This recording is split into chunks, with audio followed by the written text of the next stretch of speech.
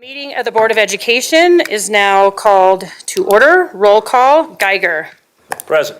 Meek. Here. Moore. Here. Myers. Here. Thompson. Here. Williams here. Weiniger. Here. Please rise for the Pledge of Allegiance. I pledge allegiance to the flag of the United States of America and to the republic for which it stands, one nation, under God, indivisible, with liberty and justice for all.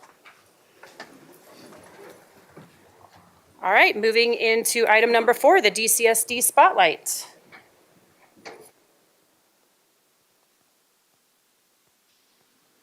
All right, good news, bad news. The good news is we have so many amazing schools to introduce tonight and to celebrate. And the bad news is we have so many. So we are going to do this runners up by region, and then we will do the winners by region. Okay, so just so I warn everyone in the audience, and I'm not going to make you talk, because if I let everybody talk, we'll be here all night. Yeah, you're welcome. All right. Good evening, everyone. Thank you for being here. I really am excited that we get to take some time to celebrate our amazing schools, because you all do such amazing work, and it is so great to see you being recognized in so many different ways. So for tonight, we are looking at our schools who were named 2024 Family Favorites winners and runners-up from Colorado Parent Magazine. For each school or program that was named a winner or a runner-up, just so all of you know, we will be providing you with a banner to be displayed proudly in your school building. Our amazing O&M department will install those. And for our charters, we will deliver the banners to you after break, and you can put them wherever you would like. For principals who were named a winner or a runner-up, you will receive a plaque that can be displayed inside your schools. So let me tell you why this is a big deal. Each year, Colorado Parent Magazine asks for nominations for their Family Favorites contest. Finalists are then voted on by members of the community. And before you're thinking, yeah, this is like 10 people voting on whatever they like, it's not. They had over 46,000 votes cast from across the state of Colorado, and Douglas County School District cleaned up. We had 30 runners-ups and 18 winners. And again, this is a statewide contest, so we just absolutely cleaned up. So you guys are definitely, deserve the recognition, because your families love what you're doing. All right, so here we go. Runners-up for the Parker region. I'm going to have EDOS Kristen Drury and the Director of Choice Programming, Gordon Mosier, come up front first. And then we're going to announce our Parker schools. And principals, just come on up when I announce your schools. And audience, let's hold our applause until everybody's standing up here. Runners up, favorite public elementary school, Frontier Valley Elementary. Favorite public elementary school principal, not surprisingly, Kirsten Hall from Frontier Valley Elementary. Favorite public school principal, Nick Hallfire from Mammoth Heights, sorry, Nick. Favorite charter elementary school and favorite charter middle school, Lehman Academy of Excellence. Favorite charter elementary school, North Star Academy. Favorite charter elementary school principal, Kendra Hosfeld from North Star Academy. Favorite public middle school, Cimarron Middle School. And favorite public middle school principal, Chris Zimmerman from Cimarron Middle School. Favorite public high school, Legend High School. Favorite public high school principal, Greg Gochi from Chaparral High School. And favorite high school football team, Ponderosa Mustangs, who were in the playoffs this year. And that is our runners up for Parker. So let's give our Parker schools a giant round of applause.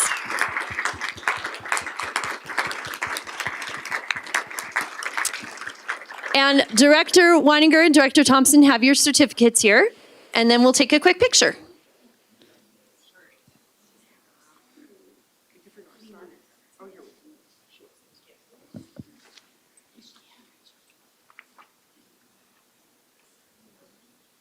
Right here. All right. Okay, guys, ready? Everybody ready? 1, 2, 3, and 1, 2, 3. Congratulations, Parker Schools.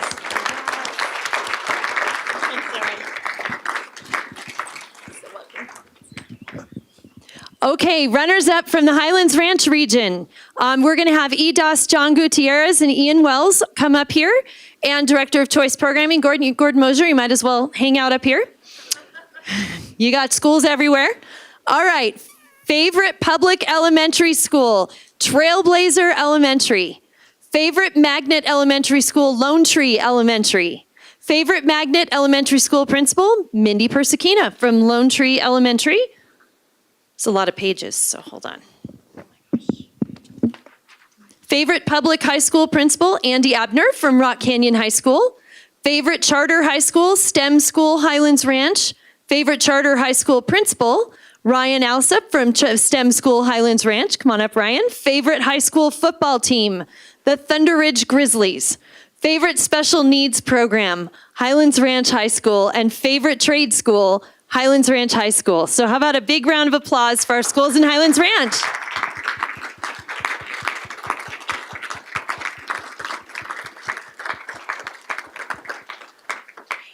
All right, the directors are going to give you your certificate. We have Directors Meek and Geiger.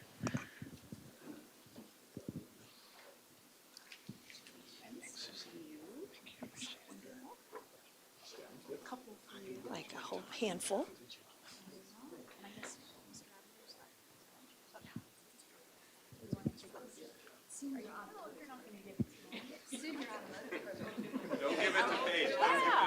All right, and we'll do a quick picture. All right, we gotta pretend like we know each other.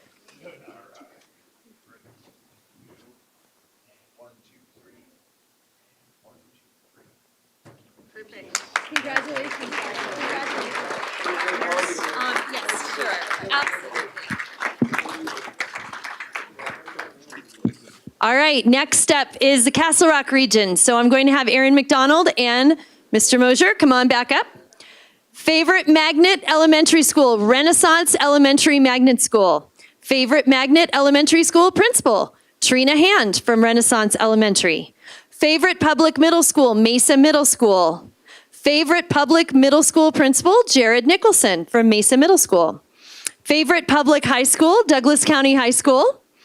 Favorite charter high school, Renaissance Secondary School. Favorite charter middle school and charter high school principal, Amy Stewart from Renaissance Secondary School. Favorite after school program, Sage Canyon Elementary's BASE program. All right, how about a giant round of applause for these amazing professionals from Castle Rock.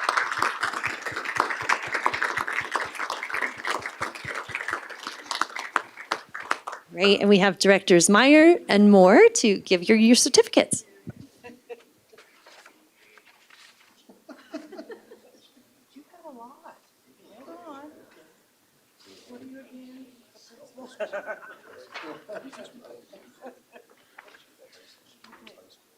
I know. No, I just had, Douglas County, I have a lot of Douglas County. Just give them to Thunder Ridge. Just give them those. Do I have somebody else? You probably do. I have base. Yes, ma'am. Here you go. Amy. Got it. Bunch for Amy.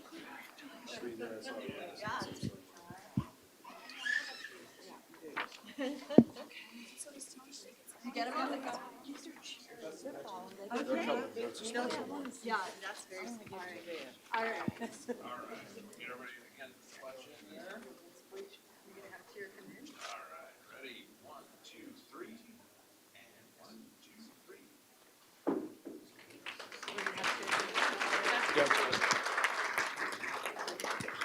Congratulations again to our Castle Rock schools.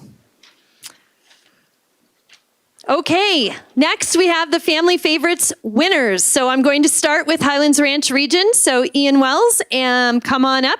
We're starting with, Ian Wells, come on up. All right, our favorite public elementary school statewide is Stone Mountain Elementary. Favorite public elementary school principal, shockingly, is Michelle Frenchie from from Stone Mountain Elementary. Favorite public middle school, Ranch View Middle School, and favorite public middle school principal, Aaron Kylo at Ranch View Middle School.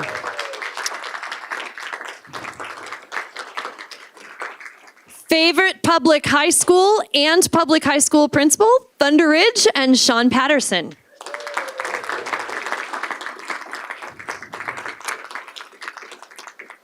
Favorite special needs program, Thunder Ridge High School Unified. Amazing. I just got to visit.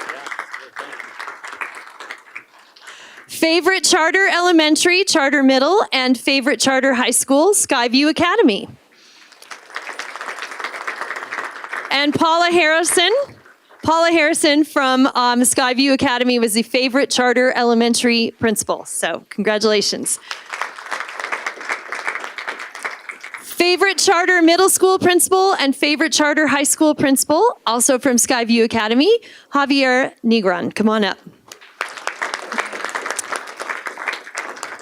Skyview really cleaned up. They also got favorite preschool program and favorite after-school program. So really great.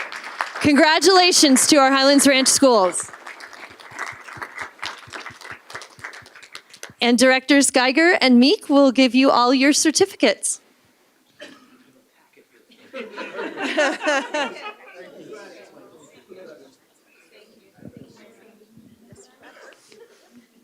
a couple? Yeah, thank you. I Yeah, appreciate it. yeah, you got like a. Oh, yeah. That Skyview one's like a read. I know. Okay, again, scoop together, everybody. Ready, 1, 2, 3. And 1, 2, 3. All right, congratulations, Highlands Ranch.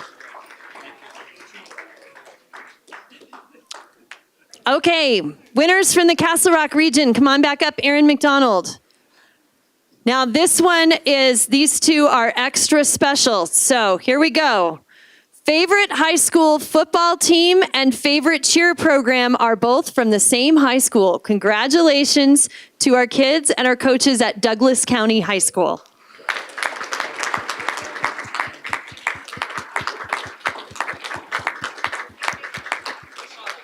All right, yeah, the kids. Yeah, the kids can come up. Come on, all the kids, come on. Oh, now we're talking.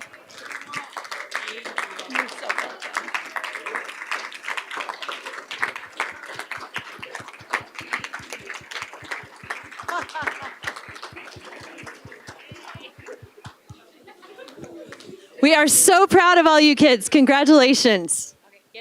All right, we're going to squash in for a picture. All right, you girls do pictures in your sleep. You got this. All right. That's right. Here we go. We'll do that. I'll do it too. I'll do it too.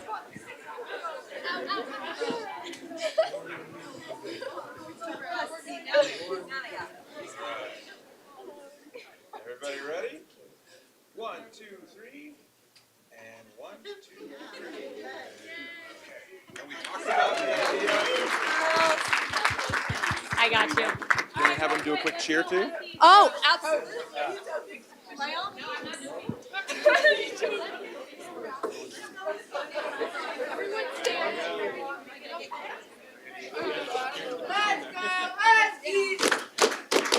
Let's go Huskies! Let's go Huskies! Let's go Huskies!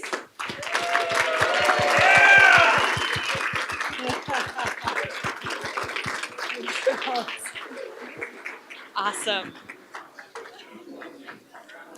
All right, how much fun was that?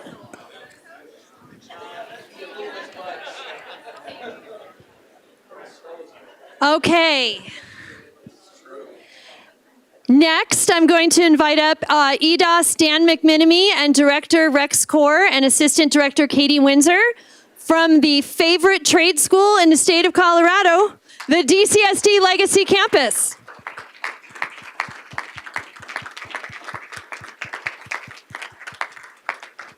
And President Williams has your certificate. He does?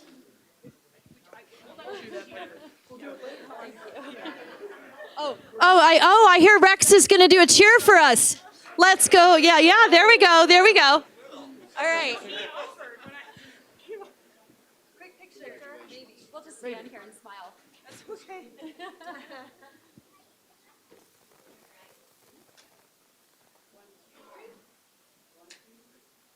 Congratulations, Legacy Campus.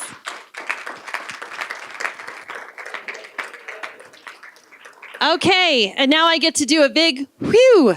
That concludes our recognitions for this evening. Thank you so much to all of our principals for coming out tonight for this recognition. Thank you.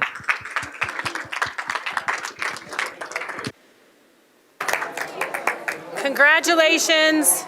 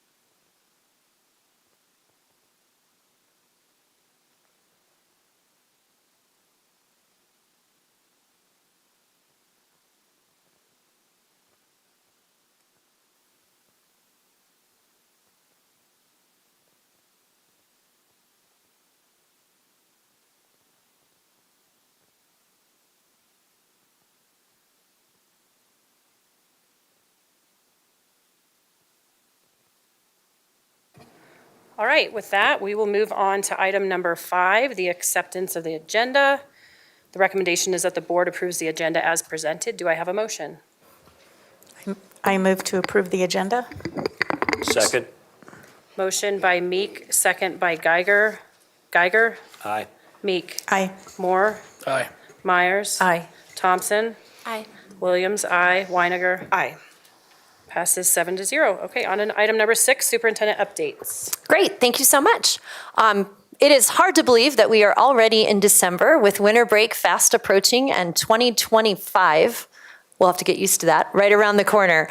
We really enjoy seeing our students having fun over the winter and holiday-themed events. Many of our schools are participating in community service projects, such as food and gift drives to help families in Douglas County and surrounding areas. We are so proud of the difference that our students are making in the world. December 2nd was National Special Education Day, and I want to take a moment just to say thank you to our special education staff and teachers.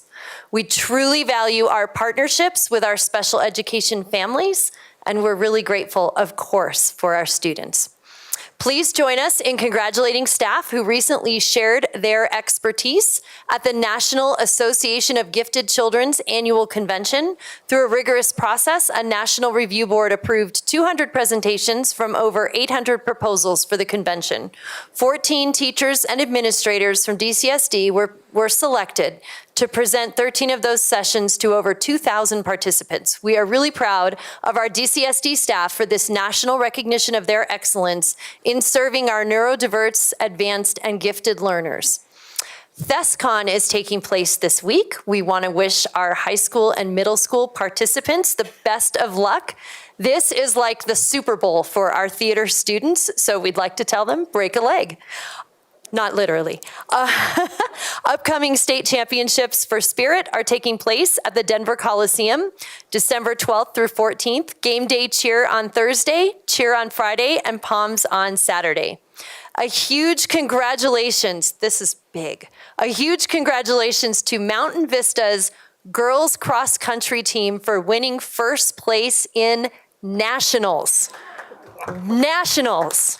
Amazing. So they deserve a round of applause. We will, of course, be recognizing our girls at a future board meeting, but we are so proud of them.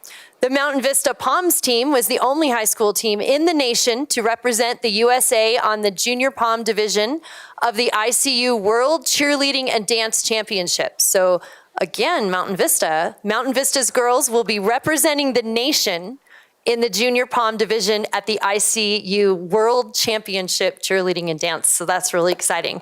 We'll be in Orlando in April, so go Golden Eagles.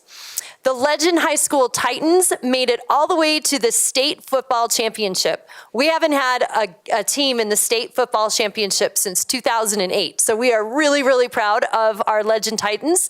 It was a really close game. My husband and I attended. It was up at Fort Collins in their stadium. What an amazing night and enjoyable game. However, Cherry Creek did pull off the win, but there's always next year. We had some of our middle and high school bands representing DCSD incredibly well in the 9 News Parade of Lights on December 7th. Way to go to Douglas County, Mountain Vista, and Thunder Ridge High Schools and Mountain Ridge and Ranchview Middle Schools for their great performance. The annual Legacy Campus Showcase Night took place on December 4th. Thank you to everyone who attended. There were 1,000 attendees. Amazing. So more and more of our families are learning about Legacy Campus and the amazing opportunities that their students can take advantage of. The Friday before Thanksgiving break, the Foundation for Douglas County Schools provided our 8th graders with the chance to gain valuable insights from local businesses as they prepare for high school registration. This year's 8th grade Career Expo offered students from across the district the opportunity to see pathways at the Legacy Campus and engage with over 40 companies to explore careers in fields such as banking, real estate, construction, healthcare, hospitality, and more. Almost 1,700 students from our neighborhood schools and our charter schools participated in this great event. Tomorrow is Colorado Gives Day. So we have to put in a plug for the foundation of Douglas County Schools. They would certainly appreciate continued support from our community as they take care of our schools. Kindergarten registration is now open in our school district, and preschool registration begins December 17th. With Colorado now having universal pre-K, we encourage our families of little ones to participate in preschool registration. 2 Thunder Ridge High School and 1 Castle View High School band students were chosen to march in the Macy's Day Parade. Catherine Whitmore is the only flute player from Colorado. Audra Marie and Austin Gorman. So congratulations to those kids for being in the Macy's Day Parade. And Ponderosa got their first ever state title at the CHASA-sponsored event today for the League of Legends. So congratulations.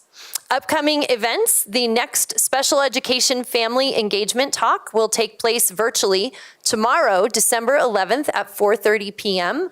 The focus will be on autism support for students and families. The next Growth and Decline community meeting in Highlands Ranch is tomorrow from 6 to 7 p.m. at Crest Hill Middle School. We've added an additional virtual meeting, which will be taking place on Wednesday, December 18th, also from 6 to 7. Details and registration links can be found on our website. DC Oaks graduation is December 12th. Congratulations to the class of 2024. The last class of 2024. Winter break will be December 20th through January 6th, and Legacy Campus Automation Expo will be Thursday, January 16th from 3 to 6. We are offering a parent university on empowering young minds navigating the digital world. We very much encourage families and community members to attend. That will be Wednesday, January 22nd from 5:30 to 6:30 p.m. With that, that concludes superintendent updates. Thank you very much. Thank you. And with that, we will move into public comment. Tonight, there will be a minute and a half allotted for each speaker. Please remain respectful and address the board rather than the guests or staff in the room. And please also keep comments appropriate for a K-12 audience. We will start first with our remote commenters, Holly M., then Robin Webb, and Colin Larson. Holly M. She is not online. Okay, Robin Webb, Colin Larson, and then Meg Furlow. The next 2 are not online. Meg Furlow is on. Great, Meg Furlow, then Mark Baisley, and then Stephen Peck. Meg Furlow, go ahead.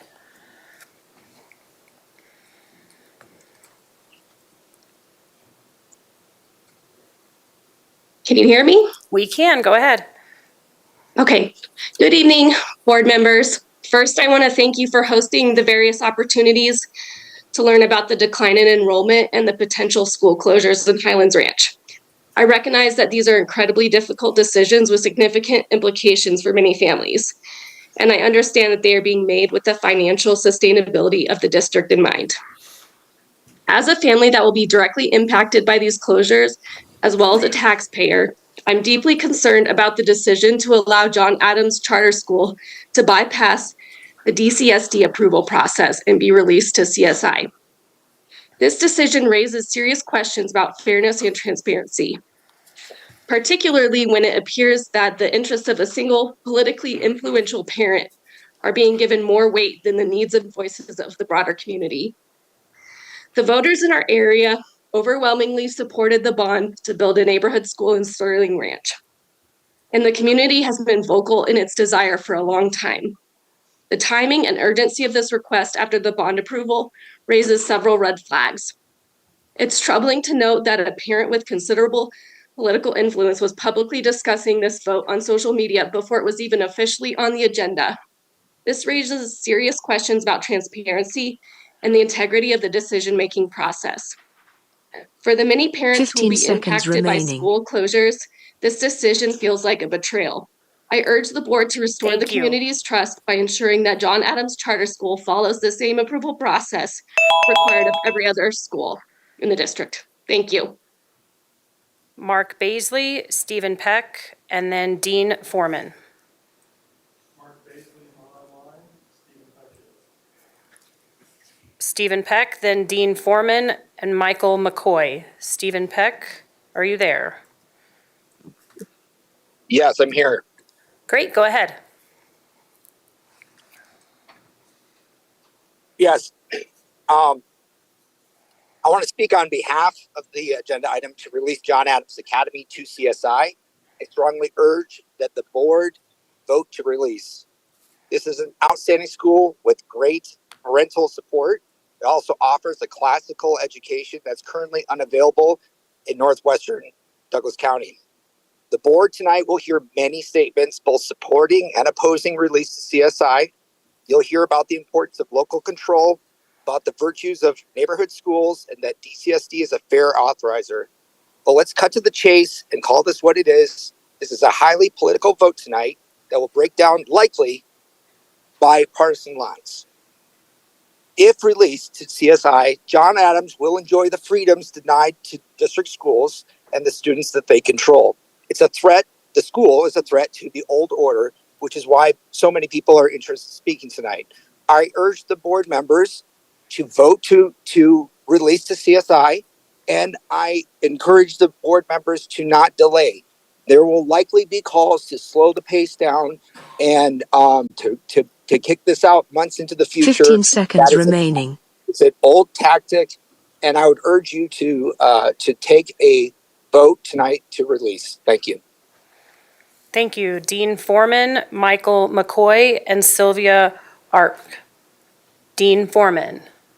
He is not online. Michael McCoy. Yes, hello, my name is Mike McCoy. I'm a parent of 4 scholars who currently attend John Adams Academy in El Dorado Hills, California. I also taught U.S. history to juniors at that same campus for 2 years. So I feel that I can speak from multiple perspectives about the value and quality of education that this public charter school provides for those scholars who are lucky enough to have access to it. John Adams Academy mission is to develop servant leaders, young people who are self-governing, self-reliant, virtuous, and wise. To help them in their development, John Adams provides each scholar from kindergarten to 12th graders with a liberal arts education grounded in the classics and in support of the foundational principles upon which our country was established. This is not a school based on ideology. It's a school that is helping its scholars find and seek truth. In that way, scholars at John Adams Academy are not taught what to think, but how to think. It's a remarkable school that provides a remarkable and unique education that should be and makes it available to all students who want to attend it. It's a free public charter school. And usually it's a type of education that's only available to the wealthy who can afford to put their kids in private schools like classical schools like this. John Adams Academy provides the same level of education, the same strong liberal arts education in the classics that 15 these seconds remaining. For that reason, we'd ask you to please release the school to CSI. Sylvia Arp, Jennifer Pinegar, and then Kristen Wieland. Sylvia. I'd like to share my opposition to the release of John Adams Academy Charter School to CSI. Sterling Ranch has consistently and emphatically stated that they do not want a charter school in their community. What's particularly troubling is that very few residents were aware this vote was imminent or that this school was even being considered for our neighborhood until just days ago. The timing and process of this proposal are deeply problematic. Last month, our community passed a bond measure with a promise of investing in our neighborhood schools. Allowing John Adams Academy to go around the standard charter approval process erodes the trust that we've built and the commitment we've all made to our school district. John Adams Academy would receive taxpayer dollars without the same requirements and rules that other schools in our districts have to have. This isn't fair to anyone. Approving this request would set a precedent that will no doubt ripple out in harmful ways far beyond the school system, only in favor of those who have power, influence, and money. Please deny the release of John Adams Academy to the Charter School Institute. Thank you. Thank you. Jennifer Pinegar, Kristen Wieland, and then Logan O'Brien. Jennifer. I would like to thank Geiger, Thompson, and Meek for your work in ensuring that every student has access to a quality education and is welcome in the district. You all are a bastion of common sense and compassion. For anyone who doesn't know what a bastion is, it is defined by Oxford Languages as a fortification or barrier against attacks. The rest of you have shown repeatedly that rather than advocating for and protecting students in Douglas County School District, you attack them. First in your refusal to pass the Title IX amendments, and now in your delay to approve an AP African American Studies course. And what do both of these things have in common?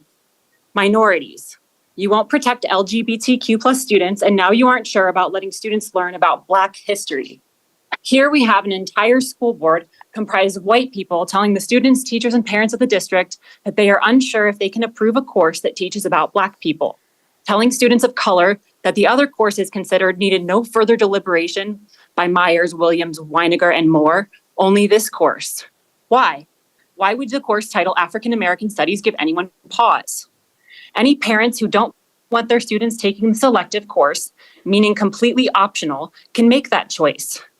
Frankly, I'm sick and tired of white Christian nationalists taking away parental choice from the rest of us based on their racism and 15 extreme seconds remaining. puritanical beliefs. Our public schools are not your church. They are not your political training sites either. Stop forcing your politically motivated racism, homophobia, and transphobia into my children's schools. Keep your moral failings to yourselves. Approve the course. Kristen Wieland, Logan O'Brien, and then Nicholas Hernandez. Kristen.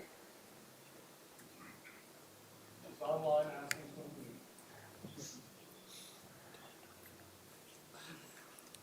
unmute. Hi, can you hear me? Yes, we can. Go ahead. Hi. I am speaking tonight about the AP African American Studies course. My feeling is that it's an essential step towards enriching students' understanding of American history and culture. This course offers a comprehensive exploration of the African American experience, not just focusing on the struggles and challenges, but also highlighting the immense contributions of African Americans African Americans have made to every aspect of society, including arts, science, politics, and beyond. By engaging with these complex narratives, students gain a deeper, more nuanced understanding of American history and the diverse cultures that have shaped our nation. This course also fosters critical thinking, empathy, and a sense of shared history among all students, helping to create a more informed and connected generation. Supporting the AP African American Studies course is not only an investment in educational equity, but also an investment in a future that values the richness of our collective history. Thank you for your time. Thank you. Logan O'Brien, Nicholas Hernandez, and Darcy Schoening. Logan. The next two are not online, but Darcy is. All right, Darcy.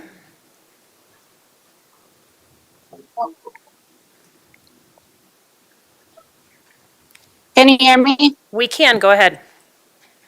Okay, thank you for having me on. My name is Darcy Scheening. I am the Director of Special Initiatives for the Colorado GOP. I apologize that I'm here remote. As you could probably hear, I am at my daughter's last cheerleading event for the year. My son and daughter go to a Catholic school, and we have very little options in El Paso, Douglas, surrounding counties as far as classical education goes. This school is definitely a classical school, therefore it should go through CSI. But what I really wanted to say is anybody who's standing up here tonight and saying that this is racist or, we need more equity in the schools, every student is included in education at present. And as a director for the Colorado GOP, we are not racist. We are common sense. I'm not a transphobe. I'm common sense. I don't want a mentally ill boy urinating next to my daughter, and I shouldn't have to tolerate it. And the forced racism by Jennifer in the last set of comments is exactly why we need more charter schools, because normal people like me, the people who won the last set of elections in our country, we are not in the 15 minority. And we're seconds tired remaining. of being treated like we are in the minority in Colorado. So people like me, we look forward to this school being built so that our children have reasonable options sheltered from the Colorado legislature. Thank you. I hear that Dean is now online. Is he there, Mark? I do not see Dean. Okay. All right, well then we will move to in-person public comment. We will start with Linda White, Stephanie Muth, and Jessica Wood. Linda.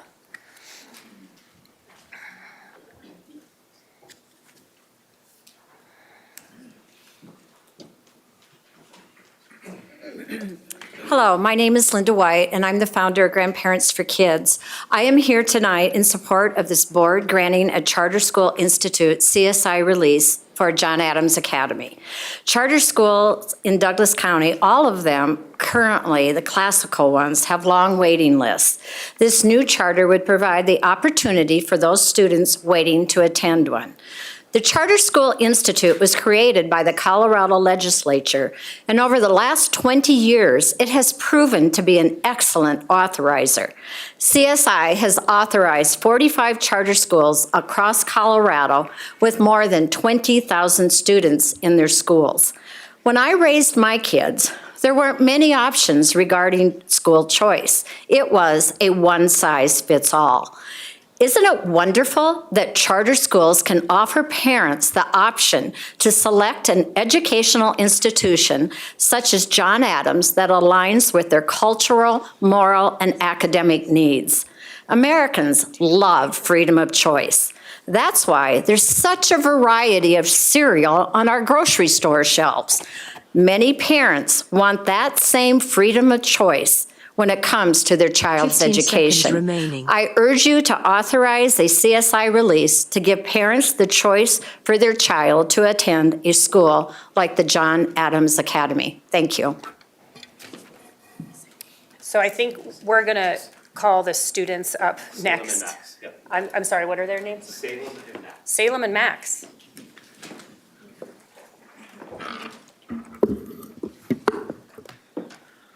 Good evening. Our names are Salem Sherman and Maxwell Canova, and we are students at Chaparral High School. Thank you for letting us speak with you tonight. We are here to advocate for weighting honors classes starting next fall for all grades 9 through 12, retroactive to fall 2023 and beyond, to better reflect the effort and rigor these courses demand. We as sophomores believe that the calculation should be retroactive because that would be the beginning of our freshman year. Since we haven't completed most of high school, we should be able to start our honors grades from the start. From a poll we took of students from schools throughout our district, including Chaparral, Legend, Thunder Ridge, and others, we had 80 responses, and 98.8% of the responses said that honors classes should be weighted. Most students our age believe that we should be recognized for taking honors courses our freshman year, as that is the year where most honors courses can be taken, where little AP courses are offered. For the freshman year at Chaparral High School, there are 5 honors courses that are available, but only 1 full year AP class. This caused most of our advanced students to take many honors courses. As honors students, we can speak for ourselves and our peers, saying that we've spent countless late nights working on extra homework and projects. It would make sense for our district to make grades 9 through 12 retroactive to fall 2023 because by the time this would be implemented, we would be juniors, making us still have a year left in high school. It would make our full transcript weighted rather than just some portion. In conclusion, weighting honors classes retroactive to 2023 is a step toward academic excellence and will make the people currently and previously taking honors courses feel recognized. Thank you for considering this important issue as we look forward to seeing how the board addresses it. Thank you. All right, Stephanie Muth, Jessica Wood, and then Juan. Stephanie.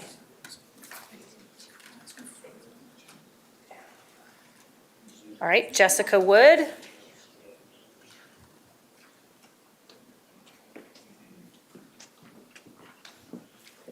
Hello. Thank you for your time. I'm here to speak on behalf of the charter renewal for DCS Montessori. Our family has been part of the DCS Montessori community for 9 years now.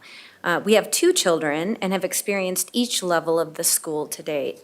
For those of you unfamiliar with the format, Montessori children remain with the same teacher for 3-year cycles. In that time, teachers' relationships with your child and family have time to establish understanding, it has time to pivot if something isn't working, and it has time to build trust. It is a true partnership between the child, the school, and the families. My children, not unlike many of yours, likely, present different strengths and opportunities. DCS Montessori and its staff has found a way to guide each child to be their best self. As we move forward and begin to consider our oldest child's journey into high school, it helps us appreciate the exceptional environment that DCS Montessori provides for all of its students. Experienced, tenured teachers, caring staff, and an exceptionally professional administration make this a truly special place in our community. DCS Montessori will be tough to beat. Thank you for your time. All right, Juan, Christiane, and then Lindsay Jordan. I have Stephanie Booth. She was. Oh, sorry. We'll do Stephanie Muth first.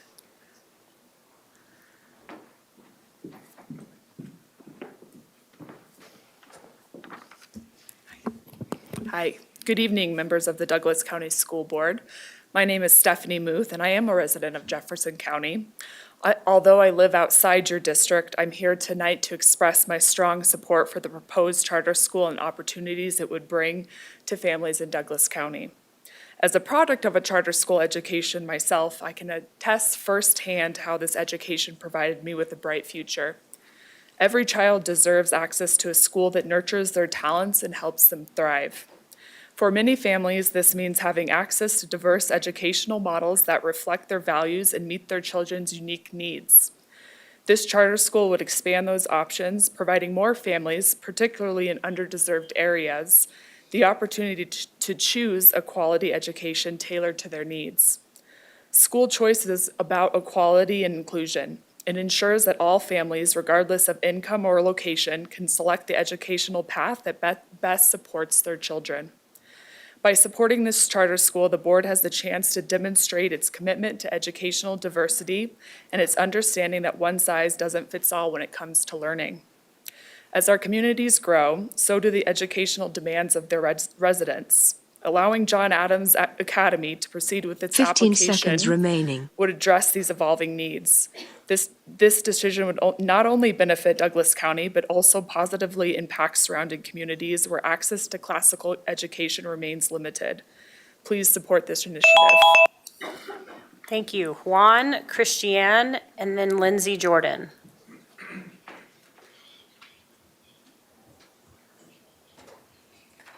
Are they checking downstairs?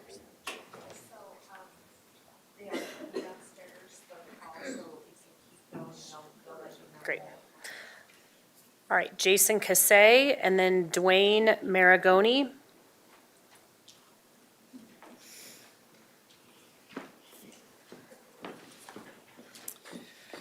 Good evening. My family has lived in Sterling Ranch for almost 5 years, and while my kids attend a charter school, we supported the bond and are excited for the public school in 2027. I urge the board to deny John Adams Academy request to bypass policy and submit directly to CSI. They are outside the charter cycle, have not submitted an application or shown demand. Circumventing this process sets a precedent for future charters to operate in counties that don't align with local goals. Douglas County already offers strong classical education options like Ascent Classical Academy and Lehman Academy. The 2026 launch date suggests sites in Sterling Ranch are already identified, raising questions about why residents were not informed sooner. Traffic is another concern. Adding a non-neighborhood school with the majority of students coming from outside of Sterling Ranch and in an area that already has an inadequate road system will further strain the infrastructure. Sterling Ranch support for this charter school raises concerns of conflict of interest, especially given their lack of support for 5A and 5B over the past 3 years. During that time, residents were misinformed that DCSD does not want the land and that a library was to be built. Additionally, one Academy founder is on Metro District 3, another spouse is on Metro District 2, and a letter from Sterling Ranch's president expressing support for this charter highlights the conflict. Once again, Sterling Ranch's approach lacks transparency and integrity, and here they are trying again to get this charter through avoiding DCSD policies. Douglas County has a well-established policy that has supported the development of strong charter schools. If the academy seeks to benefit from local resources, it needs to follow the current process. If not, they need to pursue another county that aligns with their goals. In conclusion, I ask the board to carefully review the facts, consider the long-term impact on our community, and deny the request. Thank you. Thank you. Juan.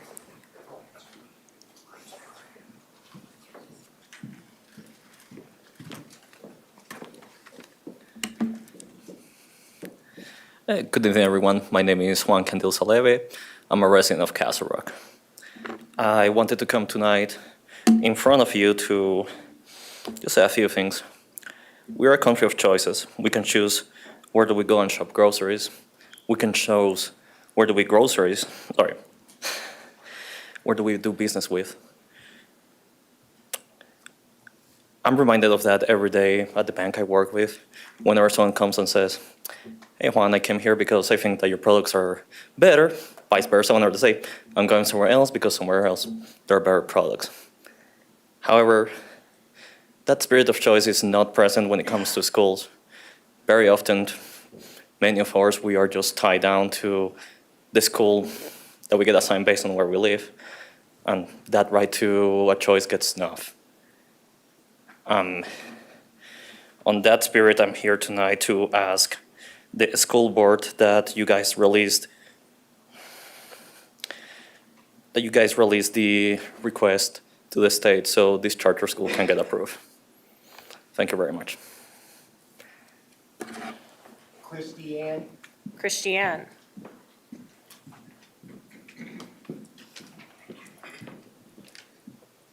Hello, my name is Christiane Blevins, and I live in Sterling Ranch. Good evening, Chair Williams, Director Greer, Director Meek, Director Moore, Director Thomas, and Director Myers. I want to thank you for your service to our community and to the families that live in Douglas County.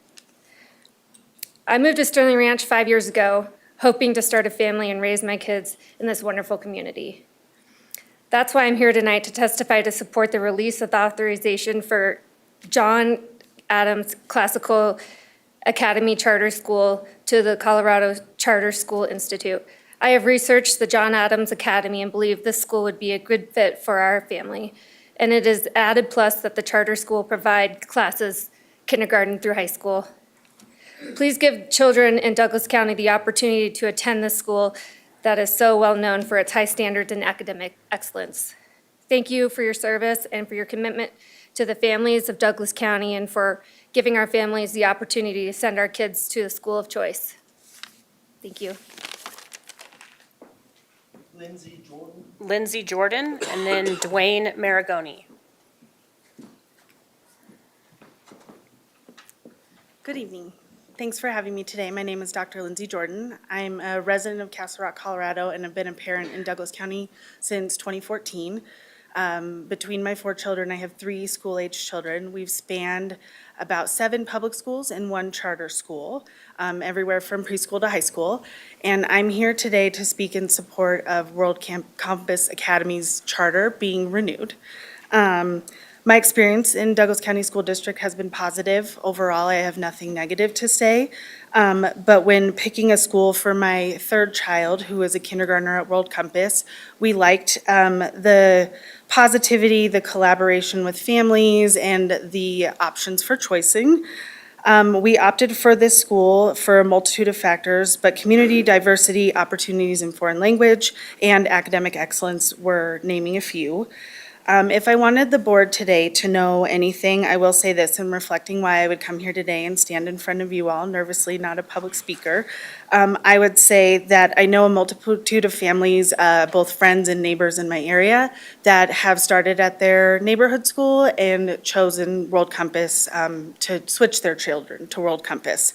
One of these families in particular, their child was struggling at their neighborhood school, switched to World 15 Compass. seconds remaining. And is now a student at Colorado Early Colleges, which is arguably a pretty high-achieving high school in the area. So I feel like that's one of the testimonies that should be considered. Thank you for your time. Thank you. Dwayne Maragoni. Good evening, and thank you for listening to me tonight. I'm here to advocate for John Adams Academy to be released to CSI. When I first heard about John Adams Academy, I was really impressed with their curriculum, as you heard earlier, how they actually teach history, language, literature, and they use books. They don't necessarily hone in on high-tech equipment. The students are opening books, highlighting, writing notes, and that's something my kids didn't really experience too much. Furthermore, John Adams Academy produces really good students, really good citizens, and great leaders. They're very mature when they come out of John Adams Academy. And I had also heard that they call their students scholars. And I thought that was really a good name for their students. And as you heard earlier too, we're here for a free choice. Everyone likes a free choice. And my daughters who live in Douglas County, I also had my first grandchild this year. And I know there are more coming. And I would like for my daughters and my grandkids to have the freedom of choice to choose where they go and choose who will be teaching them their education. So thank you for your time.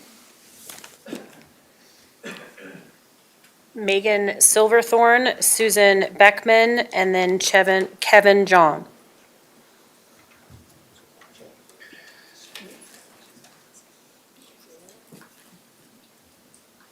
All right, we'll move on to Susan Beckman and then Kevin John.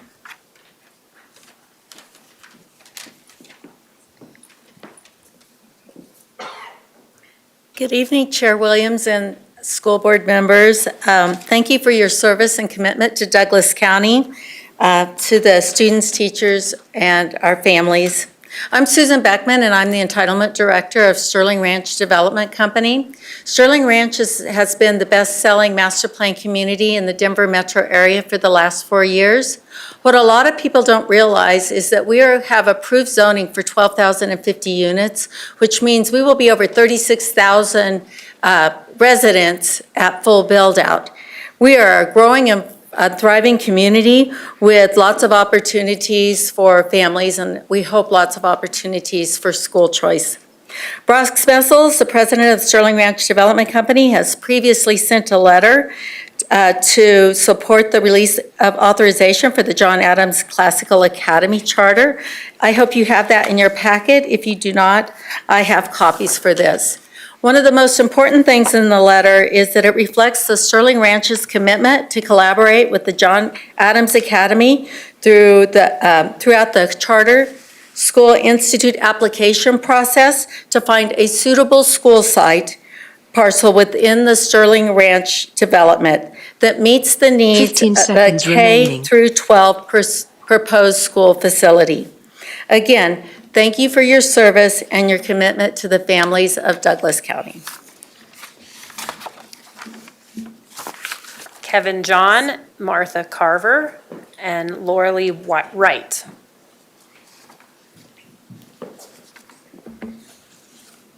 Good evening, board. My name is Kevin Jonk. I am the Director of Engineering for Sterling Ranch. My wife and I are also residents of Highlands Ranch. We and all of our friends in Douglas County are entering the stage in life where we're beginning to have kids. And while many of us are originally from Colorado, we didn't used to live in Douglas County. We chose to live here, over living in places like Denver for many reasons, but a primary one is the ability for our future families to have a strong education, one that sets them up for success in the world. And that includes the ability to choose a classical education. I myself had a classical K through 12 education in Jefferson County. And we in Douglas County want to be able to provide that same opportunity to our families. So I urge the board today to vote for choice and for freedom in our school systems. Thank you. Martha Carver. Oh, sorry, Megan Silverthorne. Yes, ma'am. Megan Silverthorne, and then Martha Carver.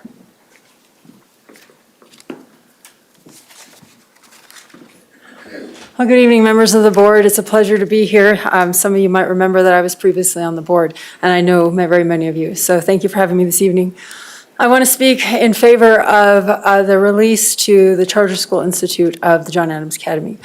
And I recall when I was previously on the board, Senator Keith King came to us and he said, I have this early college charter down south and I would love to replicate that up here. We said, great, you plan to authorize with us? And he said, well, actually, we have a great relationship with CSI. We'd love to continue that. And we tried to persuade him. It wasn't successful. And so we said, all right, we'll set that up for you. And we released his school to CSI. And it was such a great partnership to have them in our community, but to have that independent authorized supervisor that worked with them to make sure that they were where they needed to be. So I thought that went really well, and after I left the board, the Ascent Classical Academy was released, and they are also a great community partner. So I'd like to urge you to understand that this is not about your exclusive chartering authority. You still retain that, and I know you know that, but I think there are a lot of folks that maybe don't understand that. And that you can continue to have that great partnership with that school there in your community.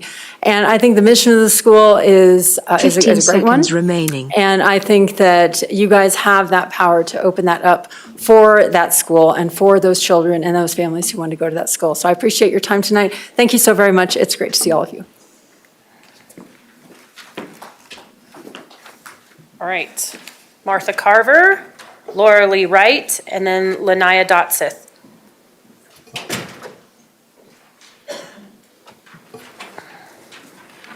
Hi, my name is Martha Carver, and I'm a resident of Douglas County.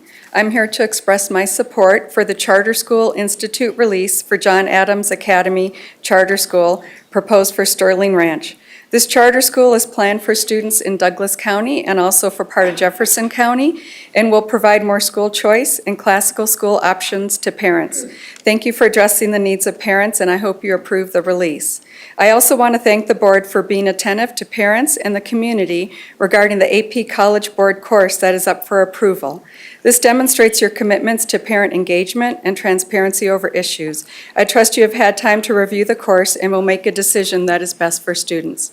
Thank you. Laura Lee Wright, Lanaya Dotseth, and Roger Kime. Good evening. My name is Lori Wright. I'm a resident in Sterling Ranch, and I have 2 children in the Douglas County School District area.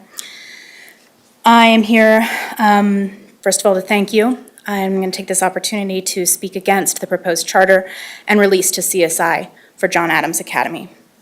The stated goal of Douglas County's charter school program is to encourage parental and community involvement with public schools. The process by which this company has attempted to gain access to educational resources in Sterling Ranch is the antithesis of that goal. Rather than going through the standard charter process, this company pulled political strings, resulting in a board member unilaterally placing this item on today's meeting agenda to release the school to CSI. I and many other members of Sterling Ranch community oppose the release of John Adams Academy's application to CSI for 4 main reasons. First, the CSI authorization process does not allow for adequate transparency and community input. The proposed CSI process allows for just 1 community meeting to be set at a time and date convenient for the applicant school.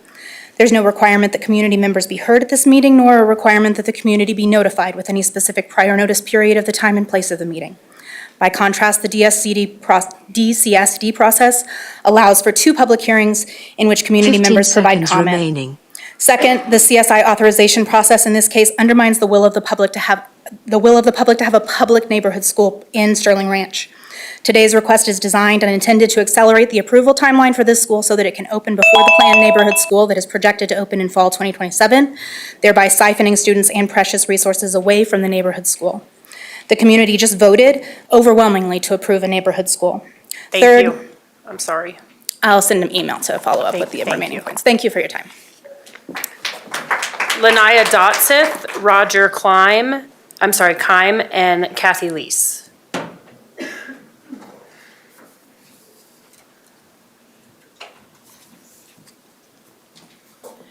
I'm speaking on behalf of Lene Dotson, who has a sick child, and I'm Dr. Sammy Wheeler-Klaus. I want to thank you for the opportunity to speak tonight. I strongly urge you to deny the release of John Adams Academy for the Charter School Institute. Approving the request would undermine the trust of our community and the significant investment taxpayers have made in Douglas County School District. Last month, voters overwhelmingly passed a bond built on the promise of investing in neighborhood schools. Many of us worked tirelessly for years to support this effort. Allowing John Adams Academy to bypass the regular charter process and establish itself under CSI jeopardizes that vision. Allowing a competing charter school to move forward before the new school in the same development even opens its doors, jeopardizes that investment, and betrays the trust of voters. This decision is especially offensive when considering alongside DCSD's recent efforts to address declining enrollment and potential school closures.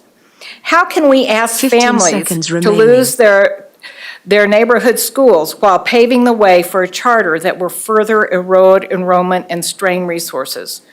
Moreover, John Adams Academy would gain automatic access to mill levy equalization funding.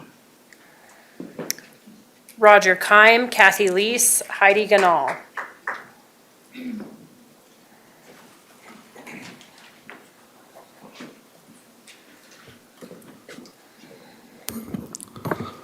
Thank you, Board, for hearing me tonight. My name is Roger Keim. I live in Sterling Ranch. I am here to urge you to release to CSI for the John Adams Academy. There's been a lot of talk about the bond that just passed and how that would undermine a school coming to Northwest Douglas County for elementary school. This charter school has no way going to impact that. This is just a choice. It's an extra choice. Ours community is the fastest growing community in the state. And we're going to need more than one school in that area before it's too late. And this gives us a choice. It gives us a choice of having a school that will be a K through 8 at least, and maybe K through 12 eventually, where right now there's no plans of putting a middle school in that area. And this would help with that along the way. So I really encourage you guys to release this to CSI so we can get this moving. Thank you. Kathy Lees, Heidi Ganal, and then Victoria Ganal.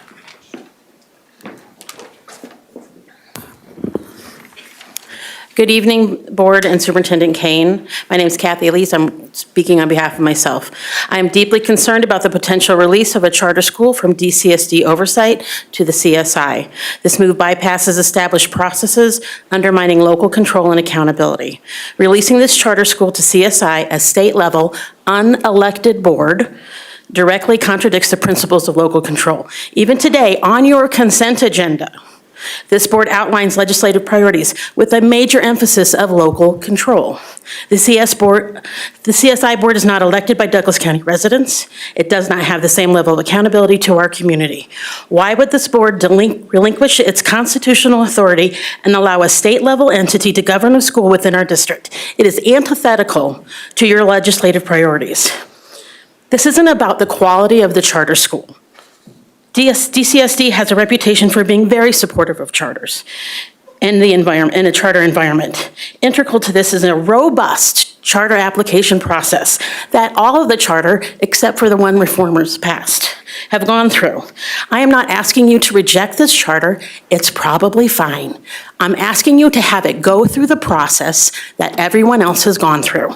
I urge you to uphold the policies. Please honor your responsibility and to represent our community. Do not allow this charter to bypass our decades-established CART process. Thank you. Heidi Ganal, Victoria Ganal, and then Susan Renton. Hi, everyone. It's great to see you. I am involved in politics a lot, of course, but I'm also involved in the education movement. And I started out getting interested in politics because of my children's experience up in Boulder Valley School District. And the school wasn't a good fit for them. My little girl had dyslexia. My other daughter had some learning issues, and they couldn't get the support they needed. So when I went to search for other options, I couldn't find them. And so that's how I got involved in starting a charter school and the charter school movement. I was on the founding board of Golden View Classical Academy out in Golden, and then helped build the Ascent Classical Network.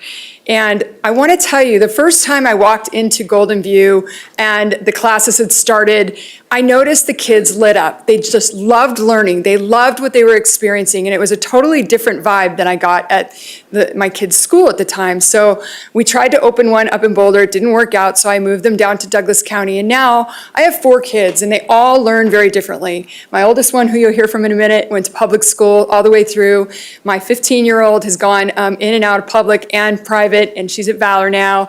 And then my little ones are at 7th grade at Colorado Christian Academy, but they do homeschooling in the morning. So it's like a crazy smorgasbord of stuff for school. And they all learn differently. They all enjoy different learning styles. 15 seconds And I just remaining. ask that you would consider giving this choice to other families. It's so important to give kids a different way, a different choice if they don't learn in a certain style. And so I see all upside to adding more options. There's plenty of seats. There's plenty of room to grow this school. Thank you. Victoria Ganal, Susan Renton, and Thomas Monson. Hi, everyone. My name is Tori, and I'm here to advocate for something that could deeply shape the future of Sterling Ranch and families like mine. I'm just shy of 30, planning to get married soon, and Sterling Ranch is the place that I dream of calling home. But a critical factor in our decision, and one that matters to countless families, is the education options available for our future children. That's why I'm here to advocate for you to let John Adams Academy proceed with their application process. Sterling Ranch is a growing community with the potential to house 20,000 residents when fully built out. It's a lot of families and a lot of kids and a lot of diverse needs. What we're proposing isn't about enrollment numbers. It's about giving parents a choice in how their children are educated. And right now, Sterling Ranch lacks a K-12 option rooted in classical education, a proven, time-honored approach that fosters critical thinking, strong character, and a love of learning. I want my future children to grow up in a community where they can thrive, where their education isn't one size fits all, but tailored to their potential. A classical charter school would provide that opportunity, not just for my family, but for all families who value a rigorous, well-rounded education. Sterling Ranch has the capacity for multiple schools. This is the perfect moment to set a precedent for choice and excellence in education. Let's work together to create a foundation for future generations and make Sterling Ranch a community that values not just growth, but also the opportunity to grow wisely. Thank you. Susan Renton, Thomas Monson, Kevin Van Winkle.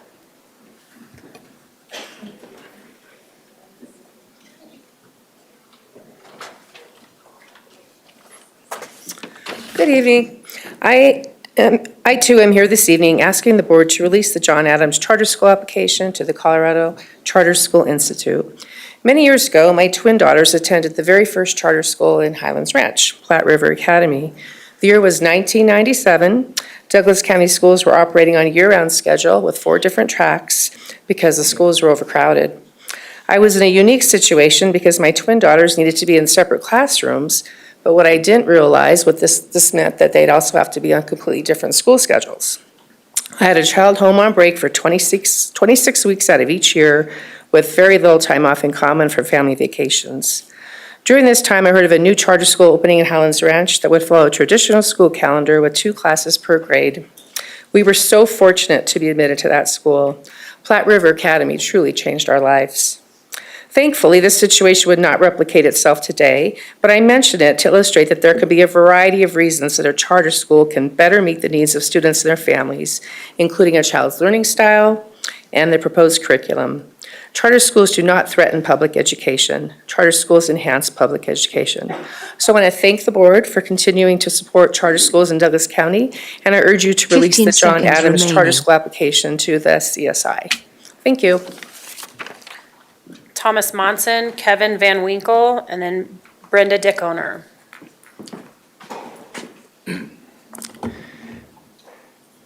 Thank you to the board for allowing us citizens and taxpayers to speak. Thank you for providing this time. My name is Tom Munson. I'm a resident of Douglas County and Lone Tree for 39 years. I have 3 grown children who attended schools in Douglas County. After living here a couple of years, I was at a neighborhood gathering where a member of the church our family attended, who had just recently moved to our neighborhood. We had a conversation. I said, "Why'd you move from?" They lived in South Denver. They said, "Well, we looked around at all the different school districts, and we thought that Douglas County offered the best education for our children. So that's why they had moved." So I thought, "Oh, good. I made a good decision." But I have to admit that our 3 grown children had great experience at Douglas County schools, but 2 of them, our youngest, enrolled at Arapahoe High School. I won't go into details why they did that, but they had a great experience. And it was great to have that ability to open enroll our kids so that they could find the best experience for them. I believe that liberty is a fundamental protection given to us by the U.S. Constitution. Webster Dictionary defines that liberty as the power of choice. For these reasons, I ask the board to grant release to CSI for John Adams Academy, a school named for one of our country's founders and signers of the Declaration of Independence. Thank you very much. Kevin Van Winkle, Brenda Dickoner, and then Lynn Moffitt.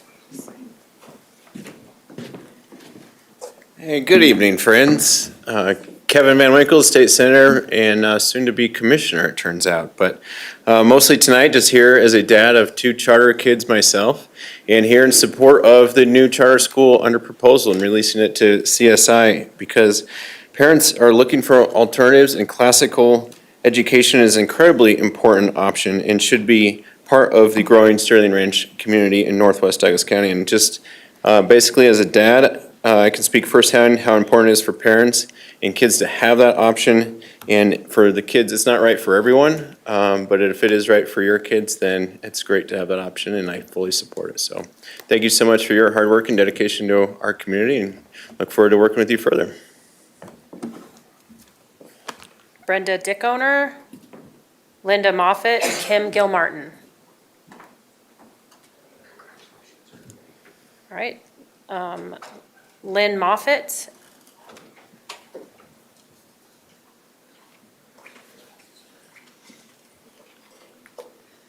Good evening, school board members. I'm Lynn Moffitt. I've been a 4-year resident of Sterling Ranch. First and foremost, 5A passed in November, and for everybody that voted in the room for yes, appreciate that. Before I start, one does not preclude another. I think that we all need to remember that, because it seems like there's a little bit of a disconnect with some people thinking that expediting one process would hurt another. At Build Out, our community will have over 12,000 homes. Right now, we are over 2,500 homes. We're closing 45 homes per month. A significant and growing population within our residents have elementary school kids. The rapid growing community and our population of Sterling Ranch are going to require multiple elementary schools. In 2027, by the time the first public elementary school is built in Sterling Ranch, we'll require another school. The future needs of our community support the multiple educational options, public and charter. It allows parents choice. Both present, compelling education alternatives are regulated by and recognized and accepted governing bodies. I'm here to advocate for a choice of educational alternatives and release the proposed John Adams Academy application to the CSI for an expedient process and to ensure that all students who live in Sterling Ranch can remain in our community for school, as well as provide a comprehensive choice in children's education. Thank you. Kim Gilmartin, Asa, and then Shumay Navarro. Good evening. I'm speaking here tonight not only as a co-founder of 4 classical charter schools in Colorado, but as a mom of 3 children who have all thrived in classical education through public charter schools. Living in South Jeffco, I've prioritized finding the right schools for my kids. Driving daily to Golden to a classical charter school that opened in 2015, and then later transferring to a classical charter school here in Douglas County. That's the beauty of school choice. It allows families to find the best fit for their children's unique needs. And I'm deeply grateful for tuition-free options like these. And I know hundreds of families who share in that gratitude. I've researched the John Adams Academy model. I've visited their schools. I've spent time with their founders and educators. And I truly believe that this charter will be an outstanding addition to Colorado, Douglas County, and Sterling Ranch. Tonight's vote is not about choosing between a charter or a district-run school. We can have both. It's about providing an abundance of options to meet diverse needs of learners. And lastly, as someone who has served on the board of a charter authorized by the Charter School Institute, I can attest to their rigor and quality. A charter school requesting authorization under CSI must ensure the curriculum aligns to Colorado academic standards, 15 seconds serves all remaining. students, proves financial viability, and demonstrates strong parental demand. It is not bypassing your policy, and it doesn't set a precedent. You will still retain exclusive chartering authority. I urge you to vote yes on this resolution tonight. Thank you. Asa, Shumay Navarro, and Cindy Jensen. Good evening, members of Douglas County School Board. My name is Asa. but I'm sorry. It's okay, I get asked, it's fine, you're fine. I'm a proud father and resident of Sterling Ranch. Tonight I'm here to urge you to support the approval of the John Adams Academy Charter School that aims to serve our rapidly growing communities, including my community. As a parent, my top priority is ensuring my children have access to the best possible education. Like many families in this part of the county, we have watched our neighborhoods grow quickly, with new families moving in and our schools working tirelessly to accommodate this growth. While the existing schools in our area are doing their best, the reality is that our community needs additional options to meet the diverse needs of all of our students. This charter school represents an opportunity to address those needs to provide parents like me with the choice. Education is not a one-size-fits-all, and having more options empowers families to find the right fit for their children, whether it's a focus on innovative teaching methods, smaller class sizes, or a curriculum that emphasizes character development and academic excellence. This charter school would bring much-needed diversity to the educational landscape in our region. Northwest Douglas County is a vibrant and growing area filled with families who are deeply invested in their children's success. By approving this charter school, you're not just the future of our children and our community. The proposed school would help alleviate overcrowding, ensure more personalized attention for 15 students, seconds and remaining. foster an environment where every child has the chance to thrive. Thank you for your time, your dedication, and your commitment to the Douglas County School. Shumay Navarro, Cindy Jensen, Dawn Caldwell.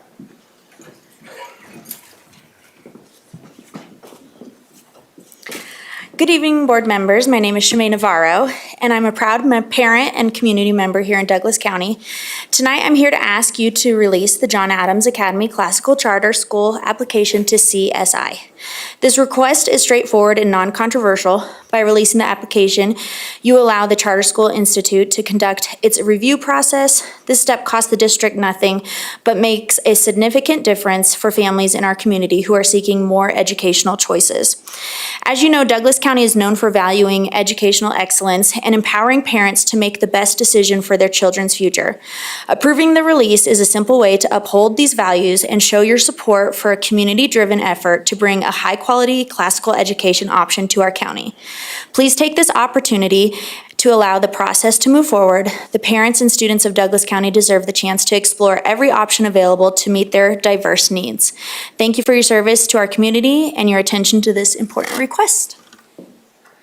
Cindy Jensen, Dawn Caldwell, Lori I'm going to mess this one up. Tweehus. So Cindy Jensen. Hello, good evening. I'm Cindy Jensen, and I'm a grandparent of 2 Douglas County School District students, and I am here to support that board members grant the CSI release that is being requested for John Adams Academy Charter School. All of the current Douglas County classical schools have long waiting lists and reflect a need for more. I'd also like to express some thoughts I have regarding the AP African American Studies course and thank the board for allowing discussion on it. Some of the developers of this course have expressed in videos very biased political, pro-Marxist, and communist beliefs, negative perceptions of charter schools, our election system, electoral college, being racist, and much more. One of the developers, Dr. Robert Patterson, assures us in a video that when the curriculum was revised about a year ago and controversial portions, including pro-queer theory, transgender ideology, pro-Marxist beliefs, admiration for people like Angela Davis, unlearning whiteness and white privilege, abolishing prisons, and many others, were removed from the curriculum, that these portions are embedded throughout the course and still 15 included. seconds remaining. While I fully support African American history curriculum in Douglas County schools, I cannot support a curriculum that includes these kinds of one-sided, very biased, and political perspectives and request it not be approved. Thank you. Dawn Caldwell, Lori Tweehus, Kylan Muse.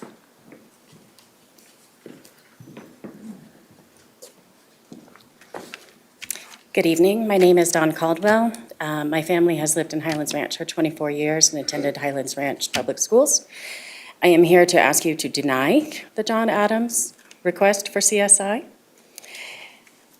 Not because it's not a good school, not because I don't want choice, but because of the process.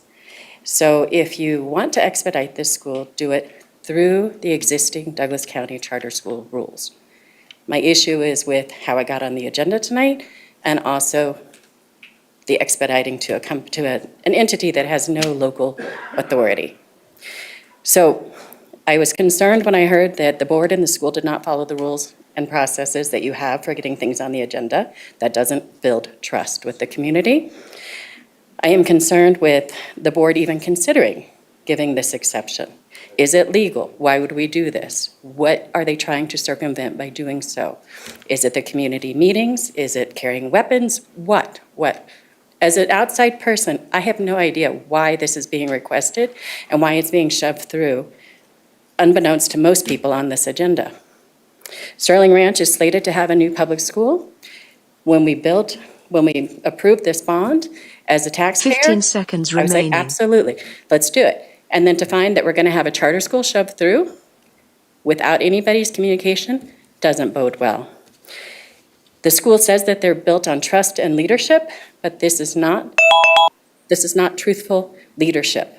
I am very concerned. Thank you. Lori Tweehus, Kylan Muse, and Kelly Mayer. Good evening. My name is Lori Tweehus. I'm a resident of Douglas County and the parent of 2 DCSD students. I am here to speak on behalf of my support for AP African American Studies. When I was completing my teacher training, I was often taught that my students learn best when they feel welcome, when their culture is valued and reflected in the class, in the schools, and in the community. These students engage with their education, and they have greater academic success. We have a chance to offer a course that will provide this opportunity to a group of students that are often underrepresented in the history and literature courses that they are required to take. Students who have taken AP African American Studies have stated that this course has made them feel victorious rather than victimized, uplifted rather than oppressed. Arguments have been made that this material may be too difficult for high school students. As an AP teacher, I can speak to how students rise to the rigor. As a parent, I can state that I want my children to have the opportunity to grapple with complex and difficult conversations. I want these ideas to occur in their high school experience so that when they get to college, they don't have the culture shock of having a professor present these ideas to them for the first time. 15 seconds remaining. There's been a lot of discussion tonight regarding parent choice and student choice. Removing African American Studies from the options of courses limits the parents' and the students' choice. I ask you to approve this course. Thank you. Kylan Muse, Kelly Mayer, and then Jennifer Iverson. All right, Kelly Mayer.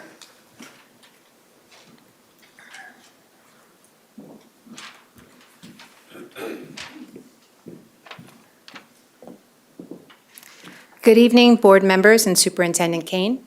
My name is Kelly Mayer, but tonight I am speaking for the organization Douglas County Parents. DCP is deeply concerned about the lack of leadership demonstrated by this board majority. 2 recent issues, the proposed charter school release to CSI and the delay in approving the AP African American Studies course, underscore this troubling trend. In both cases, decisions appear driven by political agendas rather than the best interest of students and our community. This is not leadership. It is an abdication of responsibility. Our students and voters deserve bold, transparent leadership focused on their needs, not on special interests. Thank you. Jennifer Iverson, Callie Wolf, and Valerie Moses.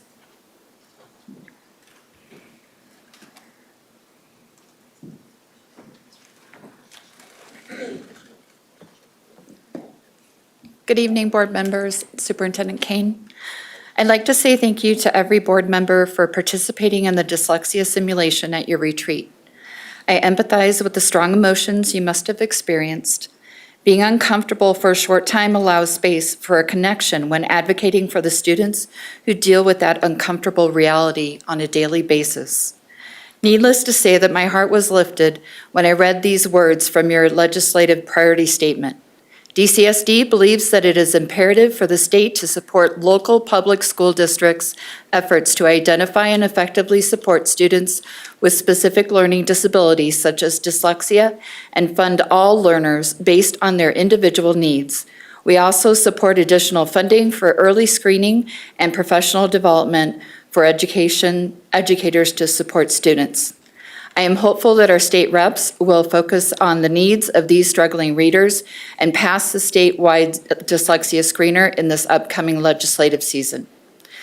I was also quite delighted to read in that same document that DCSD supports equitable access to high-quality public education options and school choice. DCSD respects the role of the parent, guardian, to decide which high-quality option will provide the best opportunity for their student.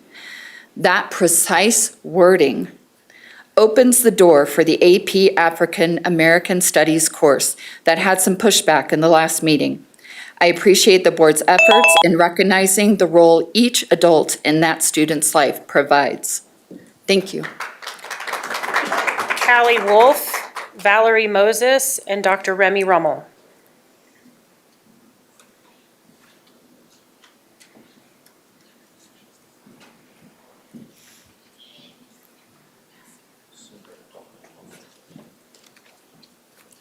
Good evening. My name is Callie Wolf, and I'm a parent in the Douglas County School District system. I'm here today to voice my unequivocal support for the AP African American History course and to urge this board to approve it urgently and unanimously for our students. This course completed a rigorous 2-year pilot program in over 40 states involving more than 15,000 students who described the course as transformational, saying it improved their self-esteem and gave them a newfound pride in their ancestors. Others said it gave a deeper appreciation for what humans have in common versus what they don't. My plea to this board is simple. Drown out the manufactured outrage of groups who claim to champion liberty, but are just truly threatened by Black excellence and the decentering of white supremacy. Let's not forget that this is an elective course. Their children won't have to take it, unless maybe their fear is rooted in the idea that even their own children might see through the lies and learn the truth. As a parent in this district, I refuse to stand by as Black Americans and their contributions, or those of any historically underrepresented group, are erased. As an Indigenous person, I can only imagine how meaningful a course like this would have been to me had it been about my people. I believe wholeheartedly in the importance of this class for our Black students, for our communities, for all our children, and for our democracy as a nation divided. We cannot move forward together until we reconcile and learn our nation's truths. Thank you. Valerie Moses, Dr. Remy Rummel, and Kelly Dixon. Greetings, members of the board and Superintendent Kane. My name is Valerie Moses. I'm a teacher at Highlands Ranch High School. About 2 years ago, 2 students approached me. They said they represented a group of students, and they said they really wanted an AP African American course at the school. I told them honestly I had no idea what needed to be done to propose a new course, but that I would do what I could. Unfortunately, those original students who came to me 2 years ago have already graduated, but every year since those first 2 students approached me, I have had students come to me and say, can we get AP African American Studies at our school? I am hopeful that this is the year the course finally happens for our Douglas County students. The course would provide students with the opportunity to study not only history, but also literature and art and culture and even data analysis through a lens that would broaden their understanding of the world. One thing I always emphasize with my students is that the pursuit of knowledge isn't about the answers you think you already have. It's about the questions that you dare to ask and the discussions those questions inspire. This course curriculum does not teach an agenda. It teaches critical thinking. 15 seconds remaining. It's a class, it's more than an addition to the curriculum. It's an invitation to curiosity, to empathy, to intellectual growth. I respectfully ask that we do not close the door on this vital pursuit of knowledge, one that our students themselves have asked for. Thank you. Dr. Remy Rummel, Kelly Dixon, and then Megan Birch. Good evening, directors. My name is Dr. Remy Rummel. I'm a parent and longtime citizen in Douglas County School District. I urge you to approve the College Board's Advanced Placement African American Studies. This course directly aligns with Douglas County's policy, ADB, Educational Equity.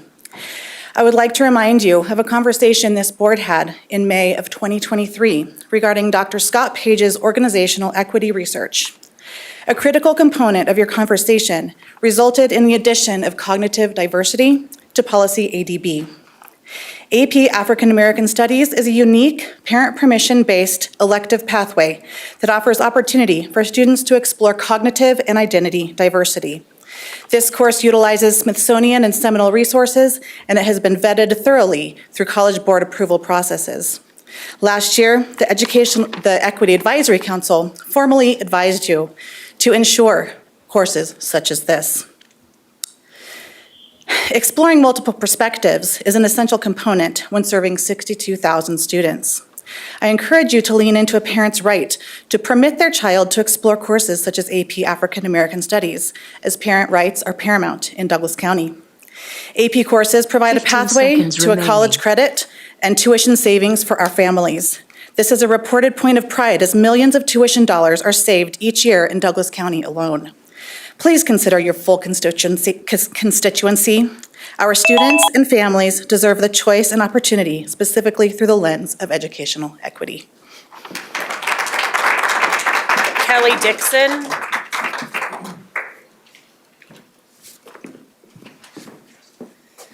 Good evening. I'm a DCSD parent and taxpayer, and I'm here to implore you to approve the AP African American Studies course.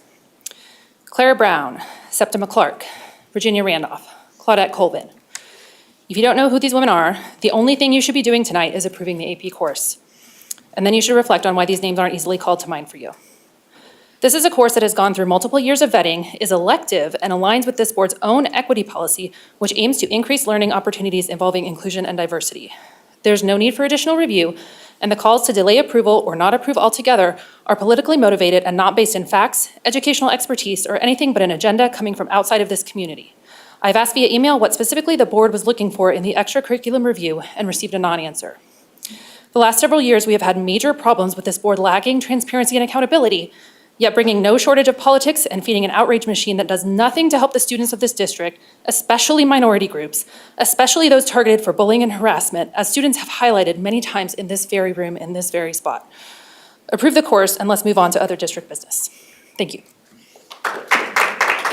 Megan Birch, Julie Watkins, and Gina Bernacci.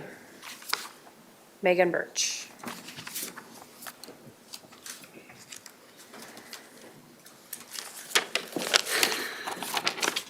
Good evening. My name is Megan Birch. I'm a DCSD parent. I'm here tonight to express my support for the AP African American Studies class. I think it's exciting that this course was so highly requested by students, and I think that this is a great learning opportunity for all. My hope tonight is that as you are considering approval for the course, that you are also considering your impact of postponing its approval.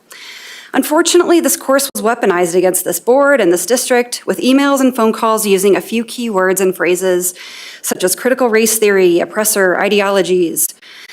What must our educators think when whipped up outrage results in their integrity and expertise being dismissed? What must our educators think when the district's own process for approving new courses is so easily sidelined? What must the Black students in this district think when a course highlighting African American history and culture is seen as something nefarious when they come into this boardroom telling you about their experiences of racism in their classrooms?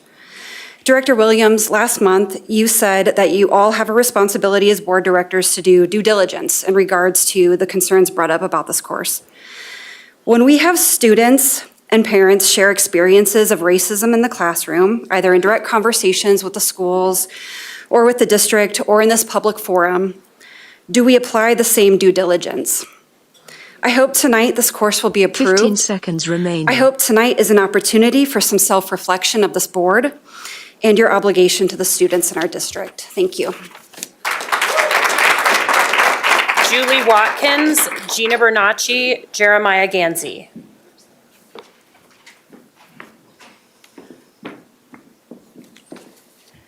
Good evening. My name is Julie Watkins, and I'm a DCSD parent and volunteer, and I also serve on the Equity Advisory Council. And although I'm not speaking on behalf of them tonight, I am here to read some excerpts from its statement of support for the addition of AP African American Studies. At last month's meeting, Director Williams noted that she wanted to make sure that the course aligns with our equity policy before making a decision to approve this course.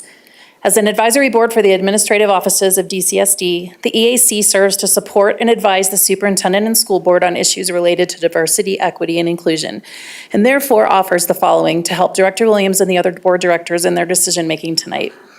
Within board policy ADB, the school board commits to, quote, establish an inclusive culture to ensure all students, staff, and community members feel safe and valued by increasing and embedding authentic and relevant learning opportunities and experiences. It also commits the school board to, quote, empower educators and staff to create a learning environment where all students, staff, and community members feel safe and valued in order to promote student academic growth and achievement and develop student critical thinking and problem-solving skills that are essential for post-secondary success. This course meets the board's commitment to the Douglas County community and strengthens the shared commitment to increasing and embedding the authentic learning opportunities for our students. 15 seconds remaining. The Board of Education should be proud of the students and staff that it has empowered with the ability to step forward and ask for these programs. This is choice in action and should be commended. I'm running out of time, so I will say the school board needs to do the right thing tonight and approve the addition of AP African American Studies. Thank you. Gina Bernacci, Jeremiah Ganzi, and then Sadie Levine. Good evening. My name is Gina Bernacchi. I am here to express my strong support for the approval of AP African American Studies for our high schools. One of the concerns I heard about this course is that it is aligned with a political agenda. From my understanding of the curriculum, the course draws on history, literature, sociology, and the arts, focusing on the diverse experiences and contributions of African Americans. This course is not about promoting a political ideology. Rather, it is about expanding all students' knowledge, their critical thinking skills, and their appreciation for all of American history. To deny students this knowledge and understanding is to censor what they learn about our country's history. As a teacher librarian, I am always concerned about the censorship of books, ideas, and intellectual freedoms. African American Studies gives students a deeper understanding of American history while also giving African American students representation in the curriculum.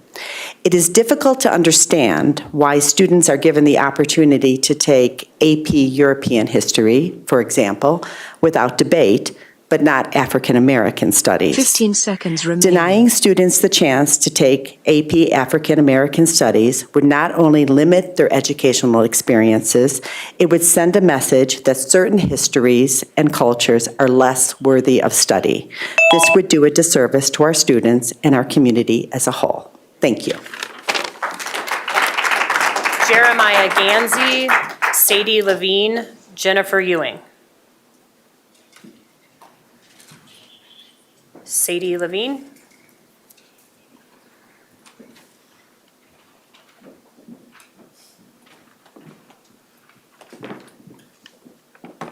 Good evening. My name is Sadie Levine, and I am a proud Douglas County teacher. I've taught in Douglas County for 23 years and served as a PLS, a teacher, and a literacy specialist.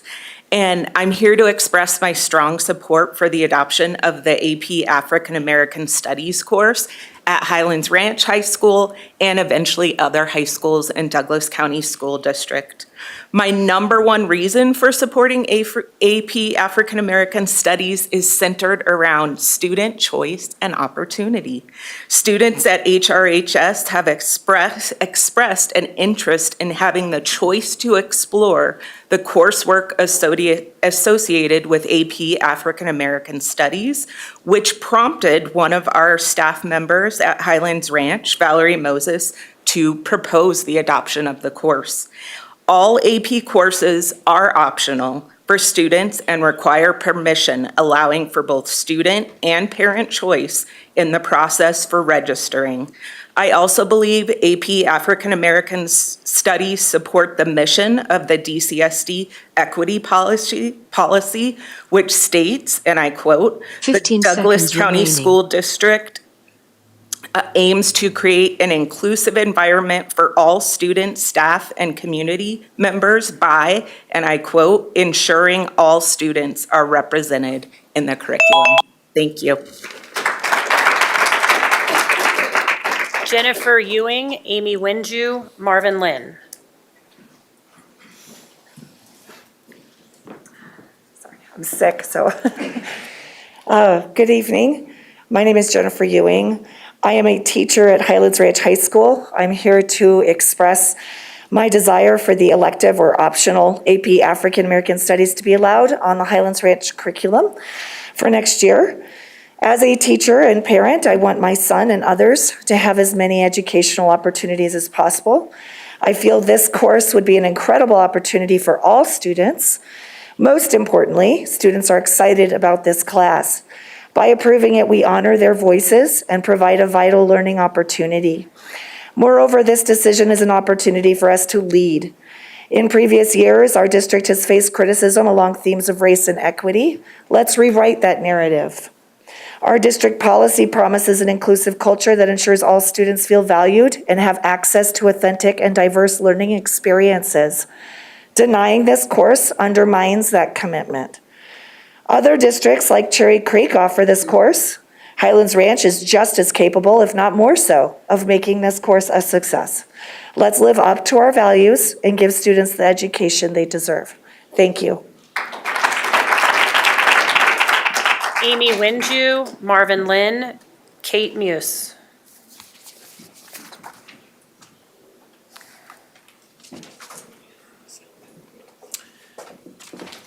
Good evening, Board. I'll be speaking about the AP African American Studies course. What's important here is that students in DCSD should be taught how to think and not necessarily what to think. We can all agree, hopefully, that teaching Americans history in its entirety is crucial to teaching the ugly part about slavery, Jim Crow laws, and possibly continued racism in our society for all peoples. What I think is important as well is that some board members have stated that experts should weigh in on this course. Who are the experts in African American history? Who are the experts in American history? Is an English teacher proposing a class about history an expert? There's an entire unit in this course called Interlocking Systems of Oppression that which talks about creating unequal outcomes.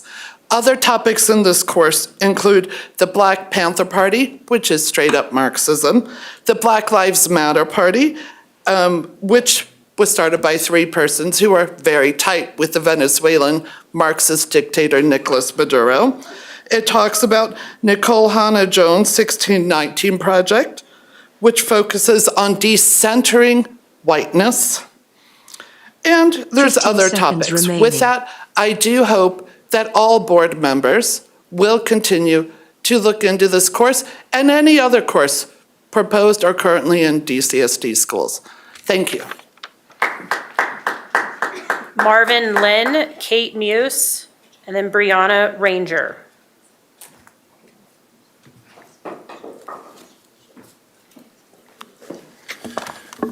Greetings, Superintendent Kane and distinguished members of the Douglas County School Board.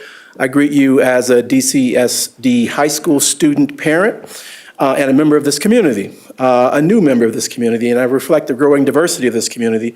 I'm also an educator, a scholar, and an expert. And in fact, I've spent the last 32 years working in the field of education, and I've also served on a school board.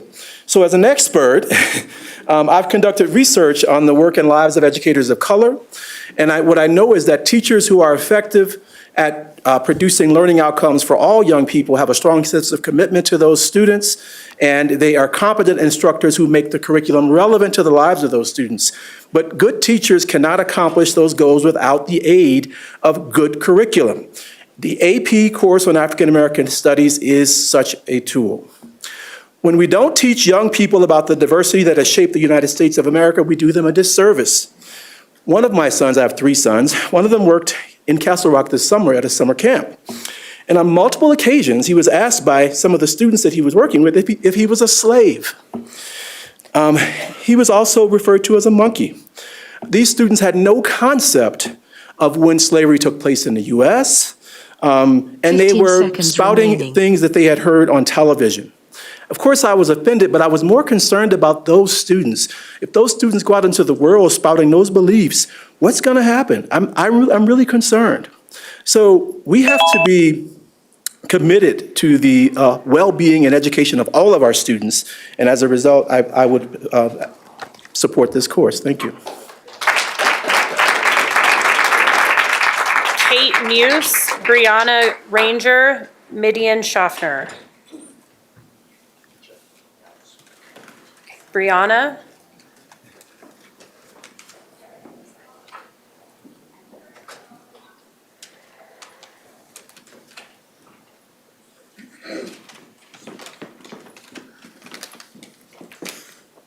Good evening, directors. Thank you very much for the opportunity to address you tonight. I want to highlight critical issues impacting our students: the inadequate budget for special education needs, the lack of mandatory training for administrators and educators on twice exceptional students, and the absence of transparent data on disciplinary practices. As the mother of a twice exceptional first grader, a gifted 6-year-old with autism and ADHD, I've had to navigate systemic barriers to secure the support my son is legally entitled to. $15.3 million was approved in the bond for special education, and yet it appears to be grossly insufficient. The majority is allocated toward capital projects that, while important, fail to address the needs of the majority of special education students, those with mild to moderate needs that are in the general education classrooms.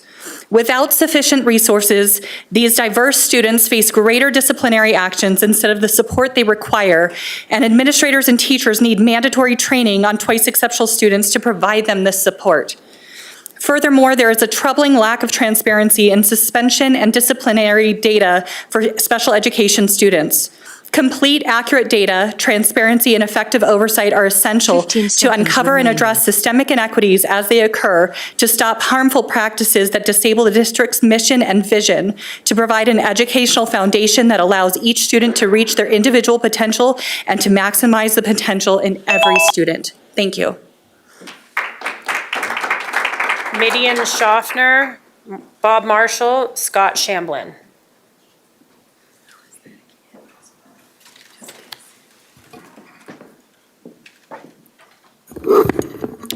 When you teach African American history, you are teaching a story of resilience, of excellence, of innovation, and of forgiveness. You are teaching courage in a world that rejects you at every turn. You are teaching triumph in a system that was designed to break you, and the courage to create culture anyway. I can only imagine that there is a pause in this course because you're worried about the comfort of likely the white students, the white families, potentially the white teachers. But what does it say when you all don't think that those white individuals will not identify as the oppressor, but identify as someone that would have fought for justice? And it's very disheartening to me that this course is optional, because the history and the experience was not optional for my ancestors. So I don't know why you pretend that it is optional for you.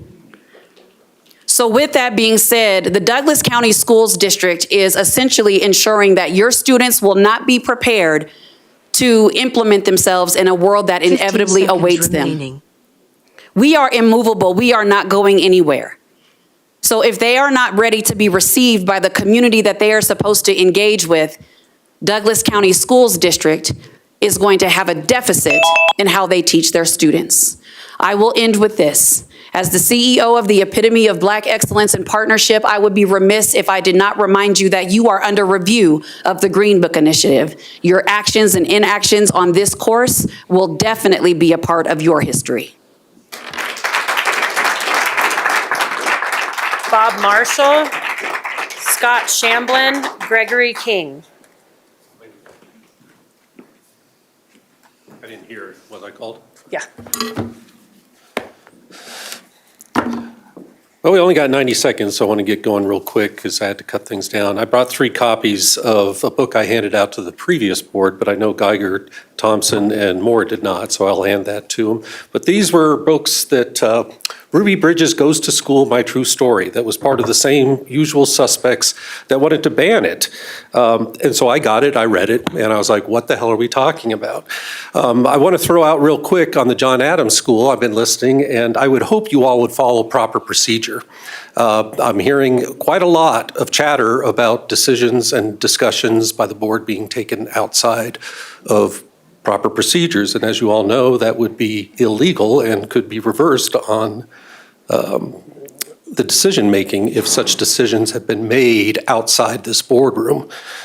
Since I only have 90 seconds, we also had the issue that when this board got elected, at least the majority, you said you were going to make school board meetings boring again. And you said you weren't going to cut people off to only 90 seconds because of their First Amendment rights. But you're doing it today because you said you needed to get your work done. Well, why did you need to cut us off, but you decided to push back on doing your own homework last month? What in this curriculum do you object to? I would hope you would look. I did. I don't find anything objectionable. Nothing. It was actually pretty interesting material if you actually sit there and read it. So I would hope you would point to what made you want to decide and what you did over the last month to actually look at what's in the curriculum. Thank you. Scott Shamblin, and then Gregory King, and then Brenda Dickoner.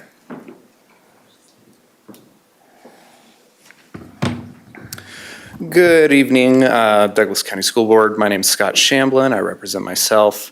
Last time I was here, I had a nice little love letter written about me, and I liked what I read, so I'm back. Tonight, I'm here to request that you release the John Adams Academy Classical Charter School application to the Charter School Institute. This simple administrative step allows the application to move forward and be evaluated by the state authorizer. It costs the district nothing and ensures families in our community have more educational choices. Please release the John Adams Academy application to CSI to honor the commitment to educational opportunity and empower parents to choose what's best for their children. Different children have different needs. Parents are able to address these needs through school choice and going to a different school. If they want to choose a different school, they should be allowed to. And I hope to see that you guys allow that and that you support parents and children and not the PTA. I didn't have another 30 seconds of content, so I'll respect our time, but thank you. Gregory King.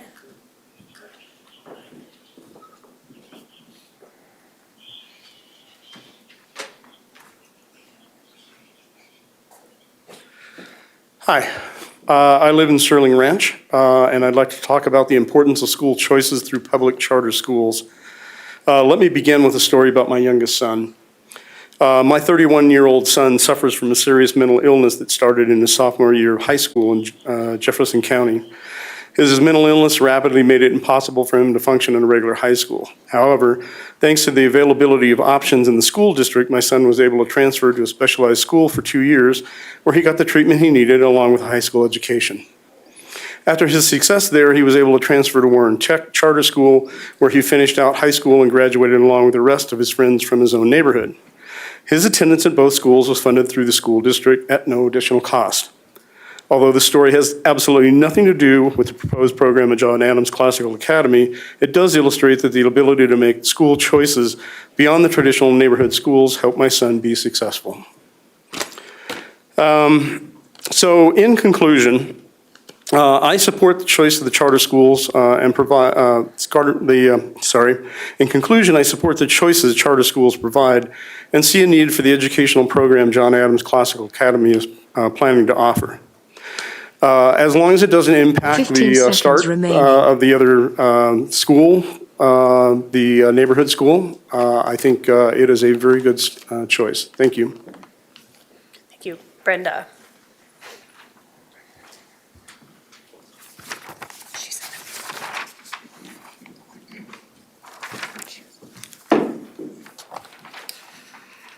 Hi, thank you. I'm Brenda DeConer, and thank you so much for accommodating me today. I'm the mom of 2 little boys, and I'm also the president of Ready, Colorado, a school choice advocacy organization.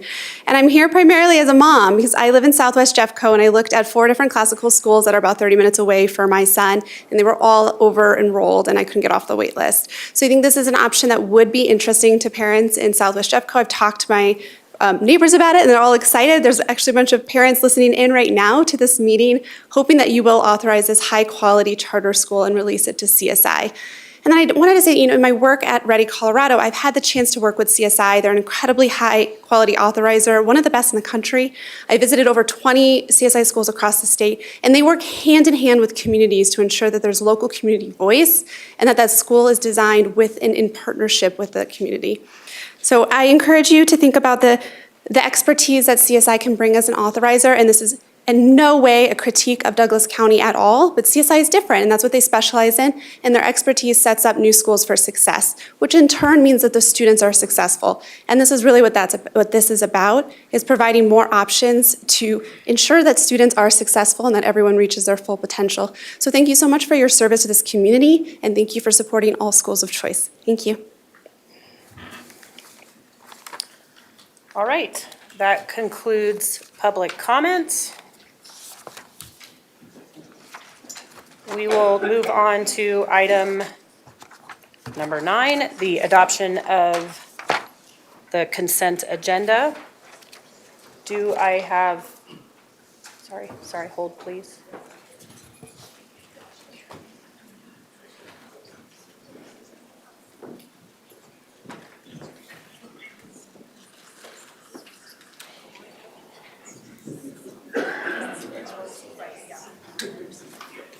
All right, we're going to give a moment for audience members to exit if they choose, because we have some presenters downstairs that are also ready to come upstairs.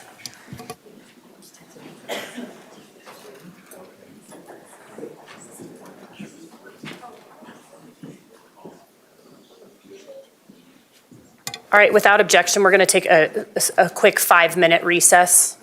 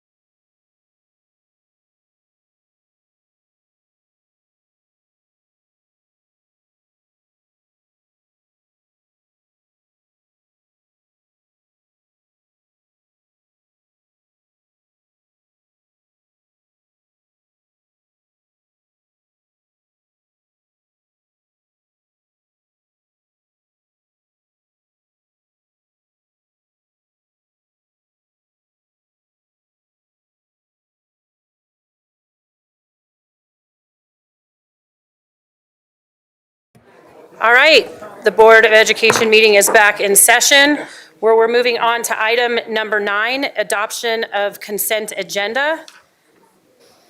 The recommendation is that the board approves item numbers 10 through 20. Do I have a motion concerning consent agenda? Move to adopt. Second. Motion by Geiger, second by Weiniger. Geiger? Aye. Meek? Aye. Moore? Aye. Myers? Aye. Thompson? Aye. Williams? Aye. Weiniger? Aye.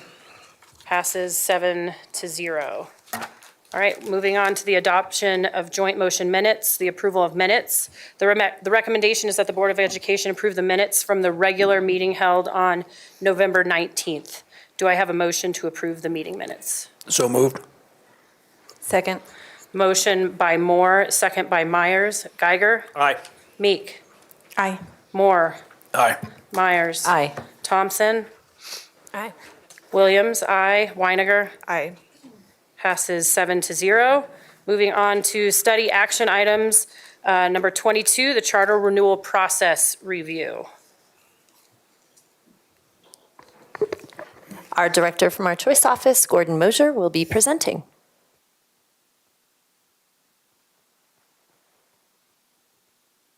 Appreciate the time and opportunity. I know it's always a good time of year to spend some time up here with you guys and go through some pieces of our renewal process, provide some good solid data. Hopefully you had a chance to see some of the attachments in the board documents.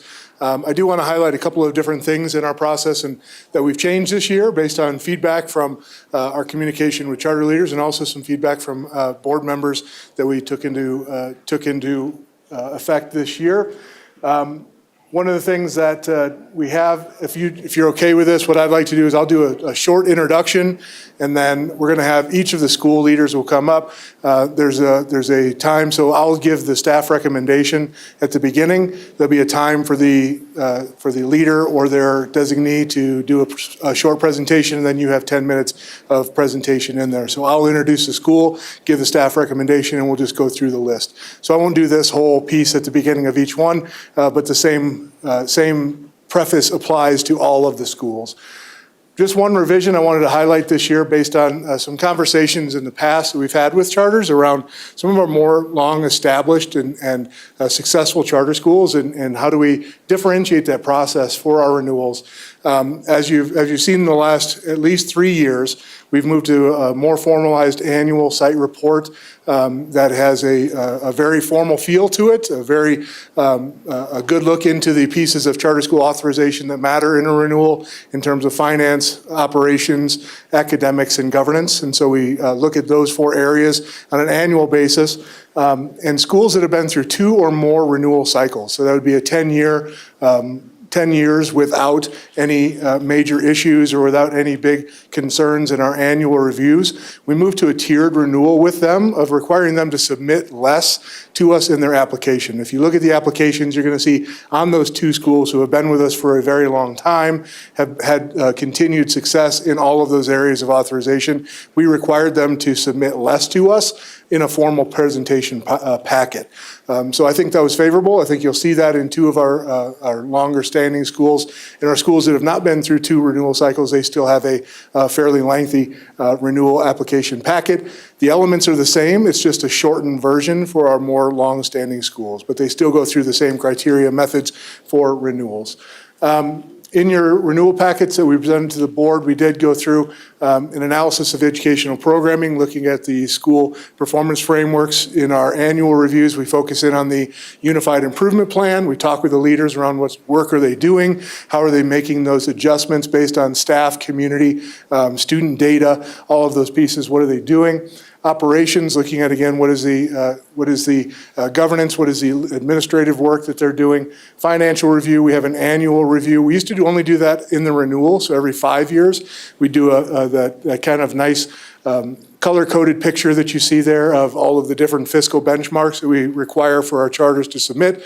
We do that on an annual basis now, and so it provides us a little bit better longitudinal view, so we don't have to kind of guess on where things are over time. We know exactly where those financial benchmarks are, and we can step in and ask questions to see more data if needed.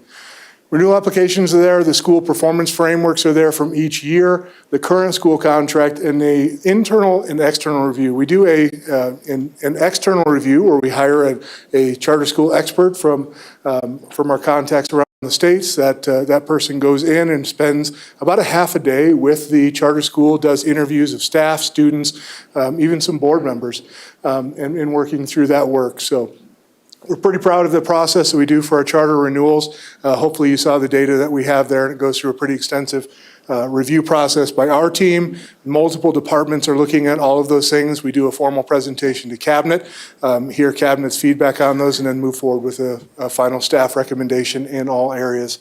So the 4 schools we have up for renewal this year are Global Village Academy. You can see the information there. Platt River Academy, World Compass Academy, and Douglas County Montessori School. Those are our schools. So the 2 schools that went through the tiered process, you can see by year of opening there, Platt River and DC Montessori. Those have gone through 2 or more renewal cycles and have had no issues with our annual metrics and our annual site reviews. So they did produce a shortened version of the renewal packet. Our renewal process is a multi-month process. It starts back in the early spring. It's aligned to charter school law in Colorado. It's aligned with state statute, board policy, and nationally recognized standards. We conduct that formal visit every year, an annual visit where myself and also Kristen Schmidt, one of my staff coordinators, who's fantastic, want to highlight that, go out and actually spend a good amount of time sitting with the leader and visiting and going through a formal checkbox list and talking through, how do you do this? Tell me more about this. How has this been working? Getting that feedback from them. The external review was conducted. We also, I wanted to say on that other one with staying in positive relationships and partners with our charter schools. At our charter district leadership meeting, we have a DLT meeting. Our DLT is our district leadership meeting every month. And in the afternoon of that meeting, I meet with the charter leaders from each of our charter schools. So on a monthly basis, we're going through and inviting in members of our staff if there are new things around grant management or kindergarten readiness acts or fill in the blank. Then our staff can meet with them, give them some updates. We just had a meeting today with our Director of Transportation, Donna Grattino, talking through how the CDE is looking at new audit practices for vehicles that our charter schools are sometimes using. So we stay in a good positive relationship with them in that aspect. The external expert was there, did those observations. This is something I started 2 years ago. On an annual basis, we have 20 charter schools, but really 17 boards of those charter schools, because we have one school that has 3 and one school that has 2. I go to every one of those schools' board meetings, not throughout the year, but 17 of those meetings. So I schedule a time and I show up and just have that interaction with their board at each one of those. So I love coming to these board meetings and being here with you, but it's also fun to get out and meet with those boards of our charter schools and hear their questions, provide feedback, give any information I can on things that are happening in the district or answer questions that they might have about process. That's something that I started doing 2 years ago as well. Our finance team produces that annual fiscal health summary, and then we review everything in our authorizer benchmarks. So we use a tool. You'll see that name. It used to be called Charter Tools. Now it's Anvalar. You'll see that name in our CART presentations when we do those, and also that's something on a monthly basis that we actually have benchmarks where charter schools have to go in and we as an authorizer, see, did you do this? Did you do this? What is the compliance piece on that? Did you submit your quarterly financials? Did you do all your fire drills? Did you do fill in the blank? So that's our compliance piece on that. So not only are we doing an annual review, we're doing a monthly review with them as well throughout the year. And my staff does a fantastic job helping with that in our partnership of oversight. So the big decision process here, we design and implement a transparent, rigorous process using academic, fiscal, governance, and operational performance frameworks to make that merit-based renewal decision. We started back in September. The applications were submitted to our team. We did the internal and external visits in October. Also, our Director of Security, Johnny Grusing, goes out and does a security visit with each one of them, goes through and has a checklist where we verify all the safety of students and staff in the building concerns, looking at how do they do the work that we expect in all of our neighborhood schools, and also transfer that over to our charter partners. The superintendent's cabinet review is in November. Recommendation is shared. So here we are in December. Remember, we're making a recommendation today. There will be no vote on the recommendation. You'll do that in January. So we'll have it on your agenda for January. We will do that. If you approve the renewals of those schools, we then move into our charter contract negotiation phase, where Council Komesh will work with the council from their schools. We'll build a charter contract together and put that in place for your review. So the first school we'll do a recommendation for, and again, we'll have them come up. They'll do a short presentation. You have all of the information there in your board docs, and if there's questions that you have, you'll have a 10-minute question and answer period at the end of the presentation. And so I will turn it over to them after I make the recommendation. The renewal recommendation from staff is that the contract between Douglas County School District and Platt River Academy be renewed for a period of 5 years. Again, Colorado Revised Statute provides these 4 things. These are the reasons under law that a board can choose to non-renew a school. And so we have analyzed those and made a recommendation based on that there was no issues in these 4 areas that are required by Colorado State statute for a charter school to be renewed. So a recommendation of staff is a 5-year renewal.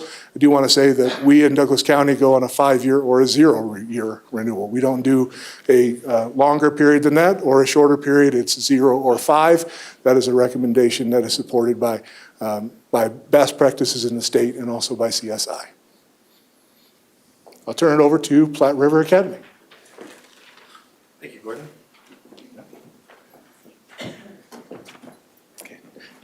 Okay. Hello, directors and Superintendent Kane and the cabinet for DCSD. I'm Alan McQueen, the Director of Operations at Platt River Academy, and we're excited to present a little bit about Platt River tonight.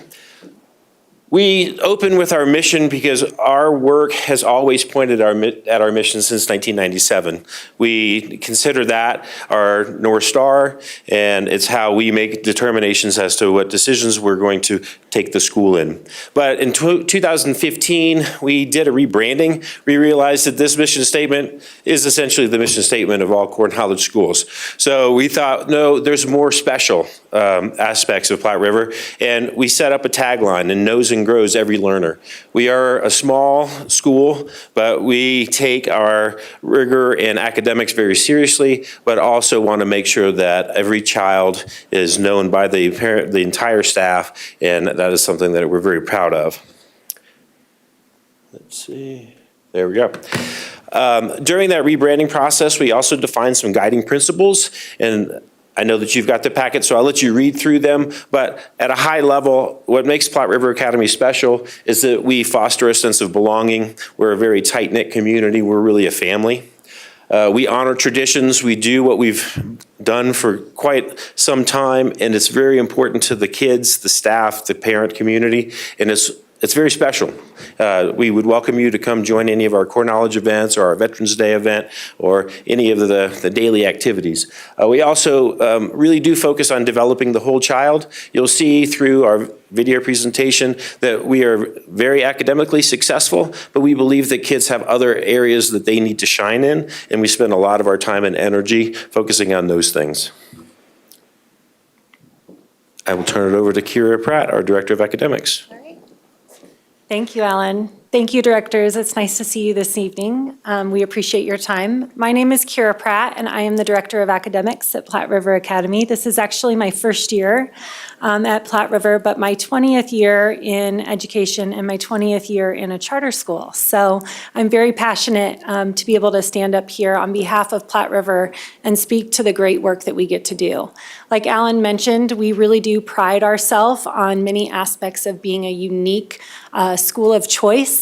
We really strive to make sure that we provide stability and retain our families and our staff. We are a community, we are a family that works together to really know and grow the whole learner.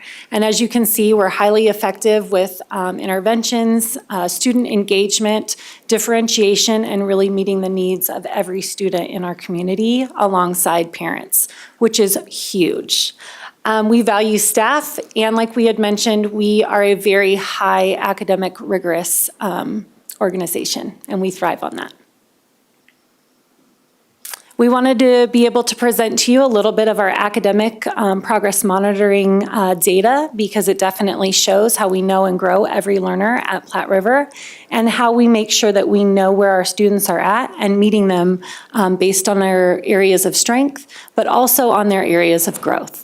So with that, you can see our reading data shines, along with our math data.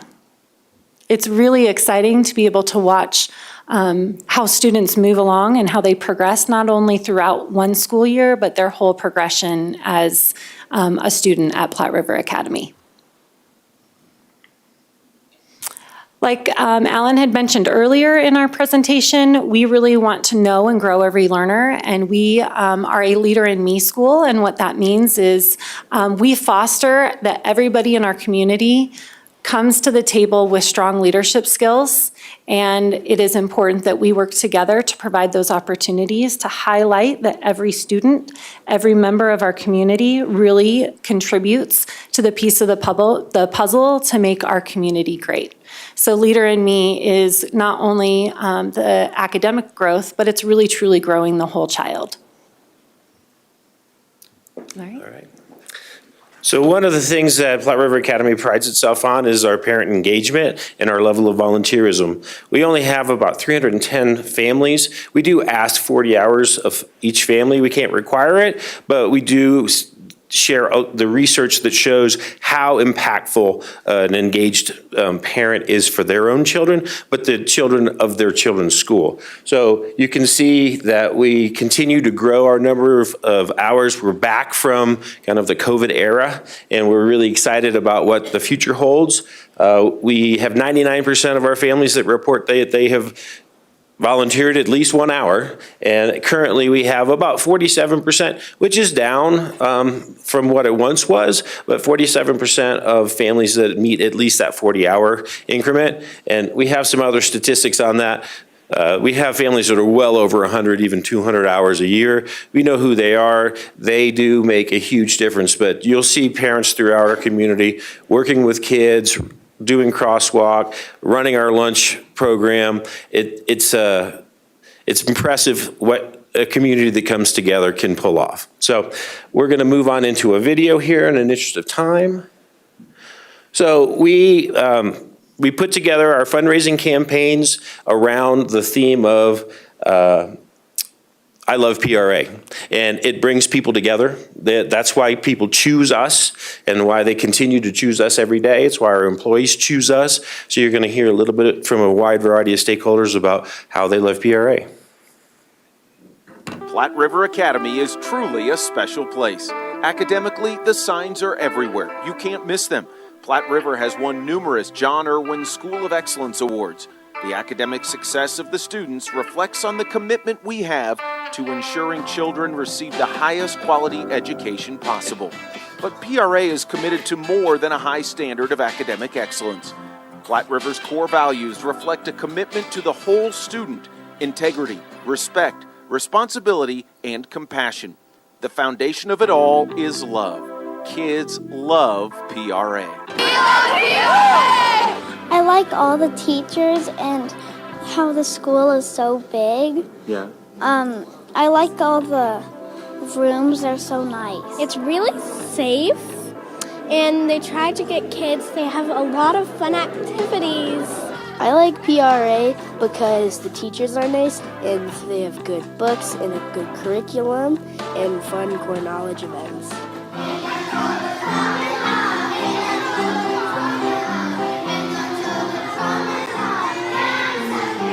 And the curriculum is really good, like they push me past my zone of comfort. I like how they do everything and how it's so organized, and I like that it's not always just a mess. I like how it's organized and you know what you're doing. I like PRA because bullying isn't allowed, and it just teaches kids more of a lesson than other schools. While the students and the teachers love Platt River Academy, the school is nothing without the parents. From helping with carpool crossing duty, to assisting with hot lunch, to serving as chaperones for field trips, to volunteering time for teachers and aides, and much more, parents play a vital role in contributing to the community culture at PRA. Here, it's a very tight-knit community. We're small, and everybody knows everybody. It's, I don't know, it's a family. It doesn't feel like an institution, but it feels like a family. I really love the community, the supportive parents. We also have great kids, the camaraderie between staff members and other teachers. They always show interest in what's going on with the students, as well as, personally participate. I think every family puts in at least 40 hours of volunteer hours, and that's crucial to our success. Without the parents there to support us and to support what we're doing in the school, we wouldn't make it. They are everything to this. I think the biggest thing is we know that our kids are getting top-notch education from administrators, from the teachers that care about our kids' success and their education as much as we do as parents. Kids who have graduated from PRA love to come back, like Michaela Ben, who said the school will always mean so much to her. Sense of family was really great because I grew up with these people. So I was here K through 8, so that's 9 years of my life. So I really knew everyone. The teachers were great, and I really liked the academics that I got here. And that concludes our presentation. Do you all have any questions? Well, thank you very much. I loved the video. Thank you. They're so cute. Does anybody have any questions? Director Meek. First off, thank you. You're It's welcome. always great to get updates. One of your guiding principles is fostering a sense of belonging. I'm just curious, how do you track that in your school? So we do student survey data twice a year, and there are specific questions about do the children feel that parent or adults in their lives respond to their request for assistance? Do they feel like they have friends? Do they feel like that they can make new friends? We see that data, and then our SAC reviews it every year. And in that process, we'll make recommendations to the leadership team and the board about things that we may need to work on. One of the outcomes of that recommendation was to get a counselor for our K through 3 age students. Kids need to learn how to make and maintain friendships. And it isn't something that every child has an innate ability to do. And so we definitely work on that. Then when you get kind of into the middle years, cell phones are something that we all have to deal with these days. And kids are not always kind to each other. And so we work with them in person and over social media environments to make sure that they understand the impacts that they're having on others, and how they can forgive others and move forward. And there's a lot of different lessons that go along in our SEL curriculum that match that. Leader in Me also touches on that quite a bit. So it's across the whole school. I'm not going to go into the stories about how that impacts at middle school, because there's a lot of other social elements there. But we also work very hard on making sure that kids understand the importance of kindness and working together and maintaining friendships. Director Geiger. Thank you for coming. Platt River is about a half mile from my house. I drive past through your school zone almost every single day, and I certainly see your volunteers out there. It seems to me every month of the year. Yeah. I love your gardens, by the way. Thank you. Thank you. So it's my local school, and I know a lot of kids who love it. And I'm going to warn you, I'm going to ask this question of all 4 charter schools today, because I'm trying to use this as an opportunity to learn. Your percentage of students with a 504 is actually higher than the rest of the district, but your percentage of special ed kids is substantially lower. Can you educate me as a relatively new board member? Do you think there are structural issues that make it harder for charter schools to attract? Because you're doing such a great job for the kids you have. Are there issues that make it harder to attract special education kids or to provide them with the resources? This is not meant as a criticism. I'm just trying to learn. No. Let me start with the data, and then Kira could. So one of the things that we noticed that, and I have it here, is when our numbers were presented, they were combined for both the main campus as well as our homeschool. And our homeschool, that's parents as the teacher of record, and so IEPs are put on pause. So as you break down, I've got another sheet here for you all, but as you break down those numbers, you'll see that it is a slightly Somewhat higher. Yep, slightly different than what you saw in your original report. But we invest a lot into interventions, and I'm going to let Kira, she's new, but she's seen it. And so I think there's a reason that we are where we are, but I'm going to turn it over to Kira. Yeah. And we apologize, we probably could have brought more copies of that, but feel free to kind of pass it around. I think while I'm new to PRA, to be able to just kind of address that directly, we pour a lot of resources into our, what I call student support services team, making sure, kind of going back to that mission and vision, knowing and growing every learner. So regardless of plan, 504, GT, special education, we really do pour into making sure that we know where our students are at. Understanding and having a body of evidence of what that student really needs to thrive and be successful and access their education, and access our curriculum directly with the correct supports. When it comes to kind of recruitment or how we make sure that we're being really clear with our community and prospective parents around the programs that we offer, we really make sure in our open enrollment sessions and through our marketing that we're really clear around what our program offers and then what supports we have in place to meet student needs regardless of what those needs are. So I hope that helps a little bit. Like Alan had mentioned, our data looks a little bit different just because of our homeschool. So I do encourage you to look at that at any point if you guys would want more access to that. I know that Gordon, he's been a great partnership, him and Kristen. They would be happy to partner with us to make sure you guys have that accurate data. Thank you very much, and this does help. We get what we get. Right. But I appreciate it. Like I said, I'm just trying to learn. And again, I need to come see you guys soon. Thank you. Come by. Yep, Come come visit on the by. garden. You'll be getting a call this semester, I promise you. Great, We would love especially it. as close as you are. Just not at 8:15 or 3:15. Yeah. I know better to be there at those hours. Director Thompson. Yeah, I was just curious what the distribution of students that are homeschooled across grade levels looks like. So we moved because of an interest in homeschooling that's grown. We went from 1 2-day-a-week, Tuesday, Thursday program. We're now a 2-day-a-week program, Tuesday, Thursday, and Wednesday, Friday. And in each of those, there's 18 students per grade level. The Tuesday, Thursday program is completely full. The Wednesday, Friday program is about 2/3 full. So there's certainly an uptick. We do offer 2 days a week, which is uncommon in the area, but it's in line with our mission. We want a rigorous, academically rich environment, but it's a portfolio option that really works well for the kids and families that need it. And we do have some of our students or families rather, that have kids in our brick and mortar 5-day-a-week. And then there's other kids that are in our homeschool program. It could be because of social and anxiety-based things. It's also athletics. It's also just their interests. We've had some performers that have a very busy traveling schedule. They're in adult performances and they need a different environment. And so we just make that possible, and it just really does align with who Platt River Academy is. Nice.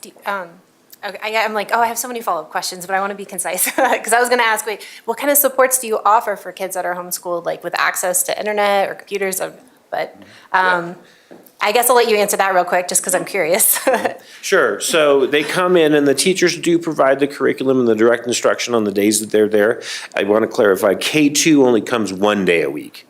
So the teachers provide content for the students to review and work on. The parents are the teacher of record and for transcripting, but they list on Google Classroom all of those things. We do provide students when in school Chromebooks and some iPads. There is internet access there. The teachers do provide feedback, but they don't score and grade. Okay.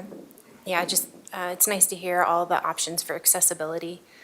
So I enjoyed reading through your UIP and your guys' scores. And I'm curious, what would you highlight on how you address literacy, especially early literacy, K through third?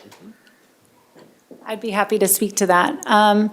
We are really, really intentional about creating a foundation and being really explicit with our instruction and making sure that we are following standards and following the correct sequence to make sure that that vertical alignment supports students as they develop. So I would say we also spend a lot of time looking at our data throughout a school year. We're really intentional and purposeful with our professional development time and our early release day time. In fact, every day that we have for early release is dedicated towards student data, and then it transitions into how does that correlate with our professional data. So we are very data-driven around how our students are performing, when they're performing, and then what are we doing to make sure that we're meeting those needs. Yeah. All right, thank you so much. Appreciate you Thank guys you. being here and your time tonight. Yeah, thank you guys.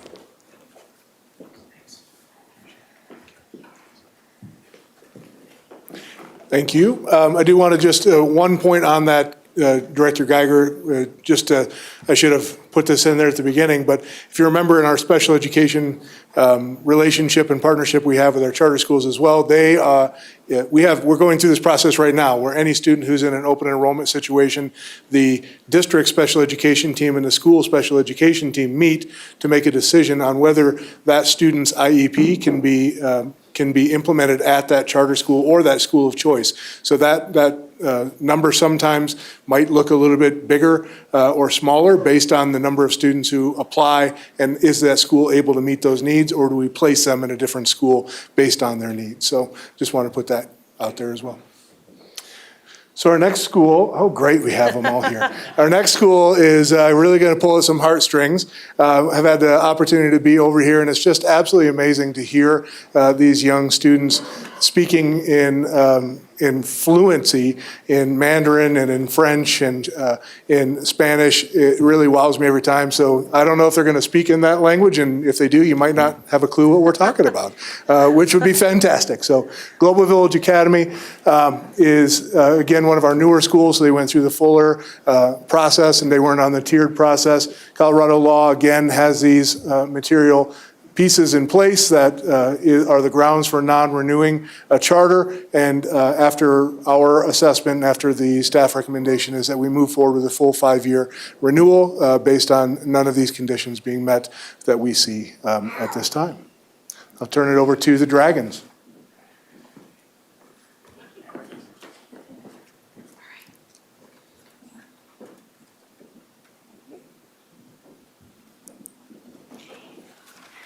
Good evening, esteemed board members and Superintendent Kane. It is my pleasure to be here with you this evening. I'm Stacy Bush. I'm the principal of Global Village Academy in Douglas County.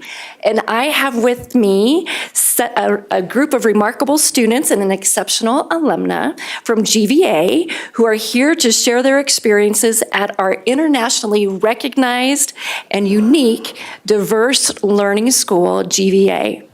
Tonight, you're going to hear from 7 different students who embody the heart of our mission, beginning with Mr. Zach Schneider and Elijah Larson, both second graders in our Mandarin Village. 我喜欢学中文，因为中文是很难的。I like learning Chinese because it is very hard. Wow. 我喜欢这个的学校有西班牙语、中文和法语。我也有很多朋友。I like this school. It has French, Spanish, Chinese. Just keep going. And I have a lot of friends. And next we have Henry Hubert and Jaden Lopez Escobar, 4th graders in our French immersion program. Ce qui rend Global Village Academy unique. Global Village Academy, c'est bien qu'une école. C'est une école unique. Pourquoi? Dans Global Village Academy, nous apprenons 2 langues, l'anglais et le français. Avec 50% de nos cours chaque langue. L'une des choses les plus géniales que l'on fait, c'est la journée internationale, où nous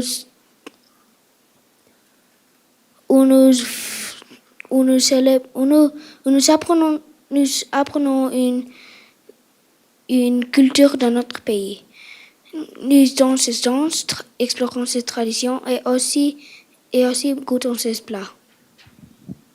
What makes Global Village Academy unique? Global Village Academy is more than just a school. It's a unique school. Why? In GVA, we learn 2 languages, French and English, with 50% of our classes in each language. This helps us become strong thinkers and global citizens. One of the coolest things we do is International Day, where we learn another country's culture, explore its traditions, eat its food, and dance its dances. Next, we have Elena Sharton and Ella Ginsberg, 6th graders in our Spanish village. One opportunity we have at GVA that we wouldn't have anywhere else is to take the DELA test. The DELA test is a test that certifies that you're bilingual internationally. It is a test from Spain and it proves fluency. I've had the chance to learn from teachers that are all very native speakers from different parts of the world. I've had a teacher from Mexico, Peru, Mexico, and Colombia. Elena y yo tuvimos la oportunidad de tomar el examen DELE. Es un examen que certifica que eres bilingüe. Esto te puede ayudar a obtener créditos universitarios y conseguir trabajo. También puedes ayudar a otras personas en el caso que pasaste el examen. What special memory did you have that you felt proud of being bilingual? To graduate 5th grade, the Junior Seal of Biliteracy, 10 hours of community service, and our capstone project. For my hours, I tutored my mom's coworker's 25-year-old daughter. I made my own slides and tutored her every Monday for around a month and a half. She was very thankful for me helping her because this helped her with her job. Para graduar el 5º grado teníamos que hacer 10 horas de servicio comunitario. Para mis horas yo fui a un banco de alimentos en Parker. Ahí yo ayudé a una familia que solo hablaba español y ellos fueron muy agradecidos. And finally, our last presenter is Bailey Eggleseder, who is currently a 7th grade student at Sierra Middle School and a proud graduate of our GVA DC program. Hola, soy Bailey Eggleseder. En la escuela primaria fui a Global Village Academy y casi no sabía nada español. Cuando empecé ahí, tenía problemas con la escuela. Todos los días tenía que pedir a mi directora, la señora Bush, a acompañarme a la clase porque era muy difícil.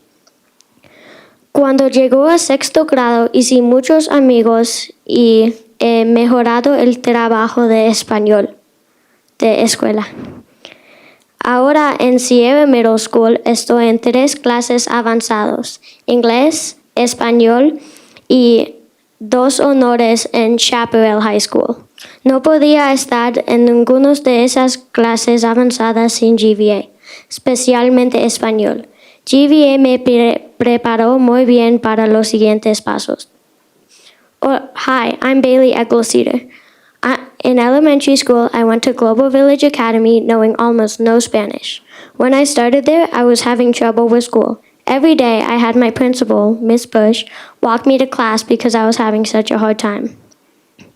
As I got older and made more friends, it got easier. By the time I was in 6th grade, I'd made a bunch of friends and was improving in my schoolwork every day. Now, in Sierra Middle School, I am in 3 different advanced classes, English, Spanish, Math, and Spanish Honors 2 in Chaparral High School. I would not have been able to be in any of those advanced classes without GVA, especially Spanish. GVA prepared me for the next steps of my academic life. So as their words express, they remind us why the renewal of GVA DC's charter contract is so essential, not just for the students of today, but for the global citizens of tomorrow. Here's ready. Who are we? Dragons! And what are we? Respectful, responsible, and ready to learn. Go Dragons!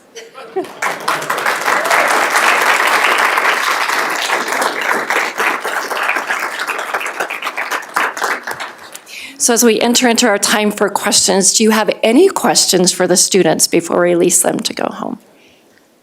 Well, I can just say I'm overly impressed and you've left me wordless, which doesn't really happen often, so. Yes. Great job, all of you.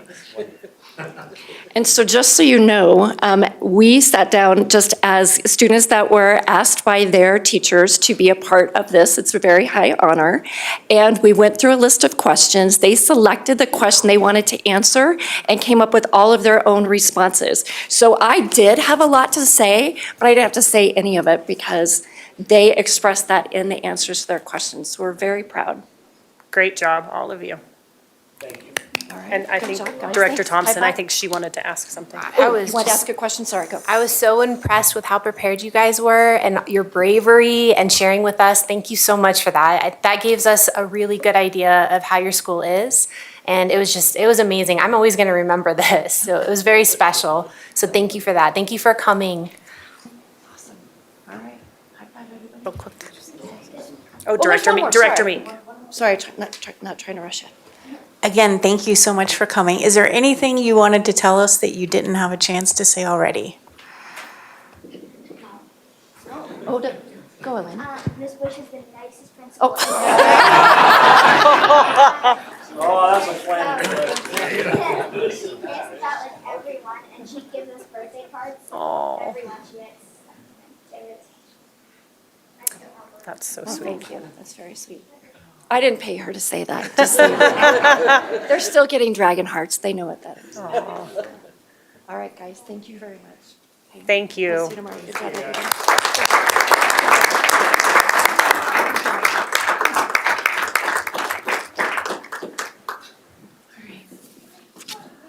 Okay. Do you have any questions for me? I just am still shocked by a seventh grader taking honors to Spanish. So that's pretty awesome. Great job. Well, and can I say, just really quickly, that we are very fortunate to have a really great working relationship with Sierra Middle School and Chaparral High School.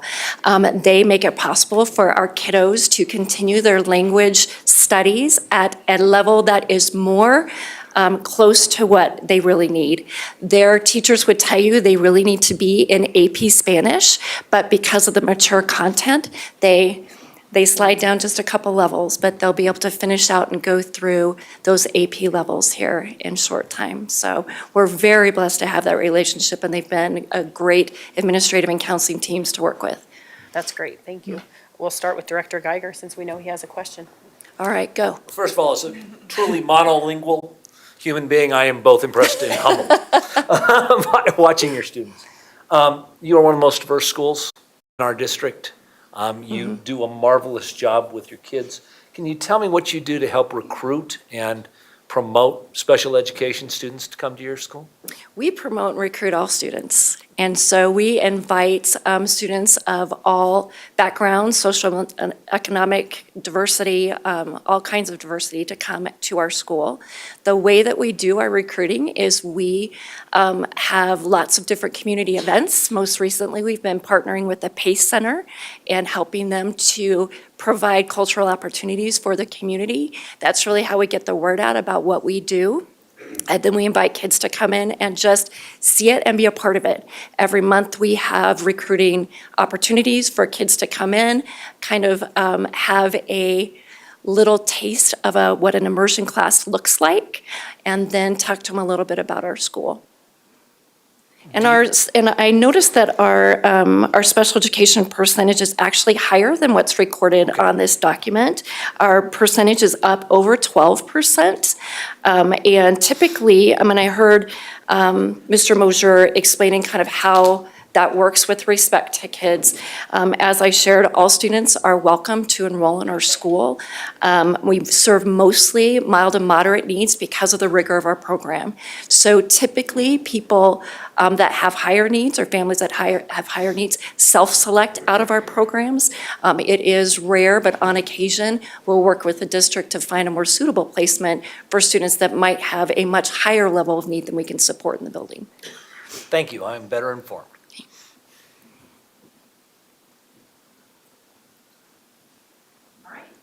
Can I tell you one more thing? Please do, I had to yes. throw this out there because my ELD teacher would be mad at me if I didn't. So one of the percentages that's shared with you is how many multi-language learners we have.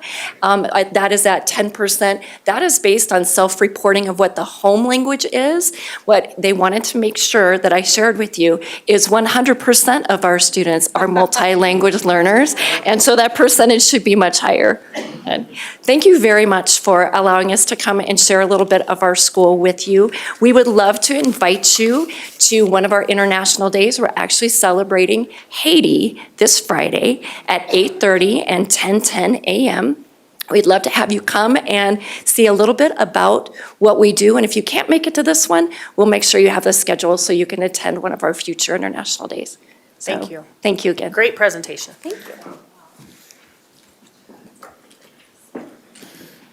Okay, so that's the first of two fully immersed language dual immersion programs that we're going to hear from. We have another one coming up in a little bit. Sometimes it looks like it's a rehearsed speech. I can tell you I had the opportunity, and Superintendent Kane was there with me. The Chinese consulate from LA was at Global Village Academy and standing and with three other people from Beijing and having a conversation with these first graders that you would have no idea they were not full native speakers. It was amazing to see, and I know that we have a lot of our charter schools are implementing those language programs, and our dual immersion ones are really just taking it to that next level. So I wanted to say it's pretty awesome. The next one is our second immersion school, and so that'd be World of Compass Academy. Again, full review on the exact same metrics. Everything you have is in the packets. After going through everything, and the recommendation from staff is a full 5-year renewal based on no conditions being met that we see for non-renewing a charter. So I'm going to turn it over to Principal Bethany Merkling.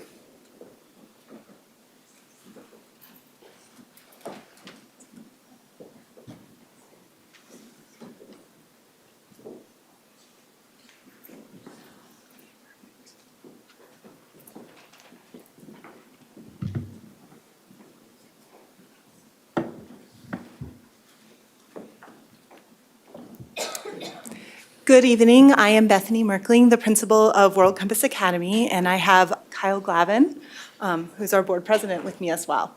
Hello.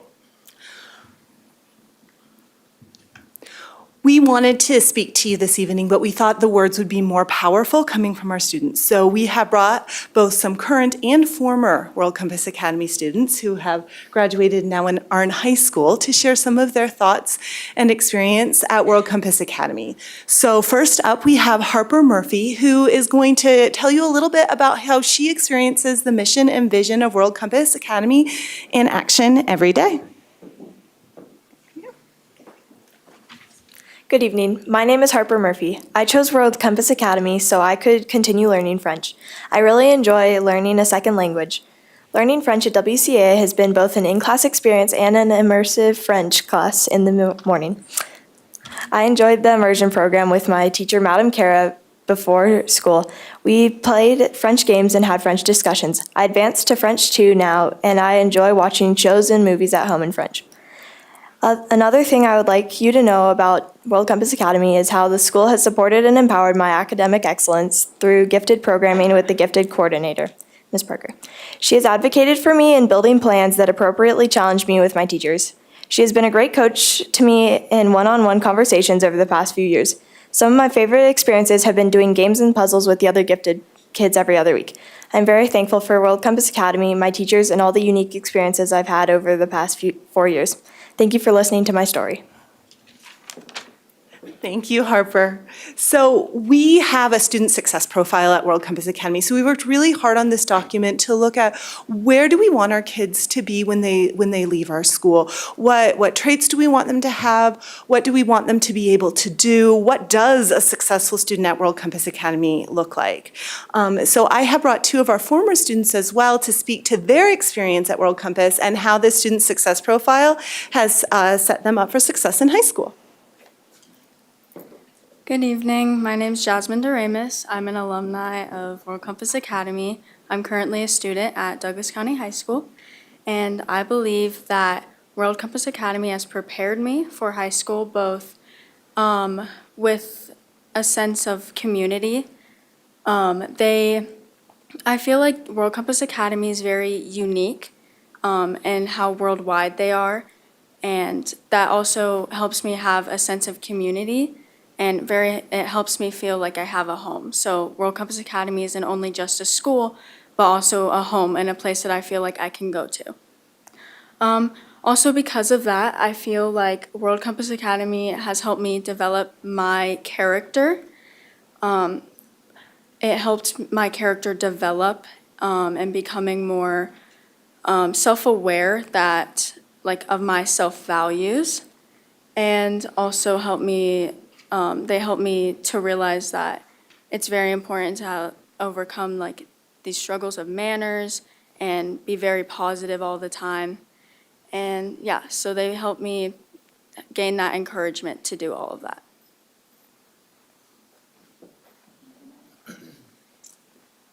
Hi, my name is Maddie Carlos. I'm an alumni of WCA, and I currently go to Castleview High School. I am one of the students that graduated with a very high GPA, and I currently at Castleview High School have a 4.1 GPA. I learned that academics is not only achieving A's or all B's, but it's learning to challenge yourself in new ways. And I feel, though, that the curriculum at WCA challenged me to be a better person, not only, but to also be a better student. That allowed me to learn in different ways, environments, different teachers. I really adapted to a problem-solving mindset that allows me to use my values, my cougar values, as we call them at WCA, to embrace my curiosity, my humility, autonomy, my carefulness, and just being a leader. I think that without WCA, I would not be able to be here where I am today and be so interested in the academics and all the real world. And what I've just learned is so valuable in high school that many people are very impressed by what we all have achieved. All of the alumni have spoken on how we feel that without WCA, this preparedness we feel, we don't know how we would have made it through high school. And like my friend Jasmine spoke on, she said that this community we've created with alumni and people back still at WCA, we feel that not only through academics and citizenship, we feel that our community strengthens our character and allows us to grow as people. Thank you guys for sharing. So we wanted to give you a peek inside of our school and let you see what it looks like.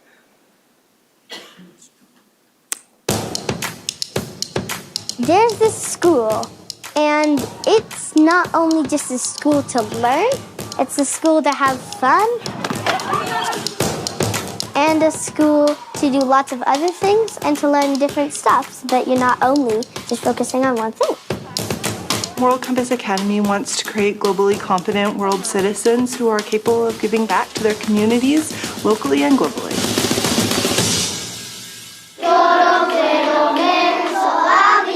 When they're so young, everything is small for them. But then when you show them more, then the world becomes much bigger, and so they're more excited now. Your world is just not here at World Compass Academy. It's just not here in Castle Rock. It's just not here in Colorado. It's literally the entire world. Global competency is actually a skill that is, I guess, relatively contemporary.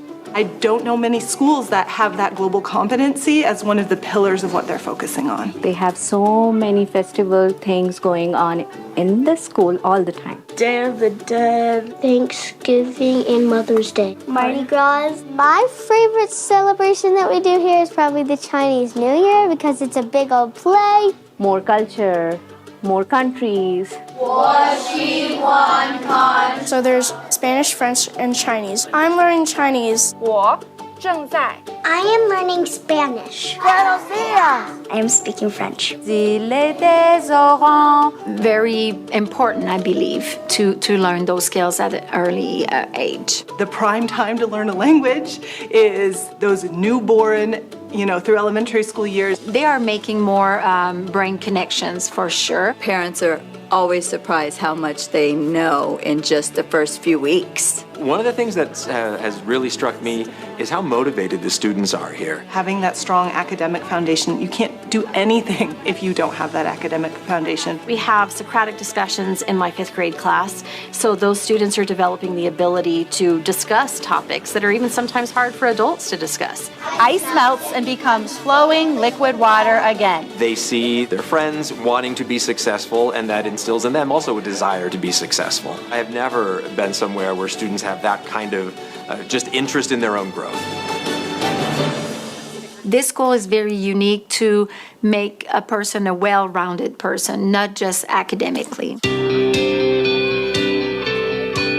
What we are learning is to have life skills. We create a social contract together in each and every classroom. The teacher always points to the social contract, saying are you following the rules?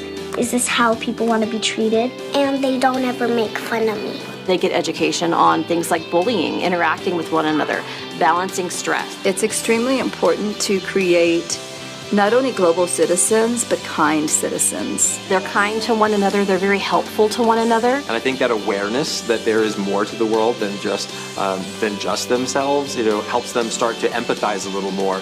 There's a strong community in the school. You're always welcomed, and the teachers will help you with anything. Every single person in the school is like my family member. I love them. Come to WCA. Come to WCA.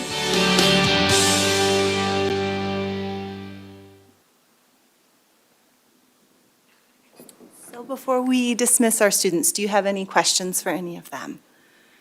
Well, actually, I do have one question. When you went to high school, did you have a good relationship when you started there, that you were able to maybe pass some of the first levels of language if that is what your choice was? I'd say yes, because when I first went into high school, I was able to, my first initial thought was to immediately go into French 1, because I was like, oh, it's going to be an easy A. But then I quickly realized that it'd definitely be better for me to go into a French 2 class, which I have taken before, and I think it's been really helpful that I already had a foundation to build upon. So yeah, I think it was very helpful for my high school experience. Thank you.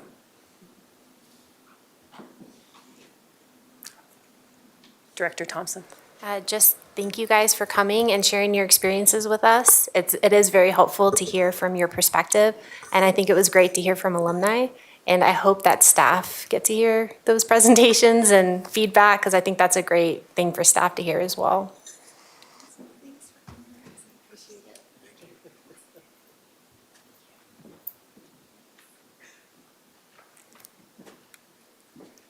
Director Geiger.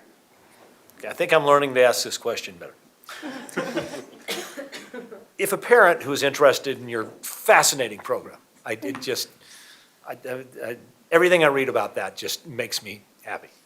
If a parent with a child with mild to moderate special needs is interested in your program, how do you talk to them about the supports that you provide and what your specific curriculum and mentality can provide for a student with those needs? Yeah, so we have an awesome special education team at World Compass. So and this isn't going to be unique to World Compass, but I guess I'll say this anyway. If there's a student coming in on an IEP, we're going to sit down with them. We're going to look at the IEP. We're going to look at how we're going to meet the needs of that IEP at our school. If they're just interested and they haven't committed, we have had our special education team have those conversations about World Compass Academy special education before they can come in. We have an awesome MTSS program as well with behavior support. We have a behavior specialist on site at World Compass in addition to mild, moderate special education teachers, speech language pathologists, OT. So we would welcome anyone to come in and talk to us and see what our program's like specifically. Thank you very much. Yeah.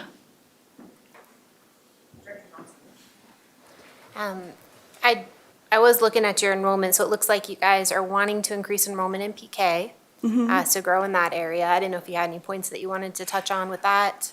Yeah, so we made a decision over the summer to increase our preschool program. So we took a second classroom in our school and we opened it up to add additional preschool. Obviously, when you decide to do that over the summer, it's not quite full. We anticipate it will be full this year, but we were able to even get a good number of kids in it over the summer. But we are really excited to continue to grow UPK. It's a need in the district. And we get them into the school. They get to be invested in the school. We have a really strong preschool director. And in our preschool program, one of the exciting things that we're doing is while we have a teacher who teaches Spanish and does that with them just 30 minutes a day, so it's just a taste, we're also doing a 3-week segment on Mandarin, so they get some exposure to that. We're doing a couple of weeks this year on French so that they have the opportunity to kind of try the different languages and see which one they might be interested for in kindergarten.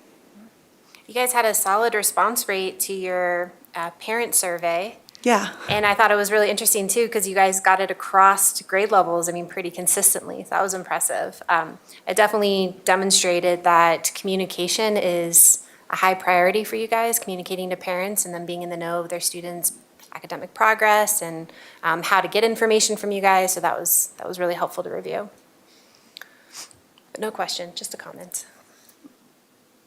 Thank you so much. Awesome, thank you. Thank you.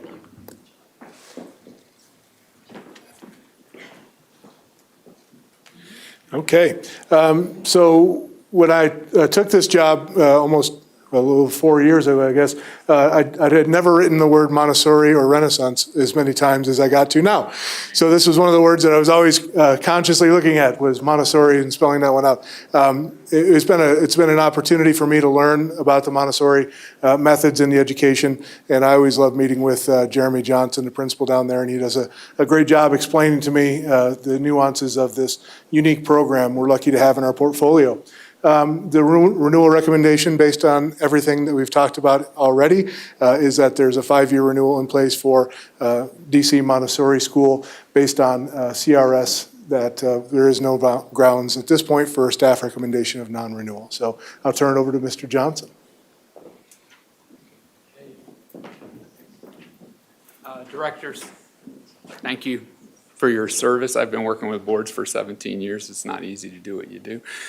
So I appreciate your time. And of course, Aaron, this is my 4th time, I think, being in front of this board at this lectern. So I will instruct everybody in the room that I'll talk as much as you want me to talk. But if you want to see DCS Montessori, you come on a tour. Any parent at our school would tell you they spent about 90 minutes listening to me talk about all the different ways. There's no way I can present to you everything that we do differently and uniquely. Pretty much simply put, right, we're after adult level outcomes for our students. We're always hopeful that, you know, the dialogue between us and parents is not really about where your child is today. It's about where they're going to be as a 25-year-old adult. Montessori is really about, it is really just about doing things in a developmentally appropriate way. There's a ton of research about developmental appropriateness, and so that kind of guides us to what we do. Our aims are up here. They're to love learning. They're to be engaged and passionate. They're to be self-motivated and confident, responsible citizens, respect self, others, and environment, critical thinkers and leaders. Those aren't new. Everybody you've heard tonight could talk about those things. I would say we would just go about them in a different way, right? In terms of the idea that says Montessori is about developing humans. And so we're after the humanistic ways that humans learn best and creating an environment that children are fostered in to achieve those outcomes. When our students leave, these aims are what they talk about, right? When we start, they're what parents and teachers talk about, but when they leave, it's what our students give us feedback on.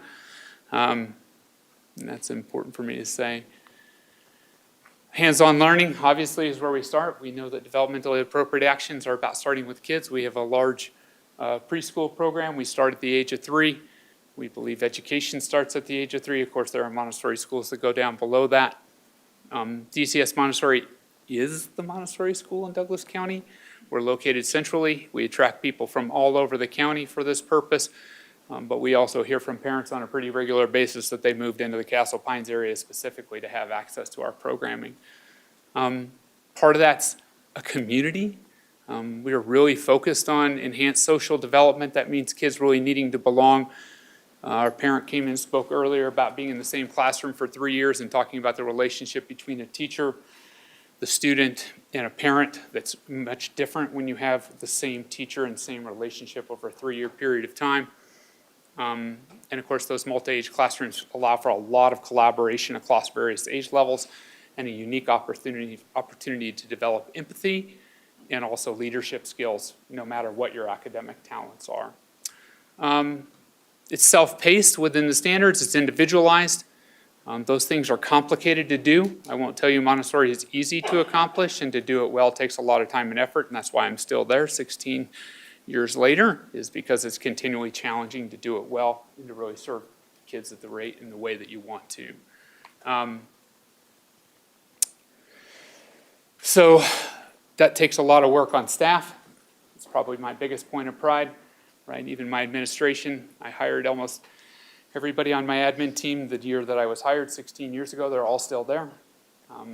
Everybody that's on my teaching staff that wasn't there 16 years ago are people we've actually trained and developed in-house. We grow our own people. We do constant amounts of certification processes, both from a preschool standpoint. We have several directors on campus. We have lots of ECT students and staff. But everybody has this Montessori certification, which is another year of work for a teacher on top of already being a state certified teacher.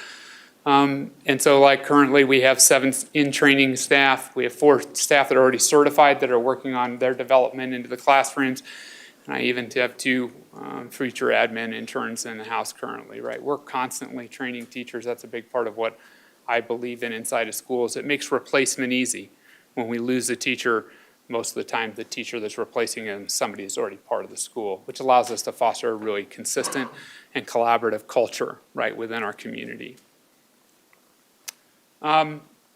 Academics are a very important part of our school, but they're unique because they're very focused on the individual student.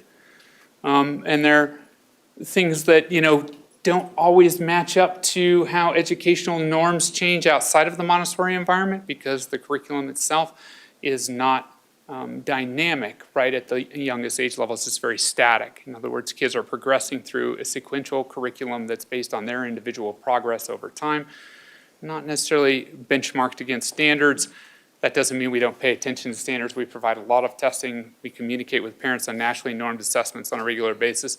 And we're proud of the work that we have accomplished in the last couple of years. We've had increases in mathematics, especially in ELA growth, almost 23%. Where our board pays most attention to our academics is at the end route, which is looking at our 8th grade students who graduate from our school and go into the high schools, and they always perform very well by that point, including being exceeds in academic growth rate every time in the last 5 years at that age level. So I'm much more of a collaborative guy. I don't really like talking this much, and having people behind me I'm not intersecting with is not good for me, not easy for me to do. So I know you're going to have a question, and I'm prepared to answer that, but I want to make sure that any dialogue about our school is something that I can answer. I've been doing this for a long time, so. And I know you've heard a lot tonight, and I have a much different presentation than everybody else, so. No, actually, this was great. And I thank you for adding in that final paragraph about how kids are prepared for high school when they leave your school with that different method of learning. Yeah. Just to give you an example, like one of the things that we're after that most parents tell us when they go to high schools is they're not doing a lot. Montessori is really designed to achieve independent students who can problem solve for themselves. They've been making decisions since they were 3 years old. So the consequences of their choice making are already made up. So a lot of times, whatever's being provided or asked of them in high school, the student is ready to take on. Doesn't mean they're all like straight A students or fantastic, perfect. They're all generally going to be fantastic humans by coming through a Montessori school. But that's our goal, yeah. Director Thompson. Thank you for the presentation. I had a question. So we have a copy of the UIP from 22 to 23, and I was curious about a status update on some of the improvement strategies that you guys outlined, including the reading curriculum. Let's see here, some of the writing resources that were not noted, and then math interventions. Yeah, so again, in Montessori context, right, the child's in the same classroom for 3 years. So when you talk about change in terms of curriculum, right, it does take a period of time. Because first graders, we're not going to change their curriculum norms necessarily the following year, right, or not without some context because they've already started in a curriculum mandate. But we have improved a lot of the ways that we monitor and support individual students.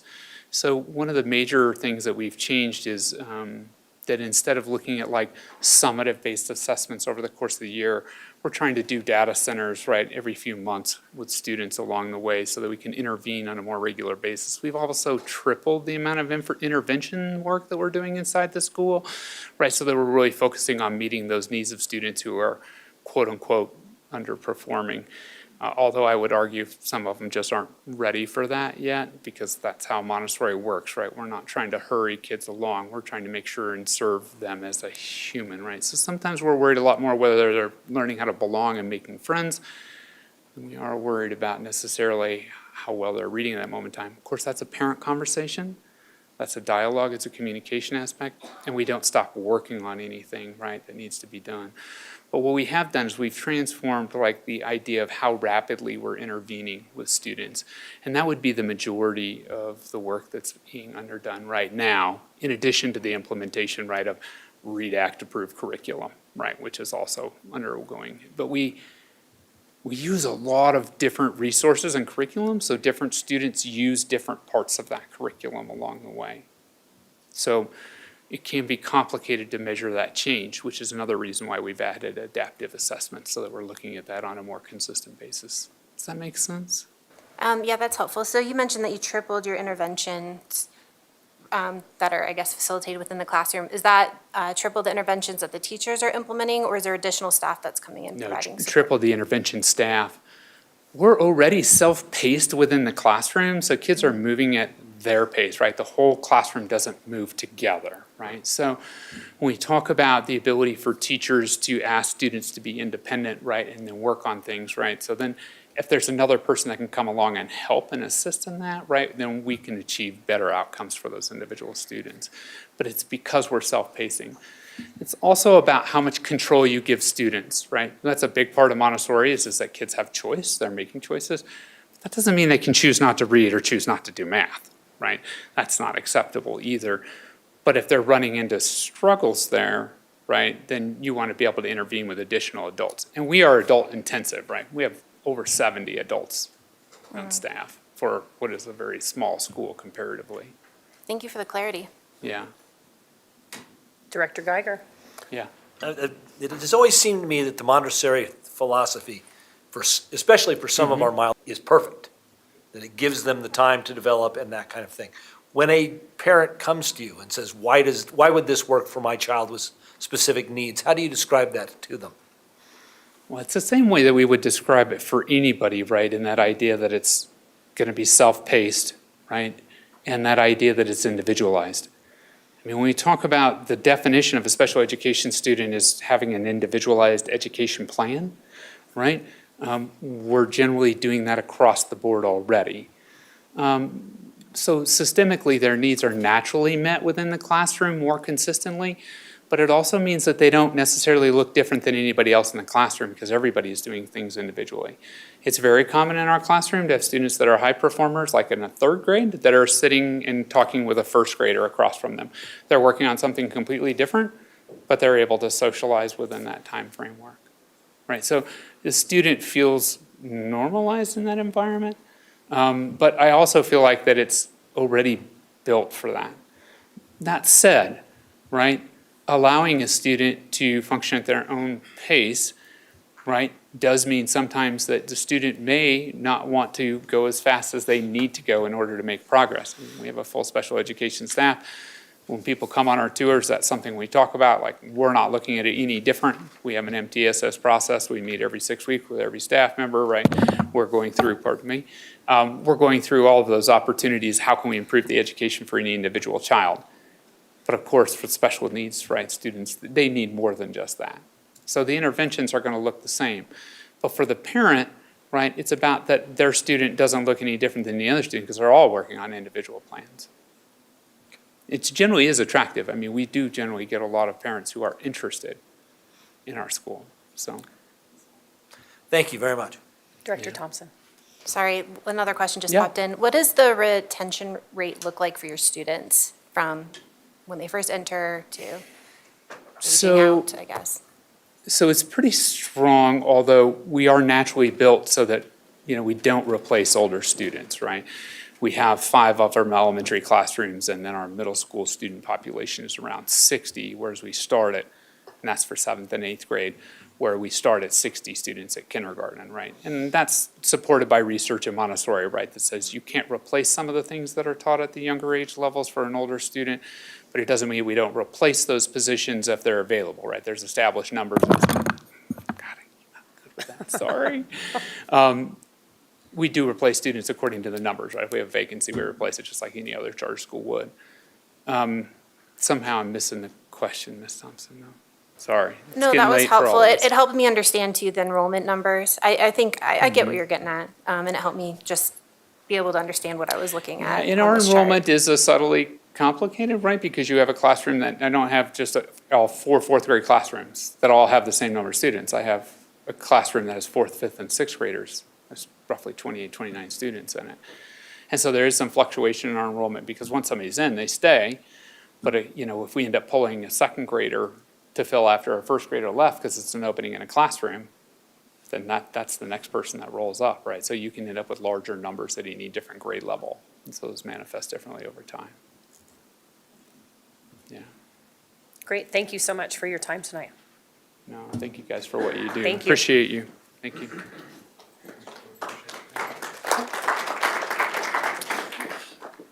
Okay, so thank you for your time. Thanks for all the school leaders who came up and presented, especially the children who came up and shared some of their learning with you. As again, remember, there's no vote tonight. This was all information for you in your assessment. Then we'll take that to the next board meeting in January where you will vote on the renewals. And the staff recommendations are all before you, all 5-year renewals from our standpoint. Do you have any questions for me overall? No, thank you so much. Thank you. All right, that moves us to item number 27, which is a recess. So we are actually going to take a 13-minute recess to bring us back at 8:45.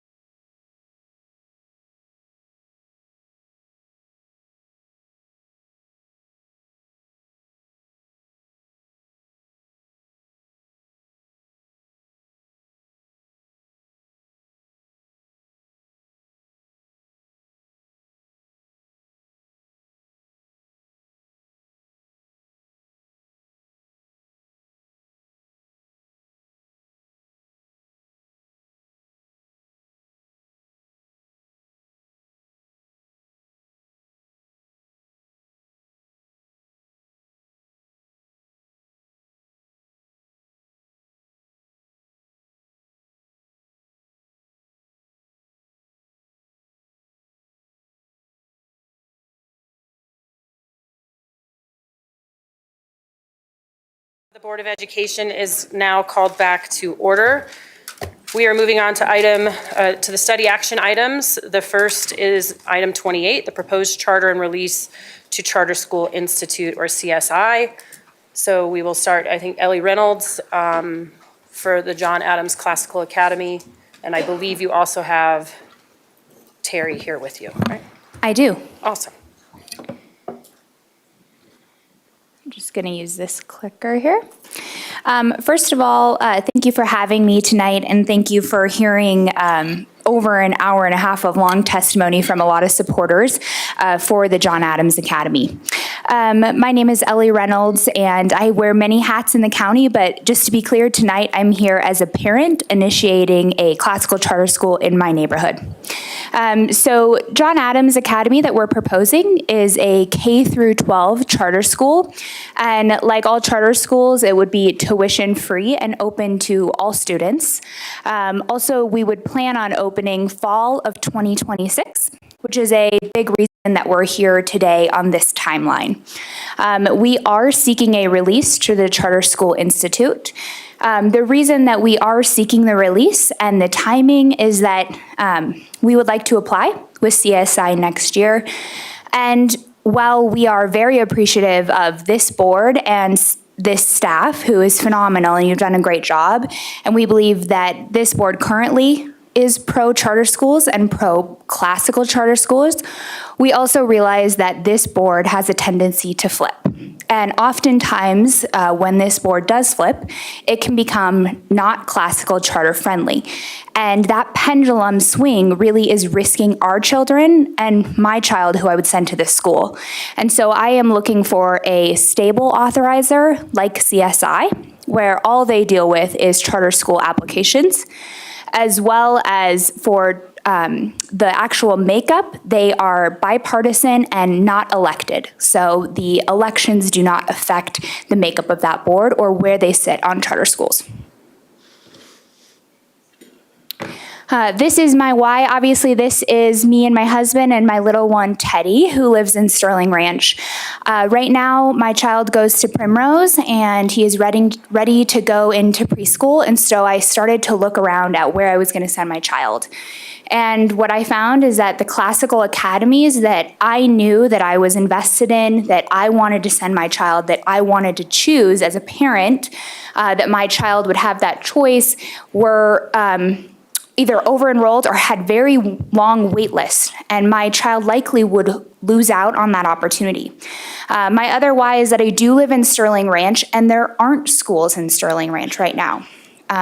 Also for clarity, I did vote yes on the bond measure, and I am so excited that my neighbors will have the ability to have a neighborhood school in Sterling Ranch, and I was supportive of that. But I also believe that just like I will give my neighbors the choice for a neighborhood school, I would hope that they would give me the opportunity to have a classical education for my child. So the governance of our board that we will bring before CSI is a makeup of myself, Roger, and Dwayne, who are 3 Sterling Ranch residents. Important to note that, as well as Linda White, who many of you are familiar with, who lives in Douglas County as well. The location of our school is identified as Northwest Douglas County, or as you've heard me mention, Sterling Ranch. We believe this is important because right now there currently are not classical charter schools out there, and very little charter schools that are in this radius. So we believe that classical charter education is really a destination school, and we know that people come even outside of the boundaries of Douglas County for these schools, and so we would hope to serve Southwest Jefferson County as well as Northwest Douglas County.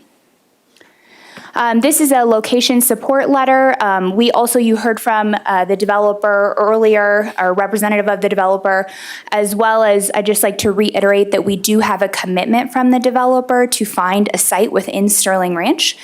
This was important when I was trying to find founding board members as well as talk to parents that they knew where the location would be. And so this is a commitment that the developer is willing to find us a site within Sterling Ranch.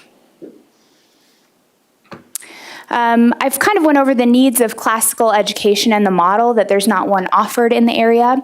Douglas County parents strongly support school choice, and I do have some polling to go over in a minute that will show you that. But ultimately, recent polling of Douglas County residents found that public schools are favorable to the majority of voters at 57%. And I do have a fact sheet that I can hand around that was done by our polling firm that will outline the different favorable school choice models that we polled. This is the overall poll that we did, which you can see in Douglas County, almost 70% of parents or residents favor school choice. Really, once again, while we realize this is going to be in the northwest corner of the county, we also think it's very important that we polled from the larger counties so that you could see that your residents and ultimately your electorate are supportive of charter schools and are paying attention to charter school applications. The classical model education, which I know many of you are familiar with because you do have classical academies within Douglas County, really consists of the liberal arts and science, and that freedom comes from reason. So it's more teaching kids how to think and not what to think. There is core knowledge or shared knowledge, and then the classical piece, which is really learning from great books and philosophers, the founding fathers, and instills the Western and American traditions. Our next steps is that after tonight, we would go through we would get the resolution to release from you all. We would then go to CSI, and at CSI, they have a rigorous application process, and almost everything that you all would do within your CART process is very similar to what will happen at CSI. Once again, we believe that this process fits not only our timeline better, but also the predictability for our kids of making sure that we have a charter-friendly environment for the entire time that the school is around. And so I'm not going to take any questions yet. I'm going to go have Terry do her presentation for CSI, and then I'll come back up and talk about the school.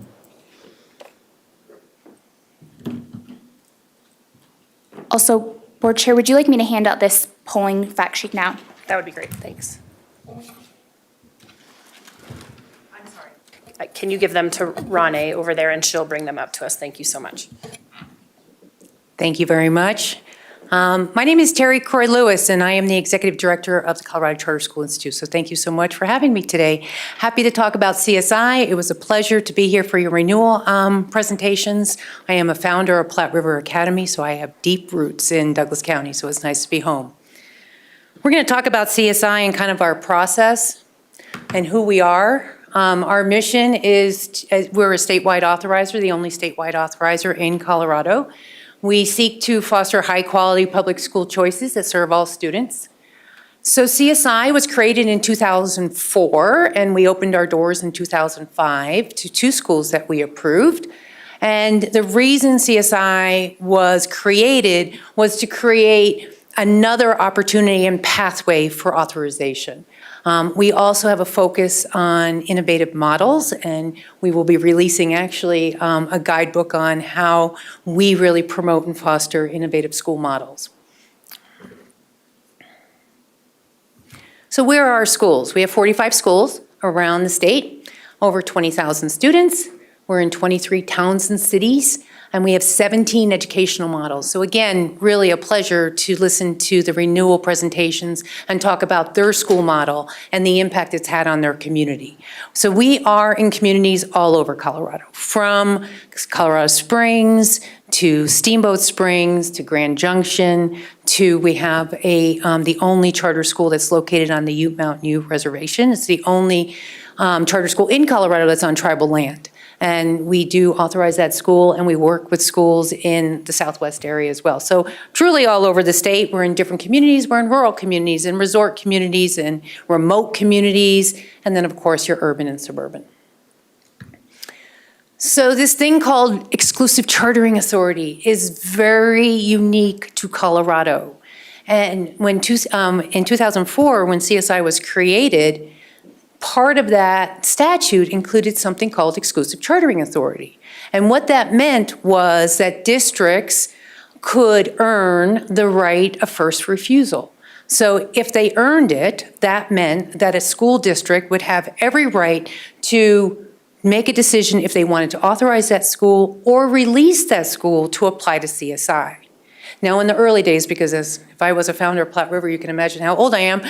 In the early days of CSI, there weren't a lot of districts that had ECA. There were, but many districts had to earn that year after year. And then the law changed in about 2008, 2009. And once you got ECA, you could retain it until someone challenged it.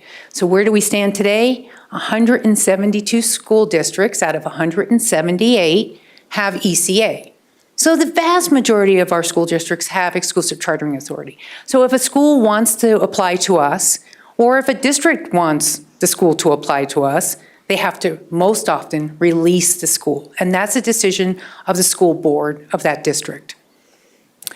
At this point, there are 45 school districts in the state that authorize, and we are in 17 different districts, and in those districts, some authorize their own schools, and some we authorize. Here in Douglas County, we authorize 2 schools, and that's Ascent Classical and Colorado Early College. Both are part of networks, which is a common reason why schools will choose to or try to come to CSI. But again, ultimately, it's the decision of the district to release them, and then they have to apply. So what does our new school application process look like? We first start with an orientation. We think it's very important that the applicant understands what the charter application entails. First, they have to understand ECA. Do they need to get a release? And then second, they need to understand what this application is going to involve. So we do an orientation, and that orientation looks differently. I mean, what we do is we try to customize it, and so we do both online training, and then we also do in-person training. We do training in each different department, and we really focus on what does that applicant need to know. If after they get the release, then they can send in a letter of intent. That is due in February for the spring cycle. We have a spring cycle, we have a summer cycle. So for this upcoming cycle, it would be due in February. And then the application's due in March. And then just like all of you, because it's in statute, there's a completeness check, and then there's an application review. In our review, we bring in external reviewers if the model is unique or if it would require some kind of technical expertise. So we have the school that I refer to that is on tribal land. We had to understand the intersection between state law, federal law, and tribal law. So it was important that we had some experts come in. We also authorize a school that's serving mostly students on the spectrum. 70% of those students are on IEPs. And so we wanted to make sure we had a very good understanding of what that entailed. And so we bring in experts across the country. We also authorize microschools. And so when the first microschool came to us, we said, we better figure out how to do that. So we reached out to authorizers across the country and got some more information about their experience in authorizing microschools. So application review means that we bring in external reviewers. It's not just our staff. Then we go through the request for clarification. What we do there is what's in the application that doesn't make sense that we need more information on. We go back to the applicant. You need to provide more information on XYZ. Then we have a capacity interview, and we interview the applicants. That includes the board, the school leader, if that person has been chosen, any other stakeholder that might be important to that founding. Then they do a board presentation. They come to our board and do a board presentation. And then importantly, the community meeting, we really take seriously because you can remember as a statewide authorizer, we're in communities that we don't necessarily live in. So we do have staff that live in all different parts of the state, but we want to make sure that we understand that community very well. So we are in the community in person for the community meeting to meet parents, to meet people that are interested in having that school there. Then we have a review team recommendation, CSI board action, and then we go into year 0. And we have a very rigorous year 0. what that entails is once you have the approval and then you have a contract signed, you go into year zero. Some of our schools do more than 1 year zero. Sometimes it takes them 2 years to kind of get where they need to go. Sometimes we have schools that don't make it through year zero. They have to do an exit ramp because they couldn't get the facility they wanted, they couldn't reach whatever milestone we might have for them. So it is something that we work very closely with the school to ensure that they're going to be successful, because it's only in the students' best interest to have a successful school. We don't want to just approve a school or have a school open that's not going to be successful for students. So there's our timeline. You can see from the letter of intent to till we take board action, and then we go into, as I said, the year zero. Happy to talk about our process, our schools. Didn't want to overwhelm you with too much information, but thank you for allowing me to be here to talk a little bit more about CSI. Thank you. I have just a couple quick questions. During public comment, we heard people talking about the community meetings and not allowing for community input. Do you allow for community input at those meetings? Yes, that's a great question. Yes, it is an opportunity for us to interact with the community. And so in two different ways we do this, having done many community meetings myself.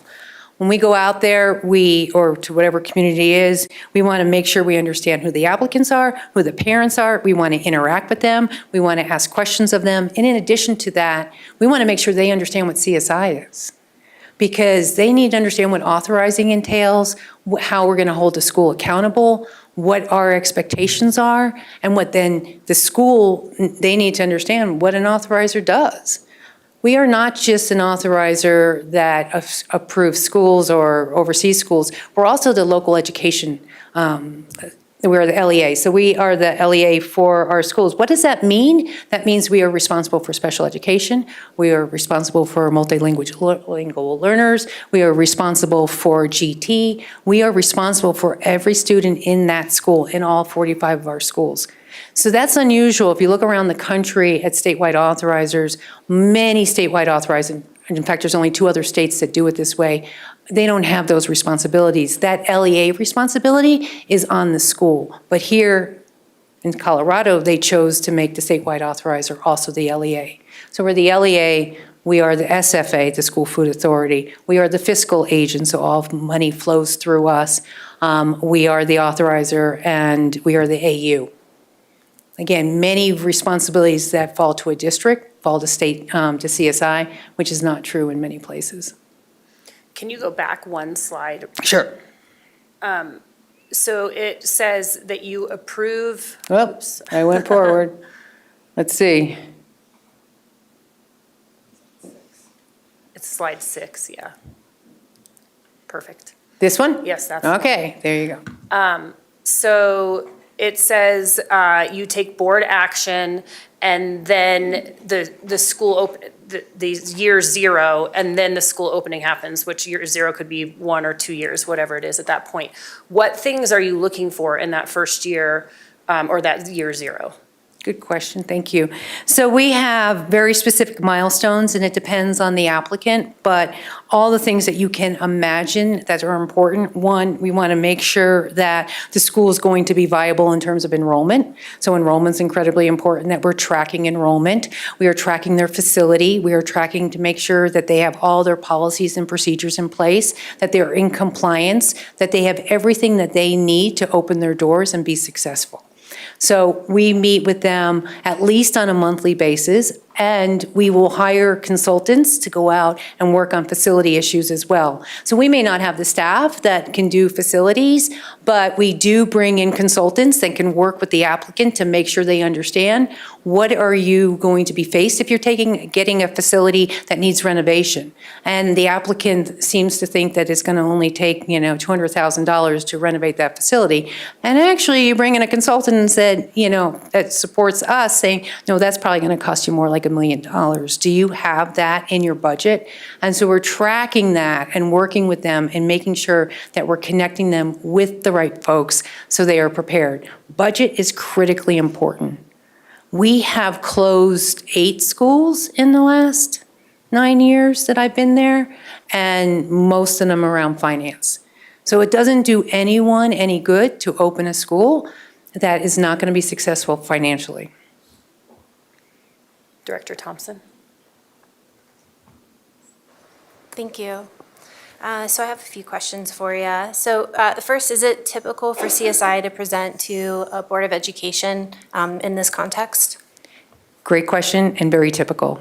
I do this quite often. I go out and talk to boards across the state, talking to district boards about who we are. I talk to superintendents. I had a meeting this morning with a superintendent to talk about, what does the transfer look like to CSI? And this person is well versed in charters, but still doesn't work with CSI day in, day out. So I take that very seriously, that I will work with district boards and superintendents to make sure they understand who we are, and we want to be a partner with our districts. Okay. So just looking at your chart up there, so this charter school, the John Adams Academy, they've done the applicant orientation? No? No, Okay. they have not. And then or what is I don't know what stat you might have off the top of your head, percentage, but what are the maybe percentage of charter apps that are denied by CSI? We have an approval rate of about 50%. Okay, and what are the top reasons for denial? The applicant is not prepared either, to present a plan that is the strong educational program that's going to serve all students and is going to be financially viable. What we really stress is that this, not so much that we're agnostic on school model, but that you're going to serve all students and you're going to serve them well. CSI schools serve a higher percentage of SPED students than district authorized schools across the state. And there's a lot of reasons for that, but we have a very high percentage of our schools that are serving a high percentage of SPED students. So the expectation is if you're coming to CSI, you will serve all students. Mm-hmm. And then you mentioned the community meeting. I was curious what the requirements are for the community meeting, as well as what the requirements are for demonstrating that there's a need in the community. So, good question. So, just like a district authorizer would do is looking at letters of intent in terms of, and letters of support for the school, and determining that, of course, you need to have way more letters of intent than you do seats available for that first year, because not all parents decide to send their student there. And then in addition to that, in terms of when you're at the community meeting, is making sure that the parents understand what the school is going to provide and what the authorizer is going to provide. So it's a both end in our community meetings, so to make sure that they understand both. The rest of my questions are for Ellie, so. Director Weiniger. I was wondering, what are some other reasons that some schools choose to go through CSI instead of be with their district? Yeah, that's a great question. We authorize a lot of schools in rural areas, and the reason being is the rural school districts often don't have the capacity to create a chartering office. We do also authorize schools in a Denver Metro district that is very large, but they've chosen to not have a large chartering office. So what I hear from districts when they decide to release is to say, we don't have the capacity at this point to oversee schools. And so that's one reason that a district may want to do it. Schools, on the other hand, there's lots of different reasons. One reason for a school, as I said, is a network, or they intend to be a network. They intend to, like Wildflower Montessori started in Aurora, and they intended to grow to other places in the state, such as Grand Valley, and they're in D51. So they had that intention, they even know at that time.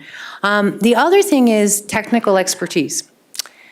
We have quite a few innovative models, and what it requires for our staff to really be prepared to authorize a complicated school is something that some districts say we just don't have. And I can tell you some of our innovative models. It requires us to bring in experts that maybe a district says we just won't be able to do. Again, Prospect Academy is a great example that's serving mostly students on the spectrum. While that kind of a school and that school model does exist in other places in the country, it does not here in Colorado. It's highly unusual. Same thing with the school that's serving students on the Mountain Ute Reservation.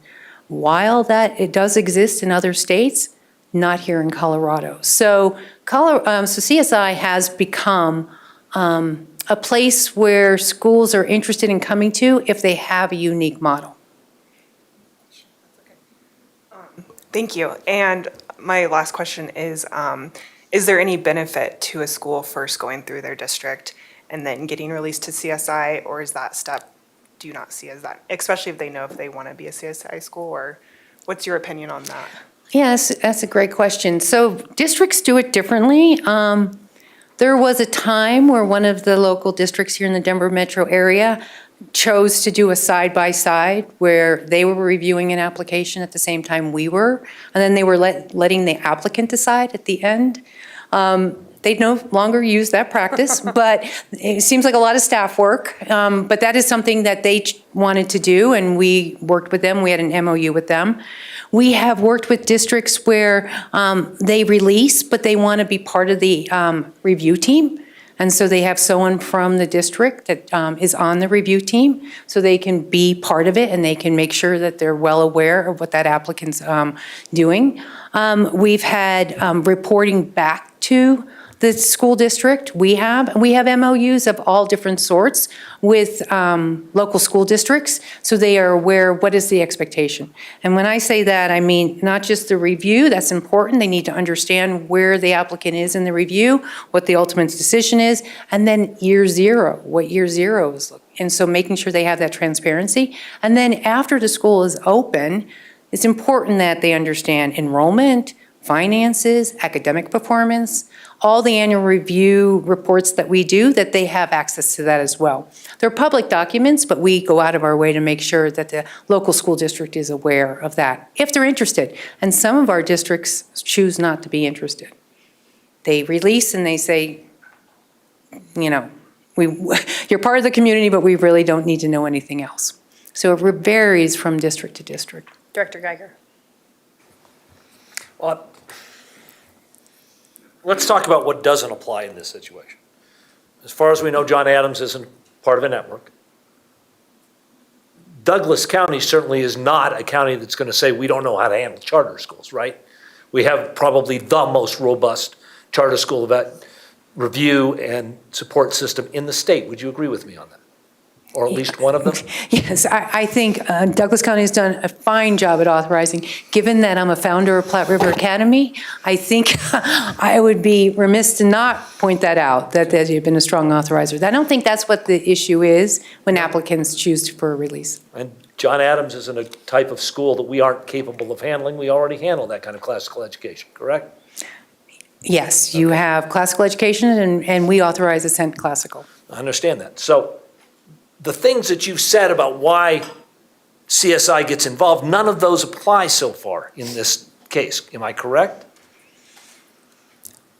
I have no reason to believe that this school, that this applicant is choosing to request a release because of the quality of the authorizing in Douglas County. And I stress that every time I speak to a board, because that's often the question I'll get, is, are we not a good authorizer? Are we not doing what needs to be done? I just had this conversation in Park County. That's not at all what I'm saying, and that's not what the applicant's saying. We're not here to judge.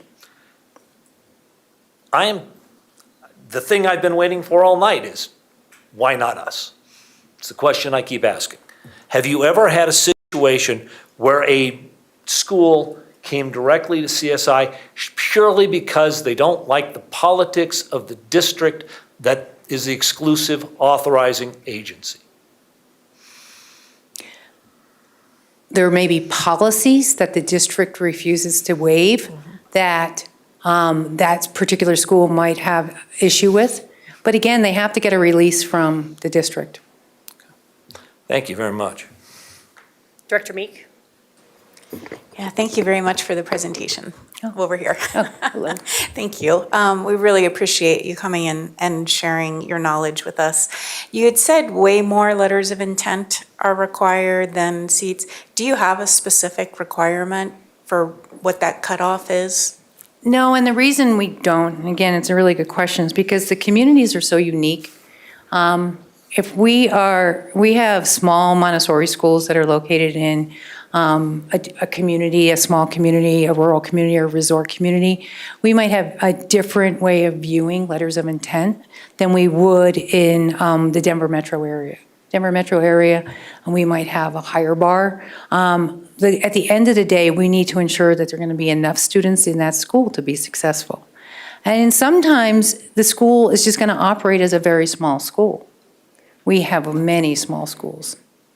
So it is a matter of the applicant, and we do try to customize our applications as much as possible. So it sounds like that required number is somewhat subjective, depending on the situation for the school. Yeah, I mean, I think when we were talking, I go back to the Ute Mountain Ute application because it's so unique. And therefore, everything we did about that application was unique. And in terms of understanding those that lived on the reservation and understanding how they felt about having a school on their tribal land, it was divided initially. So it was a matter of us getting to understand that community and understanding what the expectations were for the applicant and the expectations for the community. And so it started out very small. So you can imagine that our expectation around letters of intent were very different than a school that was opening in Fort Collins, shall we say. And I think you heard public comment tonight. There were a lot of questions around. Unfortunately, I did not. You I didn't make it okay. here. There were lots of questions around what does the community involvement look like in the process? Are you familiar with how we operate it here in our district, where we have community members who are part of our board committees that actually sit in on that process? So they really are weighing in on the decision making at some level, in that they're reviewing it in depth. They're, as a community member, part of that and weighing in. It doesn't sound like that's exactly the same with your review process, or am I missing something? Let me clarify. Is the question, do we have board members that attend the community meeting? No, just part of our, I thought you were raising your hand. Part of our CART process, so our authorization process, we actually have members from our district accountability committee, our long-range planning committee, our different board committees, which are made up of community members that are active in the review process.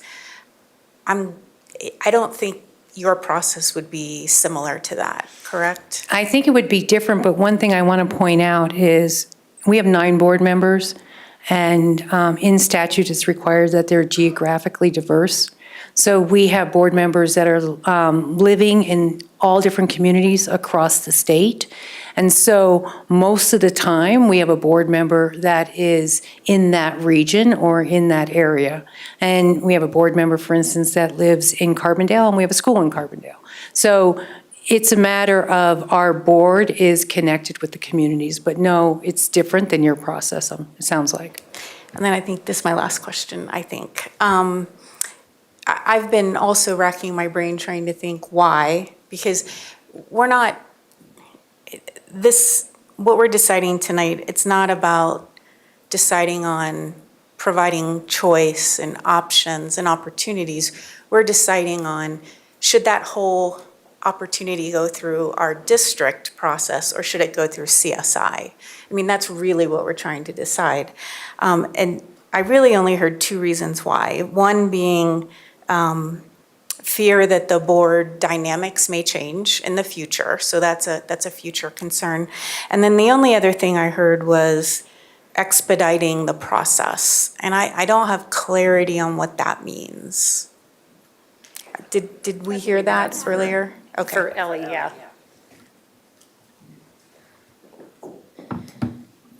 Just to clarify, we as a board and myself as a parent am not asking the district for this school. I want to go to CSI. That's a choice that the board and me as a parent have made because that's who I want my authorizer to be. And I think that was a big part of what Terry was saying, is that every school makes the decision based off of what they're looking for. And ultimately, it is about choice at the end of the day, because I'm a parent asking for the choice to be authorized through CSI.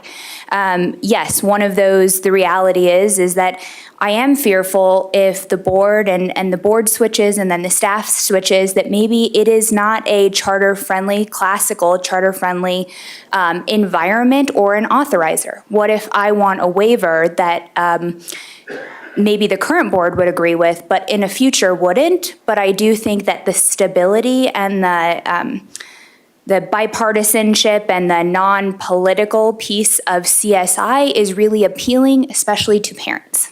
And so I'm asking you as a parent to have that choice. And then the piece also, I think the second question, I'm not sure if I answered that part. The expediting the process is kind of what I wasn't quite understanding. I think the confusion and what's came from some of the questions in the public, as well as even my own neighbors that I've had to clarify, is it's not expediting the process, it's just a different timeline than your district process. So while your district process has certain windows that this is outside of, for us, it's just in line with the upcoming year and where our application will go for CSI.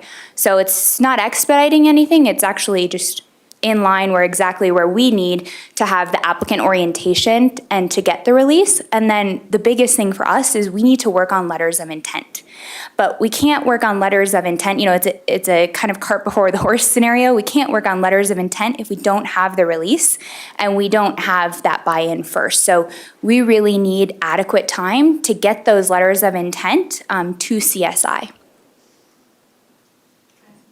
Yeah, sure. Since you're there, have you had an opportunity to talk to our charter leaders in the district to hear from them about their experiences as being part of the Douglas County School District family? And I just am curious if you had an opportunity to do that.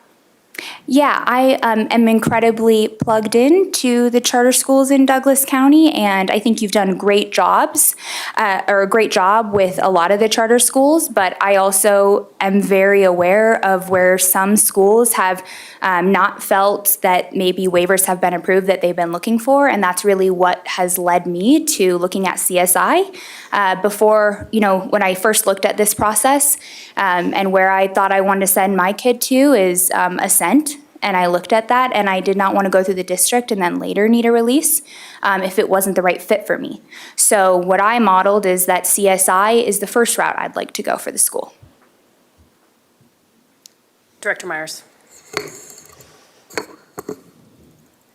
And I'm not sure to who this goes, but I just wanted, I know one thing about expediting and I've heard this before, I think I've heard it a couple of years ago. It looks like it's an 18-month build process, could be. Looks like that's quite expedited. In terms of building the facility? Yeah, because if you're going to open in 2026? I have not received the application, so I can't speak to all those details. Okay. I think that's what I thought I heard. I'm sorry, can I? No, go ahead. I think that, once again, I think expedited in comparison to your process, but not in comparison to a CSI process. We would have plenty of time, and Terry, please chime in but we would have plenty of time to go through the process before we get to our year 0, and then to be able to open. That is shooting for the moon if we don't have any hiccups, but that is really why we're here today, it's just a CSI process timeline, not yours. Okay, and I have just a couple of more questions. As the board secretary, I have read through every email, word for word. So I just want to address some of the concerns in those emails. For one thing, and I do know the answer to this first one, but maybe for clarity to our community, especially the Sterling Ranch community, is the increased traffic studies, there's just talk of increased studies because it's a charter school, because it's not a school, I'm assuming, because you're not bused, parents taking. Can you explain maybe to the community how that's taken care of?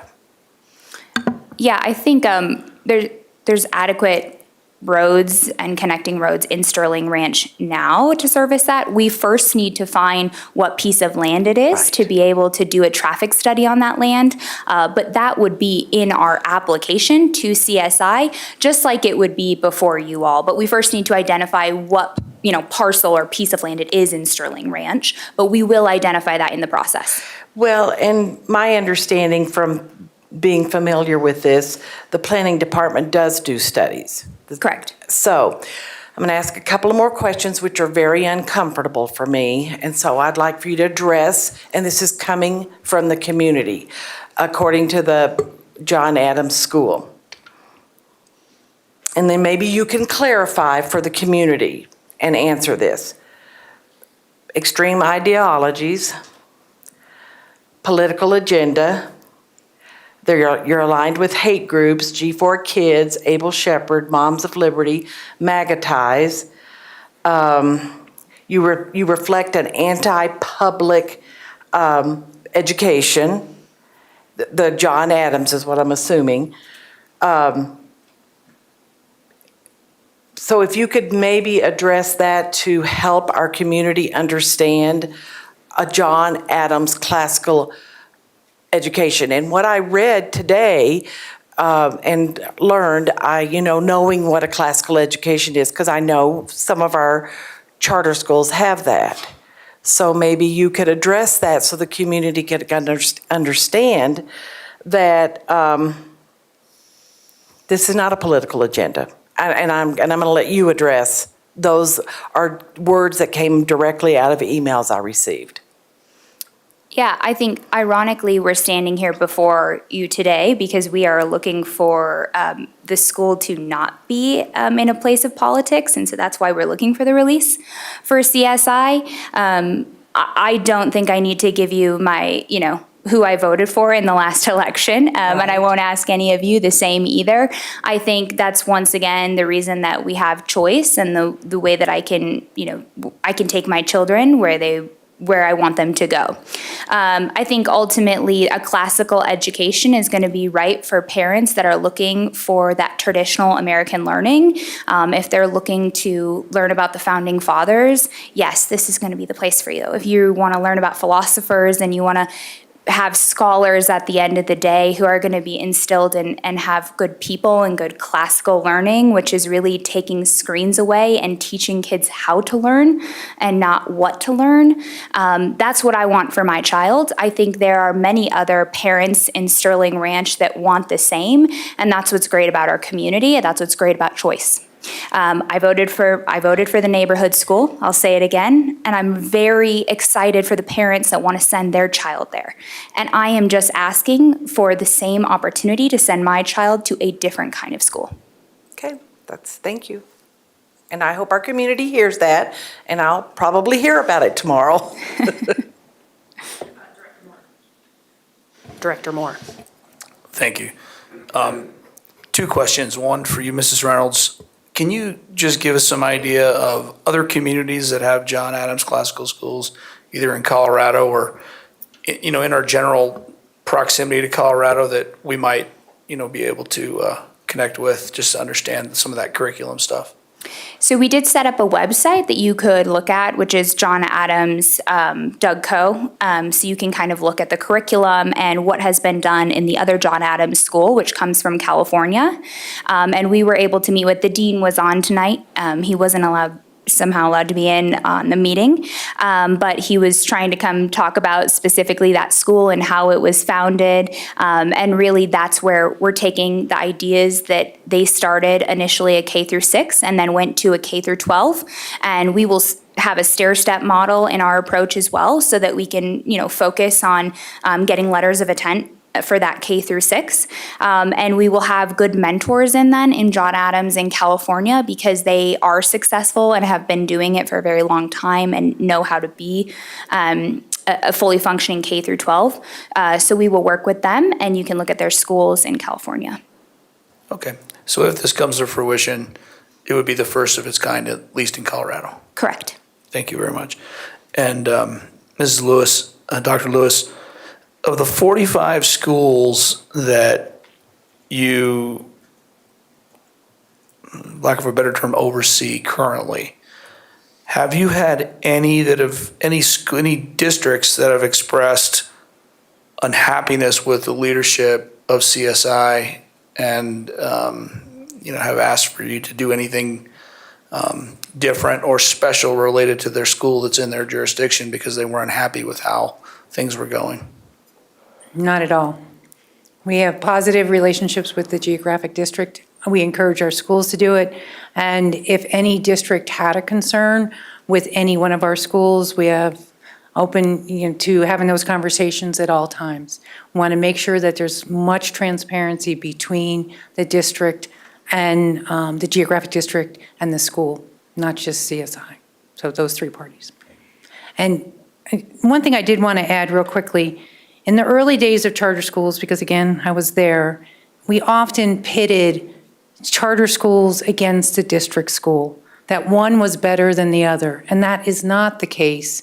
Charter schools are no better than district-run schools, and district-run schools are no better than charter schools. They're just different. And I hope you'll take that today about authorizing.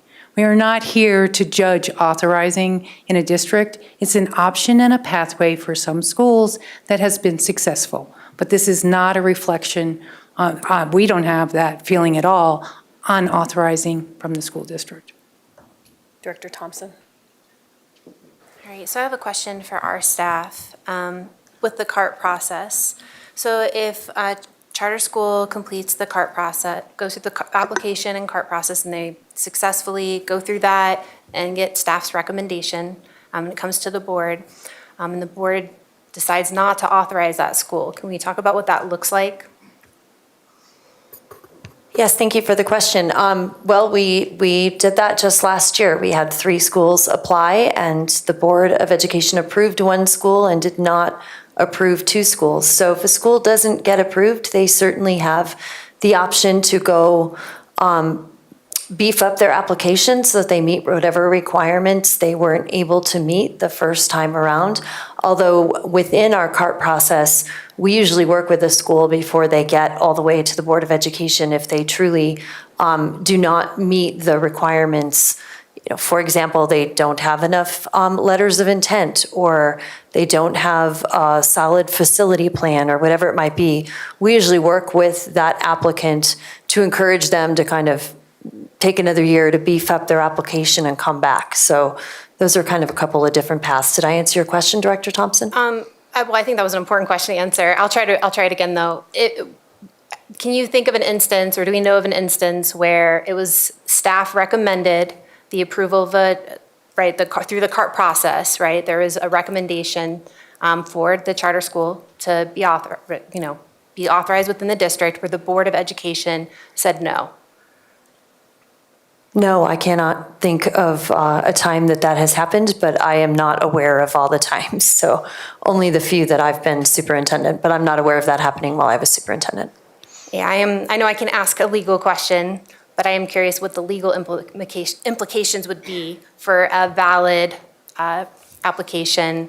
Being turned down? Yes, being turned down. Yeah, I can answer that in general terms, and so I think Council Klimesh will trust me to get this one in general terms. But in general terms, if the Board of Education turns down a charter school, that charter school has the right to appeal that decision to the State Board of Education, and the State Board of Education can make the decision to remand it back to the school district. In other words, the State Board of Education says, please take another look at this applicant. And if the charter school board, if the Board of Education denies again, then it can be remanded again to the State Board of Education for a decision. I think I got that right. Twice. And if Twice? Yeah, so they can go back to the state board. If the state board agrees that the applicant should be approved or at least get reviewed again, they can send it back to the district, and at that point, they have to enter into a contract. Correct, yeah. Okay, and my last question for staff, is it your perception that the timeline, it would be quicker with CSI versus with us? So I have our timeline right in front of me from our website, and the website has the decision by the Board of Education approving or denying the application happening on May 27th. So I'm sorry, Dr. Croy-Lewis, you went through very fast, but I think that's about the same. Yes, it's about the same, although May or June board meeting. Can I ask a clarifying question for the superintendent? Is the process as though, to go through the process, though you couldn't currently apply, correct? I'm not sure I understand. To meet the May deadline? The intent to submit is due by January 15th. So, a charter school would have to put in an intent to submit by January 15th. And then the application would be due by April 1st, no later than April 1st. So no, it is not at all too late to apply for the spring. Is that what you were asking? I'm sorry. No, I was just making sure that you could, like for this year, it's closed. So we would have to wait till January to apply. So you would apply January, you would put in your intent January 15 of 2025. So in 4 weeks, and start that application process in about 4 weeks. And it would be due by April 1st, and a decision would be made May 27, 2025, which I believe is the same as Dr. Croy-Lewis laid out. So perhaps I'm missing something. I apologize. Nope, I'll just yield my time. The only thing I would say that's different than ours is, or different than the districts, is we have a spring that's very similar, spring cycle. We have a summer cycle, and then we waive timelines for cycles for applicants, because we don't want to hold the applicant in a bad position or hold them hostage if a school district has not made a decision about a release. So we're very flexible because we have kind of a rolling application process, because that's what we do, so. Okay. I have just questions for Ellie, so unless you want to ask staff questions. Okay. All right, so I just had a couple questions for you. How many students are you hoping to serve? So we talked about a stair-step approach. So at full build-out, we'd like to serve around 700 at K through 12, but we'll initially have around 390 is what we're going to shoot for the K through 6. Okay. And then could you elaborate on the qualifications and the experience of your founding board members in managing K through 12 education? As the founding board members, we're not managing K through 12. We are just the founding board members bringing the resolution to you all. And then as we go through the process, we will help collect those letters of intent. And I really think in the letters of intent process, we are community residents who live in Sterling Ranch and who live within Douglas County. And so we will help get parents involved and know about the school. Okay. And then have you conducted any meetings or outreach yet in Sterling Ranch, just based off of where you're at now? Yes, so once again, we have, you heard from many residents tonight in Sterling Ranch that they were supportive of the application. I think it far outweighed people who didn't want the application. That was done because we had to talk to our neighbors. Like I said, it's you have to do kind of the cart before the horse scenario, but we had to talk to our neighbors and ask them to support the application for release. But it's also complicated because we're just asking for the release. We don't quite yet have the details to have a community meeting that we do plan to have. Okay. So for example, the people that showed today, what was the mode that they received information? I individually called and have put my heart and soul into this project. All right. And then just making sure that the questions that I had listed while you were presenting. All right. I actually have additional follow-up questions for staff, but I'll let you go, Susan. I don't want to hog the mic. Yeah, I think all the public comment of support was in support of the school and to have a choice. And I just want to remind us that's not what we're voting on.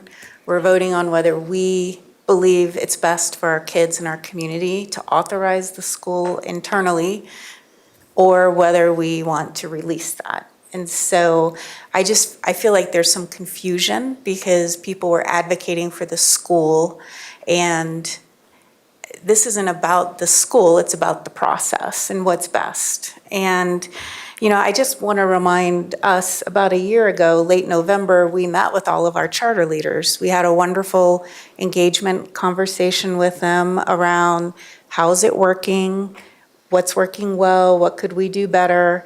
I think maybe Tim maybe wasn't there, but everybody else was part of that. And so I went back and I looked at my notes because I felt like this was very relevant to this conversation. And basically what was highlighted, there were 7 things. The positive working relationship between the board, their inclusion and integration in the programs and services that we have available. They have access to readily available access to, say, 8th grade expo. There are all kinds of opportunities because they're part of the Douglas County family. They were very happy with the special education support, the flexibility and feedback, the quality of services. They really loved identifying with a high-achieving district, which boosts their reputation, aligns with the shared goals for student success. And lastly, the support for charter leaders. And I think we heard Mr. Mosier say that he meets regularly with those charter leaders. And so, in my mind, I'm just sitting here thinking, what is going to best support our students in our community?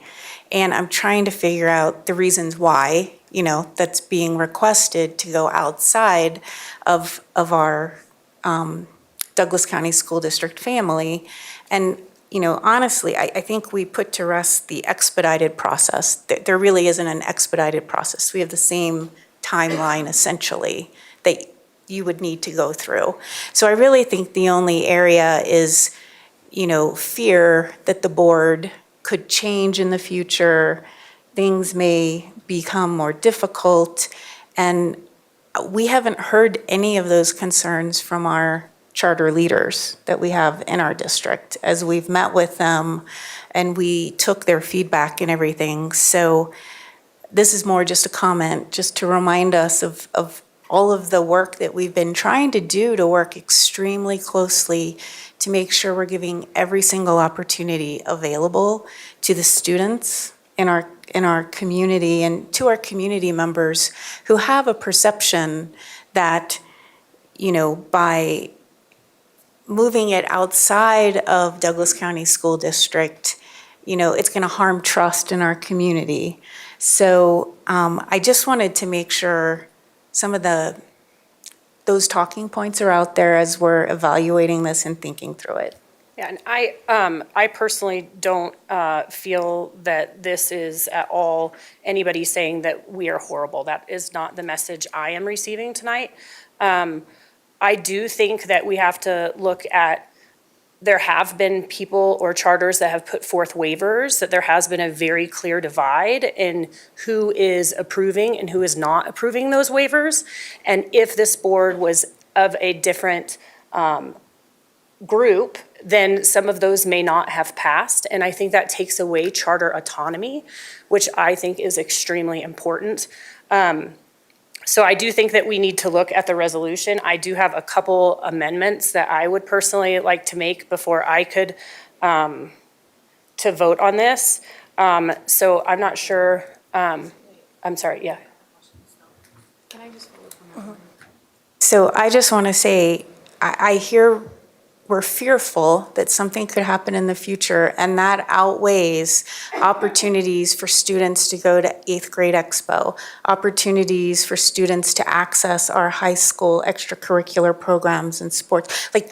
We have an amazing district where when a charter is part of the family, there's a lot of opportunities for those students. And so that's what I'm advocating for. I'm advocating for our kids in Douglas County School District, of which about a quarter attend charter schools, to have those opportunities. And so that is where I am advocating, and that's where I'm leaning.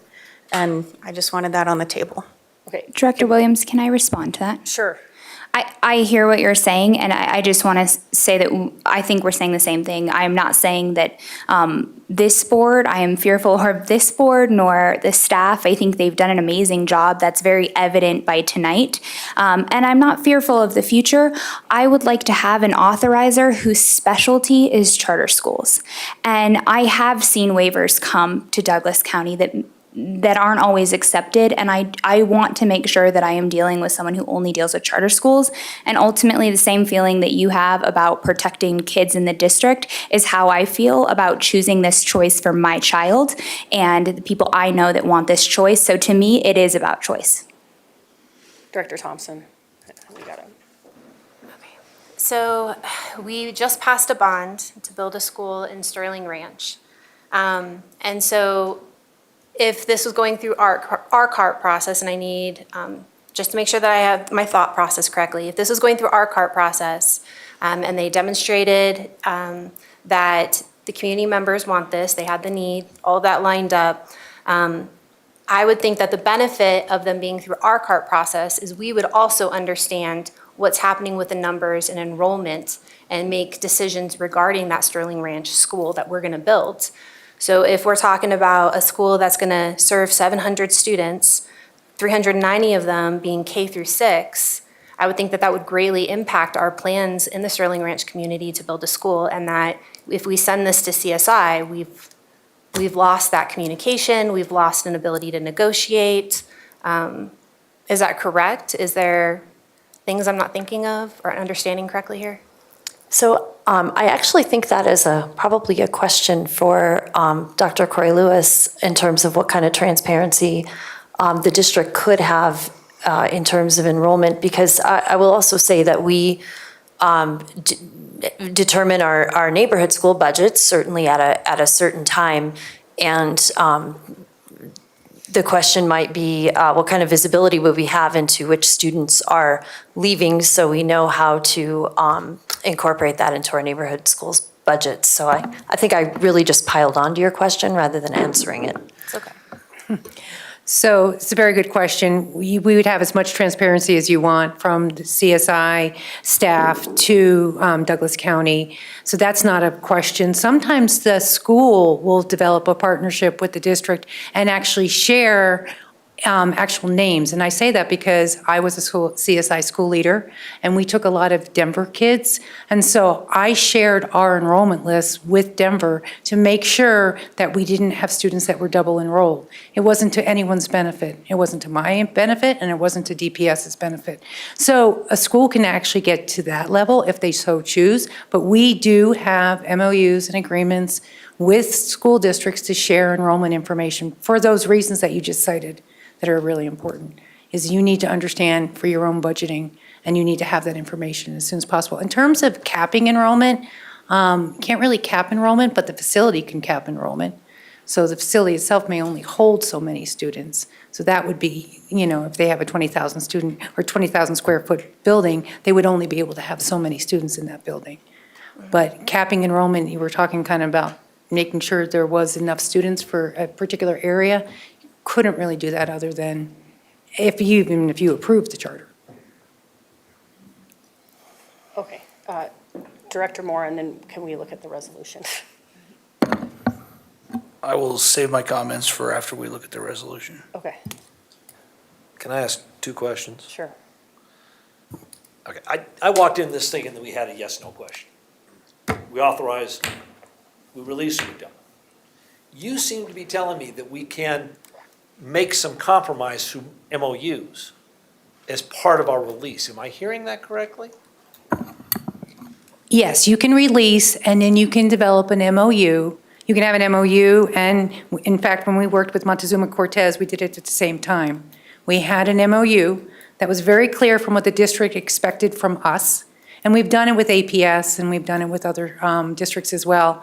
So this is what they expect, and then it's signed by the district board and CSI, and we abide by that. And then in addition to that, a release is a separate resolution. But the MOU is very clear on what the expectations are. So we could draft, if we had a little bit more time, an MOU that says you will consult with us on, CSI will consult with us on the traffic patterns.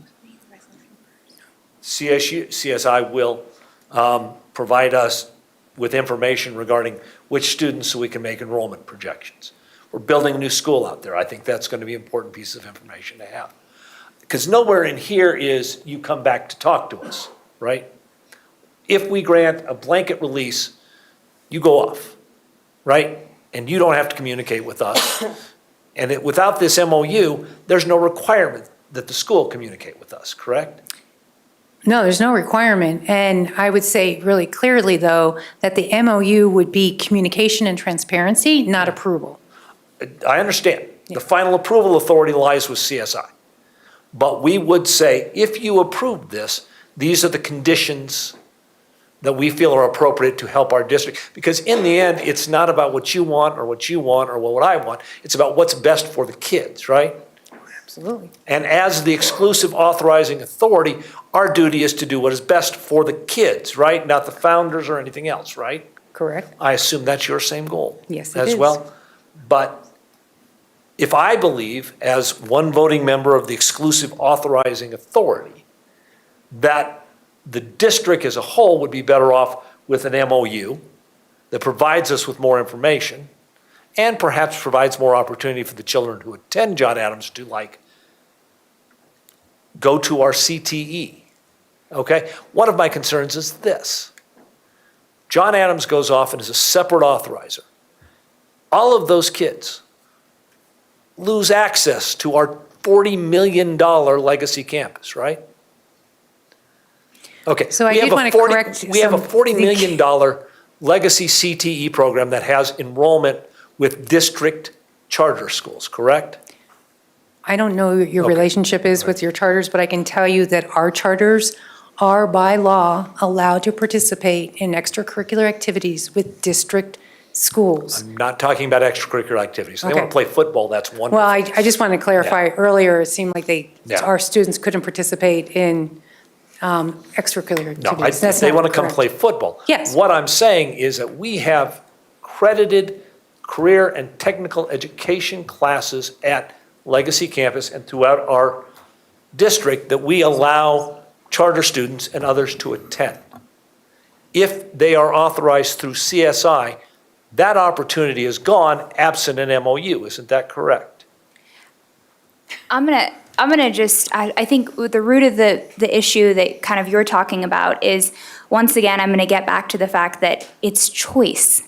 If a parent like myself wants to enroll in that neighborhood school in Sterling Ranch or Coyote Creek, because that's where my feeder school is currently, and I want my child to be able to access the things at Legacy Campus, then I will choose that. When you're talking about what is best for children, at the end of the day, those children have parents, and this is about parental choice for the children.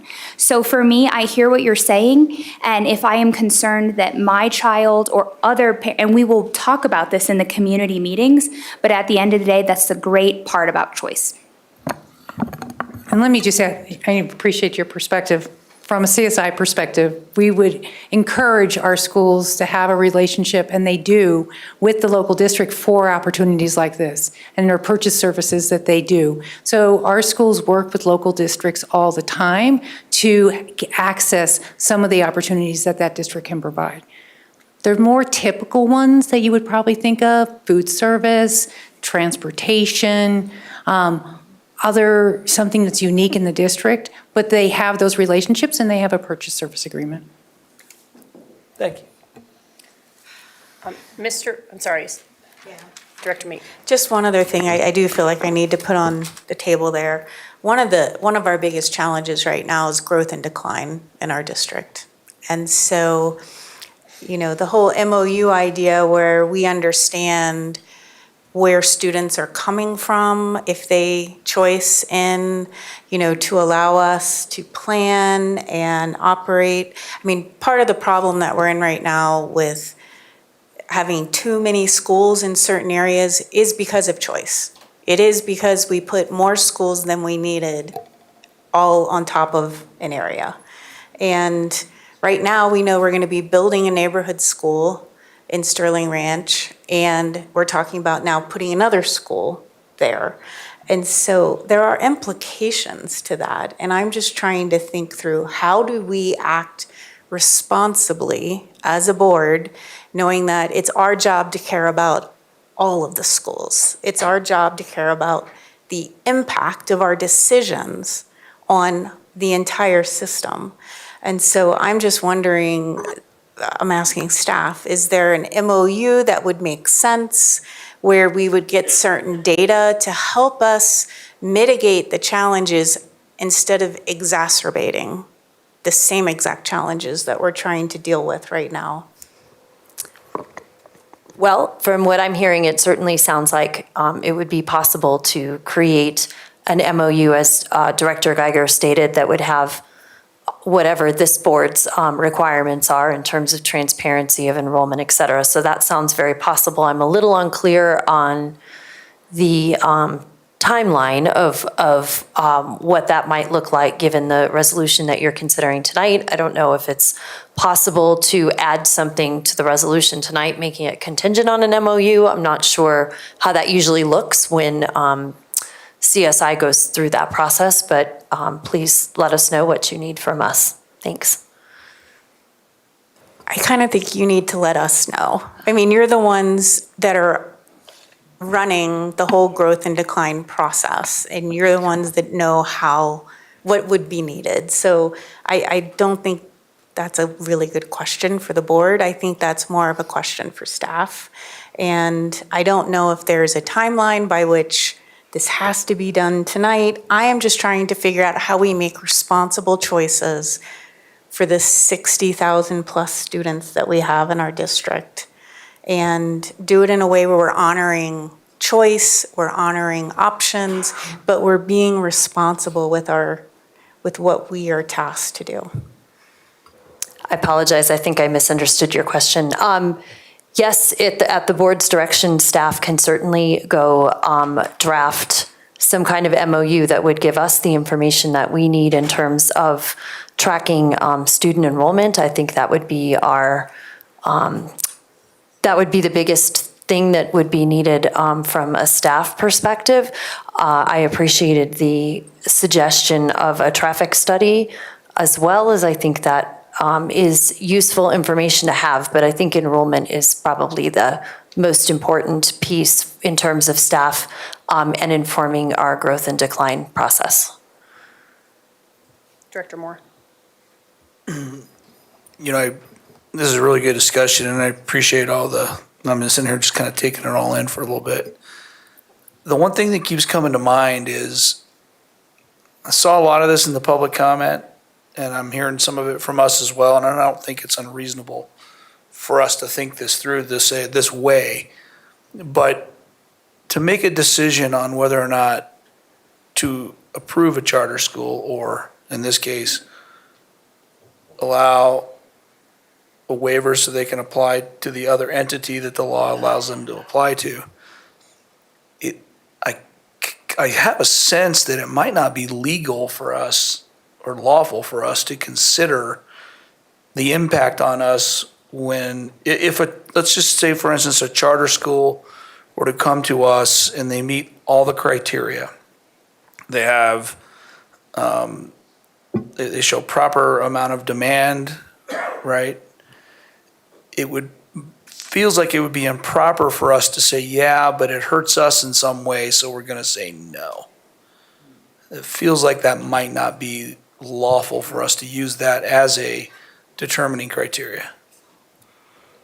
So I don't think that was the intent of the MOU. The MOU would be to give us data so we can utilize that in our planning process. I don't think that's part of the approval process. That was my understanding of an MOU.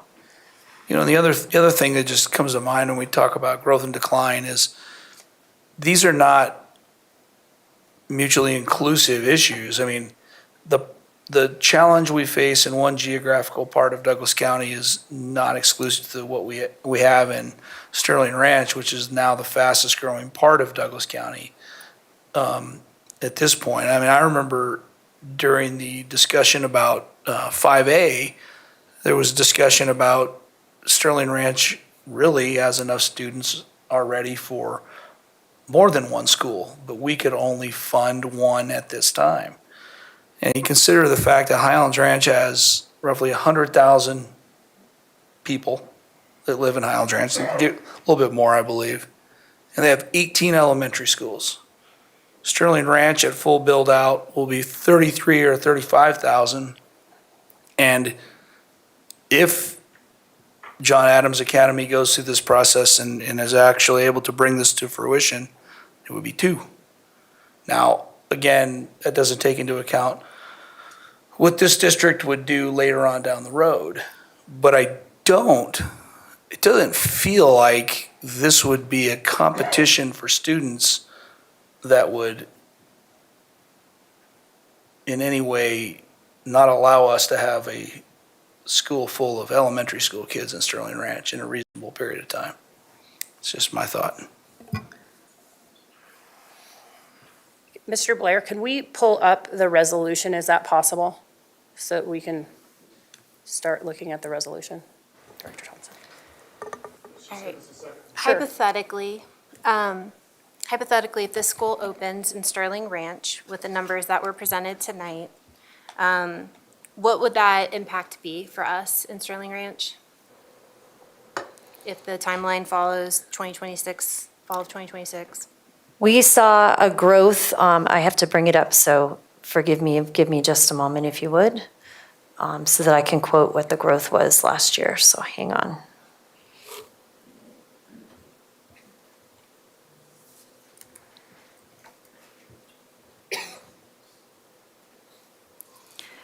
Okay, so the K-6 population in Sterling Ranch from 23 to 24 increased by 122 kids.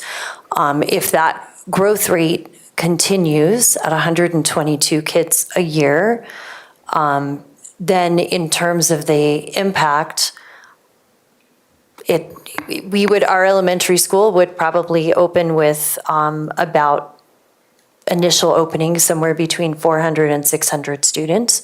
So there should be enough students in Sterling Ranch at that time that are physically located in Sterling Ranch. What we cannot predict is we do know that 24% of our Sterling Ranch students do attend charter schools, just like is consistent across the rest of our district. And a number of those families would likely continue to be enrolled in Coyote Creek for the sake of continuity for their family. But we don't know what any of those numbers look like, so it's really, really hard to predict. I will say that in the long run, Sterling Ranch being at full build-out, there certainly will need to be more than one school in Sterling Ranch in the long run for that full build-out. Sorry, I'm just trying to figure out how our current plans shift with that timeline opening in 2026. Do we open a smaller school? Do we delay building a school in Sterling Ranch? I don't know how to answer that without knowing if they're moving forward, but in the hypothetical, in the short run, would we have to look at options like that?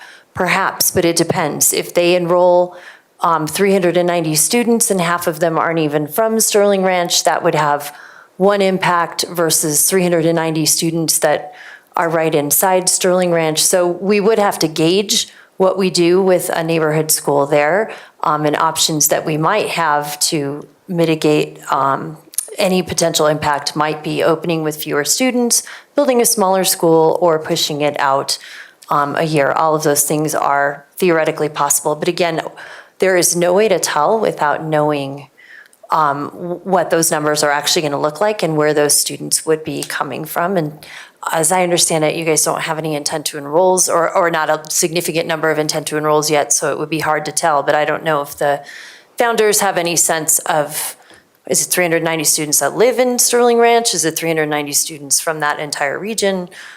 So that those would all be pieces of information I'd have to really answer. Sorry. Okay. I don't believe that we're looking at all of them in Sterling Ranch. Solstice is also served out there. Likely those kids will feed into the neighborhood school as well or choose this option. And in our presentation, we did talk about targeting Northwest Douglas County as well as South Jeffco.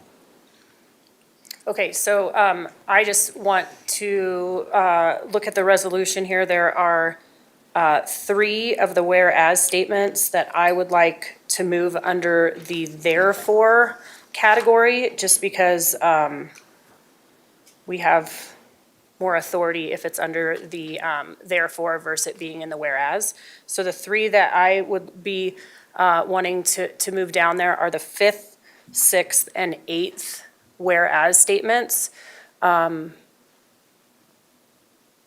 Mostly talking about the land, and that, so that will go under therefore, so that we would have, if for some reason it went crazy, then that we would have authority to come in. And then the 6th one being that you're going to be in Sterling Ranch or north and west of there.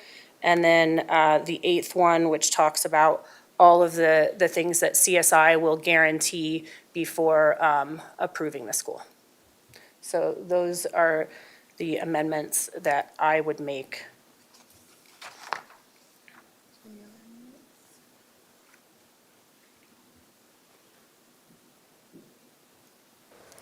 So when reviewing the other resolutions, when we've released charter schools in the past, they usually start with the reason or the logic for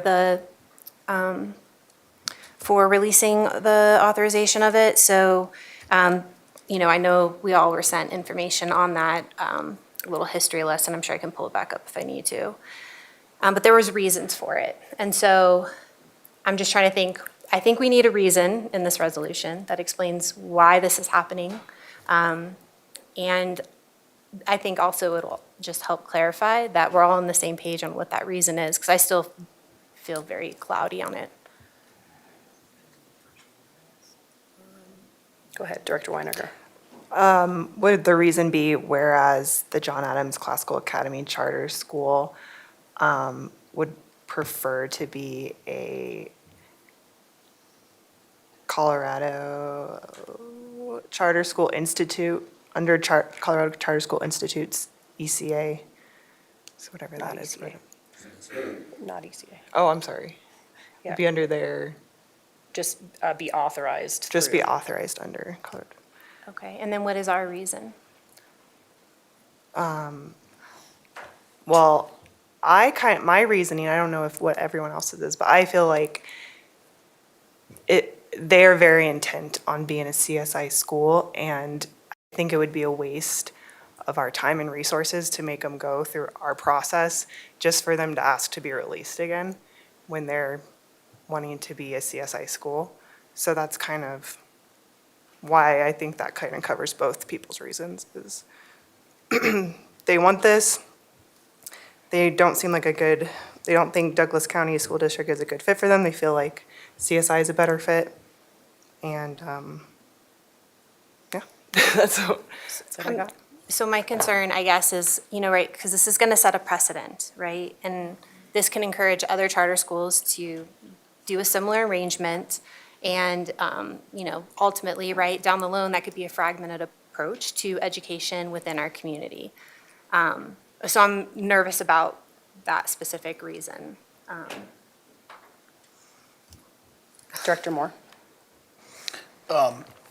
So, it's clear to me, and I think we all are probably pretty close to the same thought process on this, is it's definitely something we're not used to, this type of request.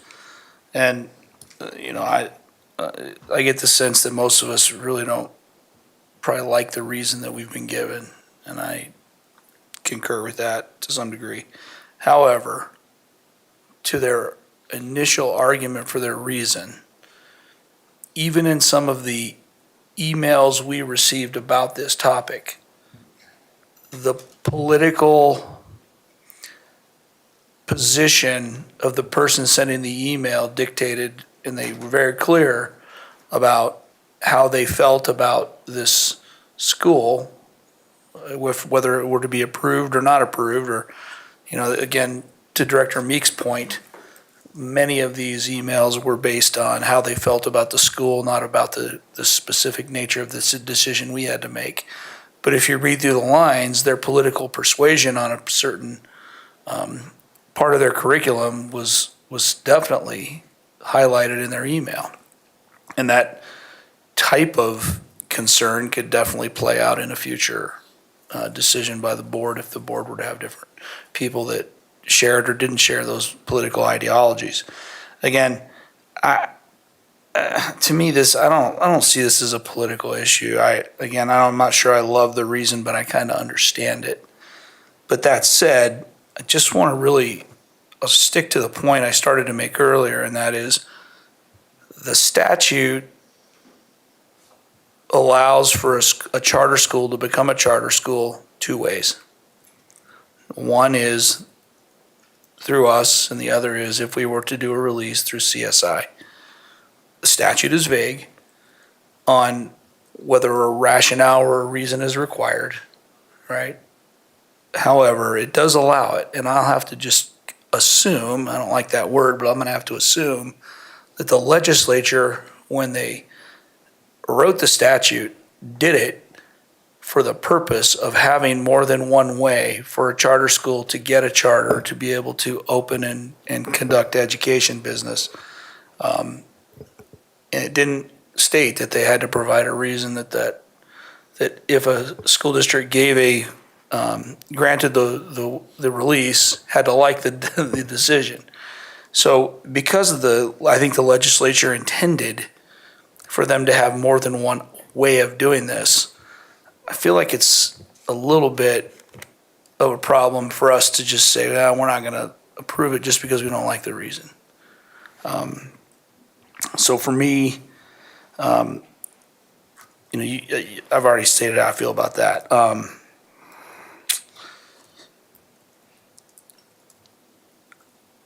I think if we are going to say no, we have to have a strong substantive basis for it, a very objective basis, not subjective.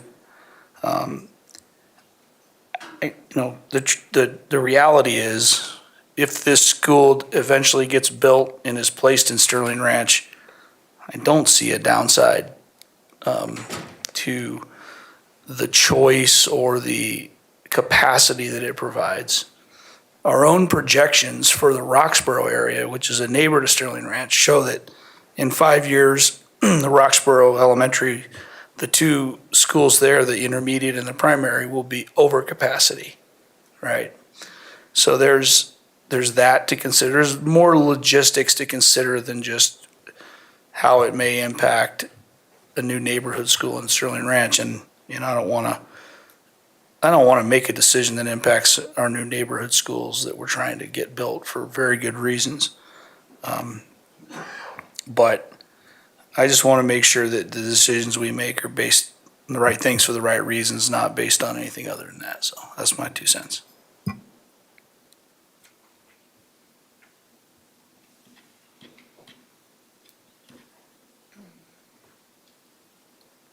Director Weiniger? Am I okay to make a motion then, or Yeah. do we still want to do? Do you still want to add your amendment? Okay. So those three, like I said, 5, 6, and 8, and those are the only additions that I would have moving. So, I personally do not feel prepared enough to even to take a vote tonight. I have still so many outstanding questions and points of clarity that I need. But I at least think we should have in the resolution at least one-sided reason. I don't know if we can come to kind of like an agreement on what our reason would be to release, which I would have preferred, but I don't know if that's possible tonight without more research, more understanding of this process. I would feel a lot better if I knew that you had met with our staff to learn about our process and met with our superintendent. We had a charter school that we released in the past to CSI because of a conflict with policy, and the board did release them to CSI when that came up. And so, I know I would prefer you guys apply through us, and for reasons and questions I stated earlier, but also just us doing our due diligence. But as complete as we can make it, I think is helpful. I I personally don't think it needs additions, but if you wanted to add, whereas the John Adams Academy would like to apply through the Charter School Institute to have stability in their endeavors, I'm fine with that, but I don't. Can I weigh in on that? I do just want to highlight the part that says whereas, which I believe is in your amendment to change to therefore, where it talks about CSI. I do think it would be duplicate. You know, we are letting you know our process and then exactly what will be examined by CSI in that process. Right, this was just more about your reasoning of wanting to go to CSI, not about the CSI process. So, I mean, if we need to add something that says that they're choosing to do that so that they can have I think you said stable authorizer, or from your view, then I think I'm fine to add that, but Director Geiger. So to be clear, it seems like we do not, like the majority is rejecting the very idea of an MOU that would provide us the information we actually need to plan. I mean, is that where we're at? We're just going to accept this resolution. We're not going to delay it. We're not going to get an MOU. We're not going to know what happens. We're just going to one day wake up and see how many of our kids are gone. I mean, is that essentially where we're at? Yeah, I mean, I personally think that if they can open up with this number of students and there are this many parents that do intent to enrolls, then I think they should be allowed to do that. In no way, those are two separate questions, and apparently I'm not expressing myself well, okay? We will not know.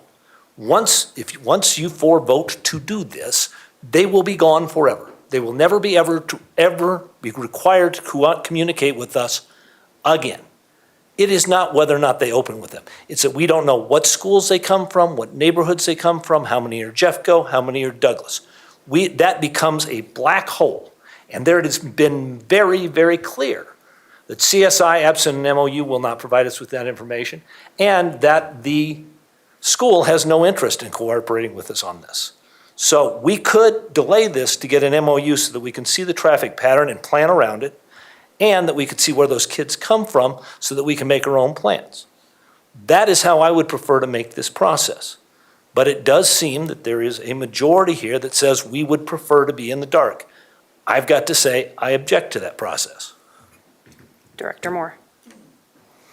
So on face value, I don't disagree with Director Geiger that having an MOU that supplements this, to agree to transparency and information sharing is not a bad thing. Would it, if we were to, it sounds like that would have to be a separate resolution that would connect with this in some form, I assume.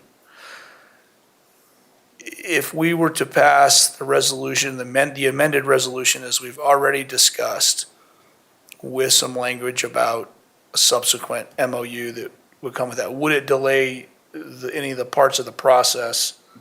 I mean, I think absolutely. Would CSI require that MOU to be, or that MOU resolution in order for you to move forward in your process? I guess it's really for Dr. Lewis is more the question. I apologize. We don't require the MOU to come first. Okay. And I would have to say I take some exception to the fact that we would not communicate unless we had an MOU, because we would communicate.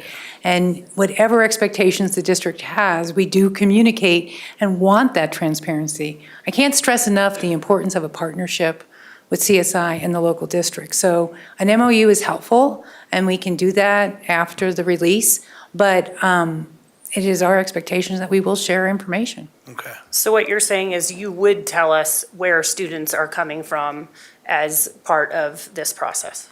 And so by law, we can't give names of students and where they're going unless the school chooses to share that. But the school can share kind of in terms of the geographic area. We can't give addresses and you can't give names and things like that. If that's helpful, again, it is helpful for most districts to understand the enrollment of the CSI school, the accountability, and how well they're performing of the CSI school as well. Superintendent Kane. Yeah, I'm wondering, would you be able to give us information that says, the school has this many students signed up that currently go to school X? That's really what we need. We need to know, 10 kids are coming from Coyote Creek and 5 kids are coming from Ben Franklin, whatever it might be. Is that level allowed, or is that too close to identifiable student information? Yeah, I mean, it's very difficult because, again, we've been dealing with this for 30 years now in charter schools because this is a common question that's always been asked. And then it becomes difficult. Are you saying you're taking 20 fifth graders, or are you taking 2 kids from first through fifth? So it's impossible to do that, but it is okay to do, and you're allowed to do kind of like a zone or a geographic area where you can see students are coming from, if that would be helpful. I don't think a school would object to that, but anything that would identify the student would be of concern. I would also say, Director Geiger, I think you said it was a dark hole and that we would disappear after today, and that's absolutely not the case. I live in this county. I'm committed to it.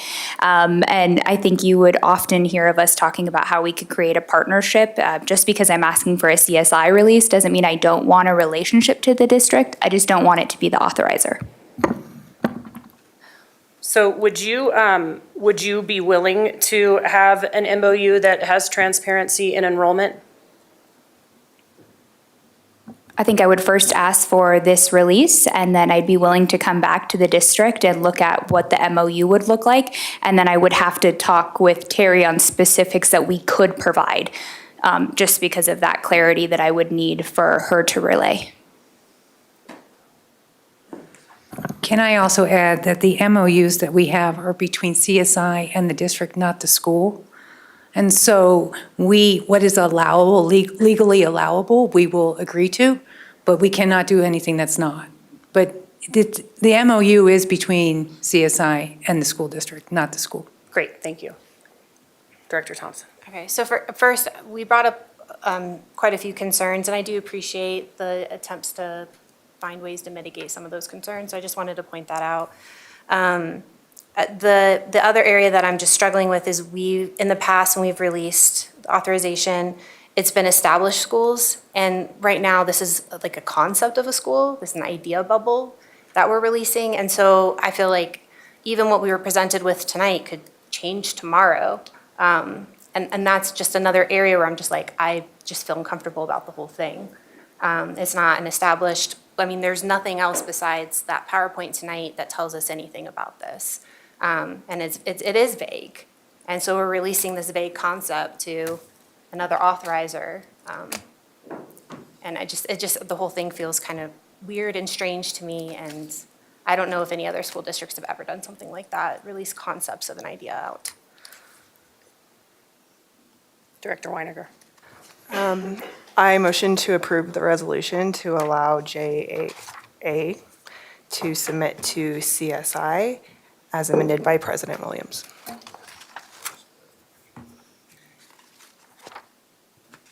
Motion by Weiniger. Do I have a second? Second. Second by Myers. Geiger? No. Meek? My vote is always based on what I believe is best for student success and our community, and at this point, my vote would be no. Moore? Yes. Myers? Yes. Thompson? Preemptively releasing this charter undermines the integrity of the established authorization process, which is critical for ensuring due diligence, accountability, and alignment with local educational priorities. It dismisses the fact and removes the voice of 60% of our voters who supported funding to build a public school in Sterling Ranch. It bypasses the district's opportunity to engage in a constructive review, collaborate with this charter, and validate community support. If we deny this release, it allows us to fulfill our obligation to our students, staff, and community, ensuring that any new educational initiative is introduced in a thoughtful, equitable, and well-coordinated way. So no. I am an aye. Weiniger? Aye. Passes 4-3. Thank you so much. Thank you put all. you through it. All right, moving on to item 29, the school year 24-25 proposed mill levy certification.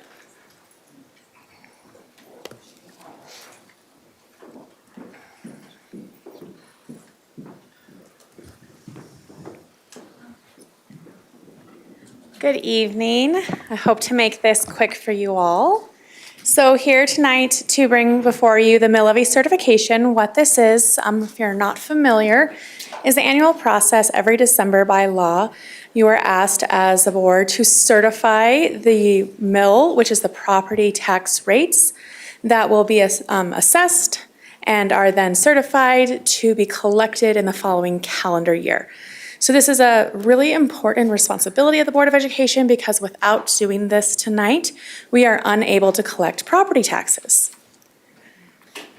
So I'm going to first just highlight the different types of school tax levies that we have here in Douglas County, walk through the basic calculation for our general fund and our bond redemption, show you the draft recommendations, and then we'll wrap up with the action requested, which is for you to actually conduct that certification by approving the resolution tonight. So we have 4 different types of school tax bills here in Douglas County. The largest one is the School Finance Act. This is the local share of the total program formula, which gets to our per pupil revenue. This is a fixed tax rate or fixed mill, meaning the amount that we levy is set to the rate annually, and that dollar value will change annually. This rate of 27 mills is set by the state. We don't control that rate locally. The next category we have are overrides. Douglas County School District actually has 6 separate overrides. They add up to $139.7 million, with that most recent one being the 2023 mill levy override that our voters passed a little over a year ago for $66 million. So those do not sunset, as in their ballot language, they would exist in perpetuity unless the voters at the ballot said to revoke those, and so every year we certify those same amounts to continue. They are all fixed dollar mills. What that means is every year there is no inflationary adjustment, there's no cost of living adjustment. We collect the same dollar value, and the tax rate will change depending upon the specific year. The next type of school tax bill is bond redemption. This is how we pay off the bonds, the general obligation bonds that are approved by our voters. So, as you all are aware, we have just passed 5A for $490 million. We will be pricing $270 million tomorrow morning, 7:30 a.m. up in Denver. And that bond redemption is to pay off that principal and interest of bonds that are sold. And then the last category is abatement. This is allowed by statute for the district's proportional share of property taxes, abated and refunded by the county. This is given to us as a dollar amount by the county. We don't really do any calculations on this other than just pass through what the assessor tells us to do. All right, so this is the calculation. So when you have a fixed mill, so a fixed property tax rate, you take that rate, multiply it by our assessed valuation. So that's the assessed valuation, not the actual value of property. Divide it by 1,000, and that gets you the property tax. So we are recommending that the board approve the 27 mills to collect $285 million in School Finance Act property tax for this next year. So that's the local share of the total program formula. And then you just do the reverse math for our mill levy overrides. We know how much we want to collect, so you take that amount required, divide it by that assessed valuation, which is about $10.5 billion, and multiply that by 1,000. So if we use the 2023 override as an example, we take the $66 million, divide it by almost 6 billion, multiply by 1,000, and that gets a tax rate, or mill, of 6.241 for property tax collection in year 2025. Bond redemption is a type of fixed dollar mill levy because we certify annually based on the amount of principal and interest that comes due in that next year. So we have a best practice. There is actually policy for the school district on debt to maintain 12 months of our debt service payments for the upcoming calendar year in reserve. So we want to ensure that in any given point in time, there is that sufficient reserve to cover the upcoming year's principal and interest payments. So that is, if you were to look at our financials at the end of a fiscal year, June 30th, you'd see a large balance because this is set by calendar year. And what we are able to do with this is commit to what was communicated to the voters when 5A was passed about not raising the tax rate for the bond redemption mill. And so we'll be holding that flat. Staff's recommendation is the 5.204 mils, which was the tax rate we had assessed in 2023 for collection 2024. And that will cover our outstanding principal and interest plus any additional principal and interest off of the sale of 5A.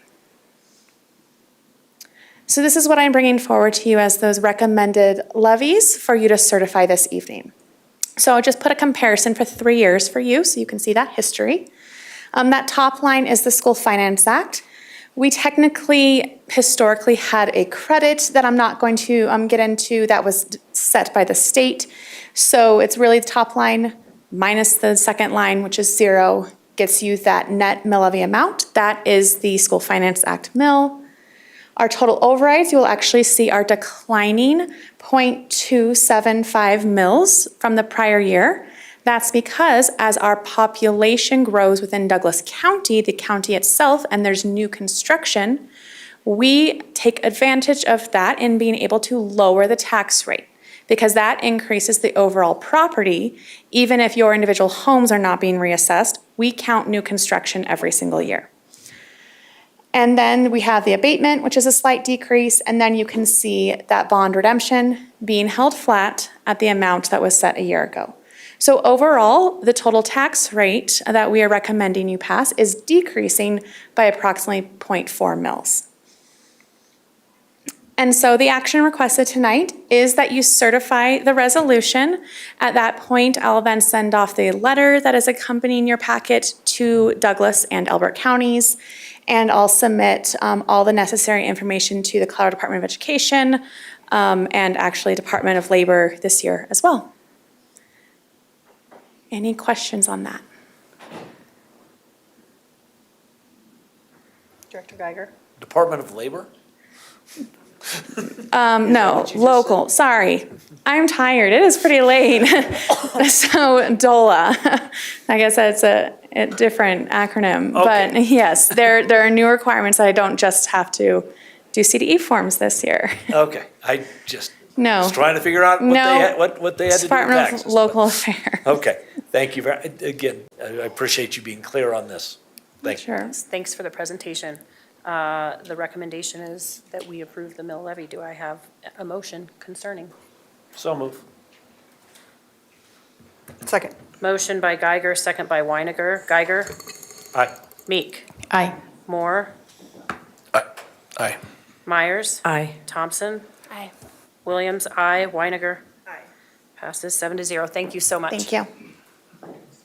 All right, on to item 30, weighted honors recommendation for a 20-minute presentation and a 20-minute Q&A. Oh, Superintendent Kane. Yeah, I just want to, Assistant Superintendent Danny Windsor is going to present this recommendation. This is, to be clear, this is staff policy. This is a superintendent file policy, but we wanted to be sure to follow up with the board and the public because this recommendation initially came forward from our students. I also would like to thank our staff for staying so incredibly late when you all have school tomorrow. Thank you so, so much for being here to answer any questions that the board might have. Dr. Page, we love your glasses. You were not supposed to see those. That's what he wears on a daily basis. Good evening, Board of Directors. Thank you so much for the opportunity to talk with you tonight. I do want to have a chance to introduce some amazing colleagues that I have next to me here. And so I want to introduce Dr. Chris Page, Highlands Ranch High School Principal, Dr. Gina Templeton, Principal of Castle View High School, Ms. Erin McDonald, Executive Director for Castle Rock Schools, and Mr. Dan McMenemy, who has the longest title in our district, Executive Director of Schools for Pathways, Choice, and Alternative Programming. And again, a huge thank you to Matt Reynolds, our Learning Services Officer in this process. This is really a special day today. I know it's been a bit of a long night, but I will tell you this is a huge celebration about our kids. And really this, tonight's really about providing an update again to what Superintendent Kane said, an update to our superintendent file for policy IKF. -R-4. And so it's been really about talking about weighted grades. And really the exciting part of this night is I'll start really briefly and say this journey started for me 18 years ago when I joined this school district, coming from Cherry Creek schools where we had done weighted grades for a number of years. And I'd had a chance to work with numerous students and always wondered when I came to Douglas County, why didn't we weight grades for kids in honors? And what was that impact on our students around college admissions as well as scholarships? And did this put our students fundamentally at a disadvantage when they were applying to go to college, which we have at least 80% of our students are applying to go to 2- or 4-year colleges. So really we grounded this conversation in really about students. And does this give them that same level of competitive advantage of when they're applying, as well as in the opportunity to be able to get scholarship opportunities. And so we've gone through an exhaustive process. We know challenging conversations have in this district, and one of the things is we've had a lot of fun conversations with our friends about this work, and very just honest conversations, because I think there's a lot of perspective to this. But I do want to turn this over to Mr. Dan McMenemy to talk a little bit about the process that we engage. We do want to give huge kudos, just as far as like Superintendent Kane said, this really was spearheaded a lot. It's gone through multiple iterations in this district around engaging in this work, but really our student advisory group came to us last year talking about the honors grades, which then became a resolution that you passed to engage in this work. But do want to bring up Mr. Dan McMenemy to talk a little bit about our process. Thank you, Board of Ed. I appreciate the opportunity to speak with you this evening. I too have been involved in this conversation for approximately 17 years. So it's been a long journey, but we wanted to start with what brought us here tonight. And that is, the background was the student advisory group came to you last year and they asked for a couple of things. They wanted us to take another look at weighting honors courses. They recommended a 4.5 scale, and then they shared that their hope was that this would encourage students to take more rigorous courses in their journey in our school district. So we began the conversation last spring with high school principals, just preliminarily about where people kind of sat on this. This has come before high school principals, again, multiple times before. It has always been shot down at the high school principal level, primarily for a couple reasons. First of all, there was no insurance that the courses that we were offering for honors were similar across from school to school. And secondly, they wanted to ensure that the rigor of those courses was more than the regular course. So we engaged in a process, how could we get there to ensure that those two things were happening? So in September, we had a high school alternative ed level principal meeting in which we looked at the current policy, IKF-R-4. We looked at a draft policy that would include a discussion around honors and that 4.5. And we talked about a possible course universe. And what I mean by that is what would be the courses that would be impacted across our entire district if we went down this trail of weighting honors courses. The other piece that was included in this, in the current policy, is talking about concurrent enrollment courses. And so we wanted to take a look at those and how we could fold those into this discussion as well. In October, we went out to every high school and did a presentation with their leadership team and or teacher leadership teams, and had a discussion with them about the possibilities and what that might look like, and put some language in front of them. And then we asked them some survey questions to kind of find out where they were in terms of weighting honors courses and concurrent enrollment courses, et cetera. We have shared with you all of the staff survey results from that data. I believe it was around 175 people. That's a little misleading because some of those people were representing their department. So in some schools, they had a lot of teachers fill out that survey. In some schools, they said the department coordinator is going to fill out the survey for the consensus of their group. So I feel really confident that a large number of our teachers were able to weigh in where they were on this, as well as other staff, assistant principals, et cetera. In November, that information was taken back to the high school principals, and I'm going to let Aaron share that information here a little bit later regarding the discussion that they had at the level meeting about not only the results, but where those principals felt that their schools were in relation to those questions. And then finally, we had an opportunity to go back to the student advisory group and share with them what we had found to this point and resurvey them to find out where they were at. And then that brings us to tonight being in front of you. So the first thing we wanted to do was take a look at what was happening in the school districts around us. So this information was really what started in September being shared across the system. So what is happening in Littleton schools, what's happening in Cherry Creek, what's happening in Jeffco. And after you look at all that data, when you get to the end, all 22 schools or school districts around us weight AP and IB. They don't have any caveat around that like we have in our current policy with IB. All reviewed used a 5.0 scale, except for DPS, which uses a 5.2 scale. That was my same response, Director Geiger. Honors, advanced, pre-IB, and pre-AP, there was 15 schools or districts that weight their honors. Again, 5.0 scale, DPS did a 5.2, Aurora uses a 4.5 scale. And then there were 7 schools that do not weight honors. And then interestingly enough, in concurrent enrollment or dual enrollment or CTE classes, 17 of those school districts that we took a look at weight on a 5.0 scale, DPS on a 5.2, using varying ways of identifying courses. And so what they really have going on in their districts is not a continual process across all of their schools, but more each school makes a decision what they wanted to weigh is really what I found when I was looking at that information. All of that information has been shared with you. I'm sure you took a look at it. The other thing we did is went back and there was a memo from 2017 that was given to the board that talked about what are the implications of weighing grades for both scholarships and also for applications. And really what this boils down to is in the application process, most schools don't really care about weighted or unweighted grades. They unweight the courses and then they reweight them according to a formula. Where we found out our students were going to have a disadvantage was when they started applying for scholarships. Okay? And the reason is because they generally will take whatever the GPA is. They don't take a look at, is this weighted, is this unweighted?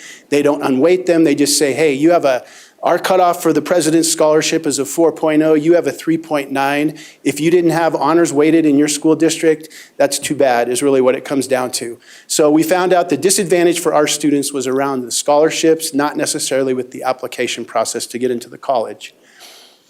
And you can take a look at those. That's what that bore out there.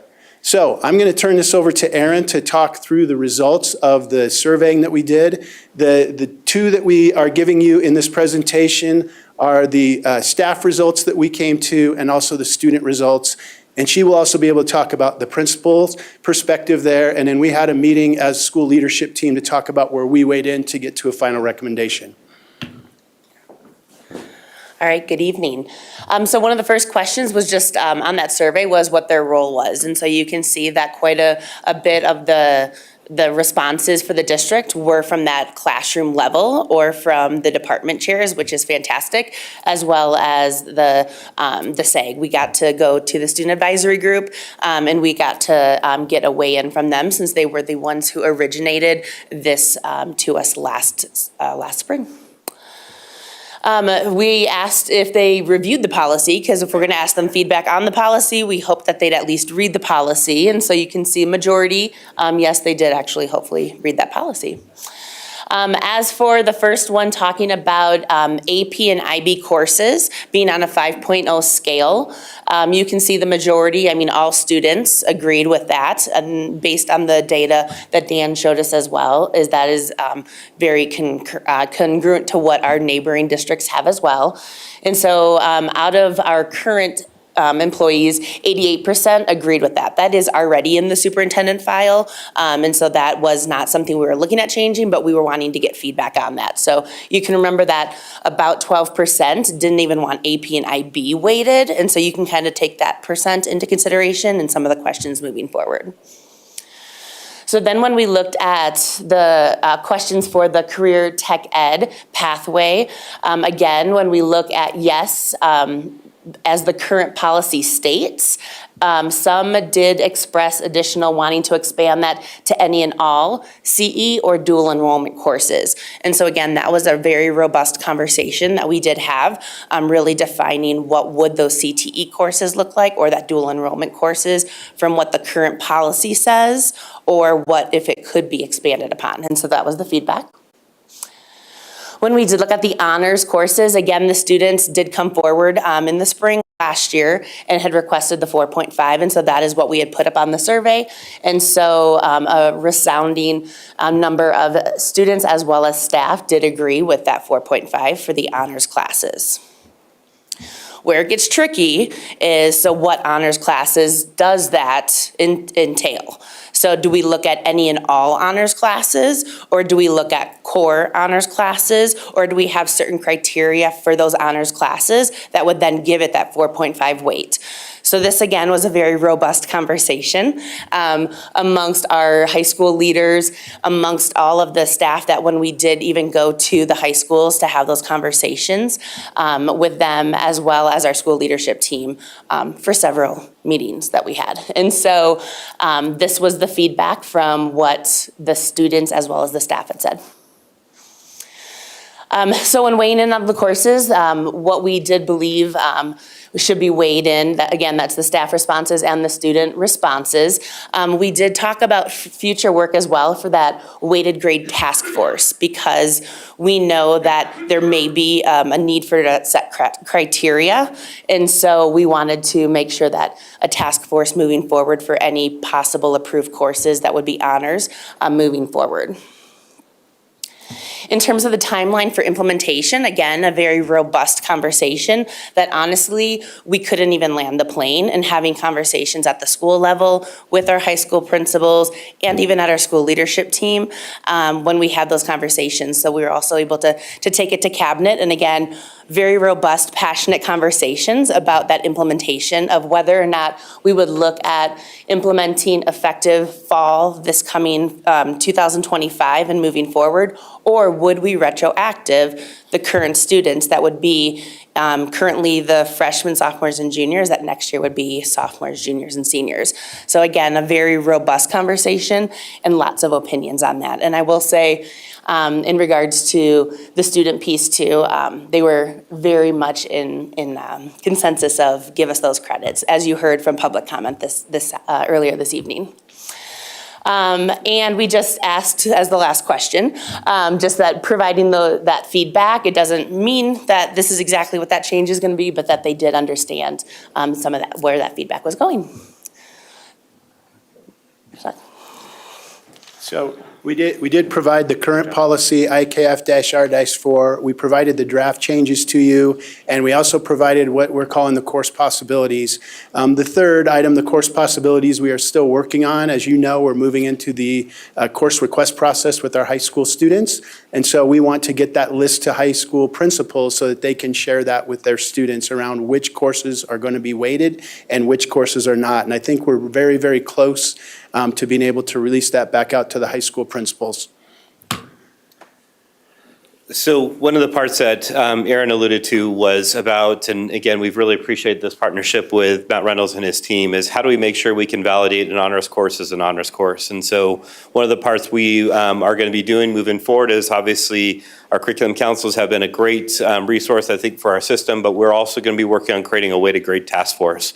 Where, as you can see, we'll have 4 members from each of our high schools to represent the 4 content areas, and they're really going to be able to review our honors courses and validate that honors courses are truly honors courses, and utilize the folks who are teaching this particular work that have the context for this work. And again, we'll be able to have Matt's team to help facilitate that conversation in there as well. So this will be a way for us to be able to validate. We say something as honors, we really do have the ability to have practitioners be able to have be able to weigh in on that particular work. And so as we go through this, again, we'll be able to lean into, obviously, some of the work that really appreciate Matt's team has done over the last few years, in particular around priority learning outcomes, really has helped us identify those priority standards that we are looking at within the system, and how do we delineate those things are being taught within our classrooms across our system. And so timelines for that piece, again, we're gathering names that will be submitted to Erica Mason, who's our Director for Curriculum Instruction and Assessment, as well as Matt Reynolds. And then we will make sure, again, we'll pull that task force together in January, and then again, have that ready to roll for fall implementation. So for specific details and looking at the policy, if you wouldn't mind clicking on that IKFR link, that would be great. Within the particular policy, we try to highlight what was in red as some of the adjustments that were in the policy that we've updated. So in particular here, you see honors in particular has been called out to a 4.5 scale, 3.5, 2.5, and then again, typically in weighted carried formats, you don't get an additional weight for a D in a class. It's going to be the same. And again, if you look to the right of that, we added the CE with an asterisk, which will be down below, which will identify specifically, which it says defined in number 5.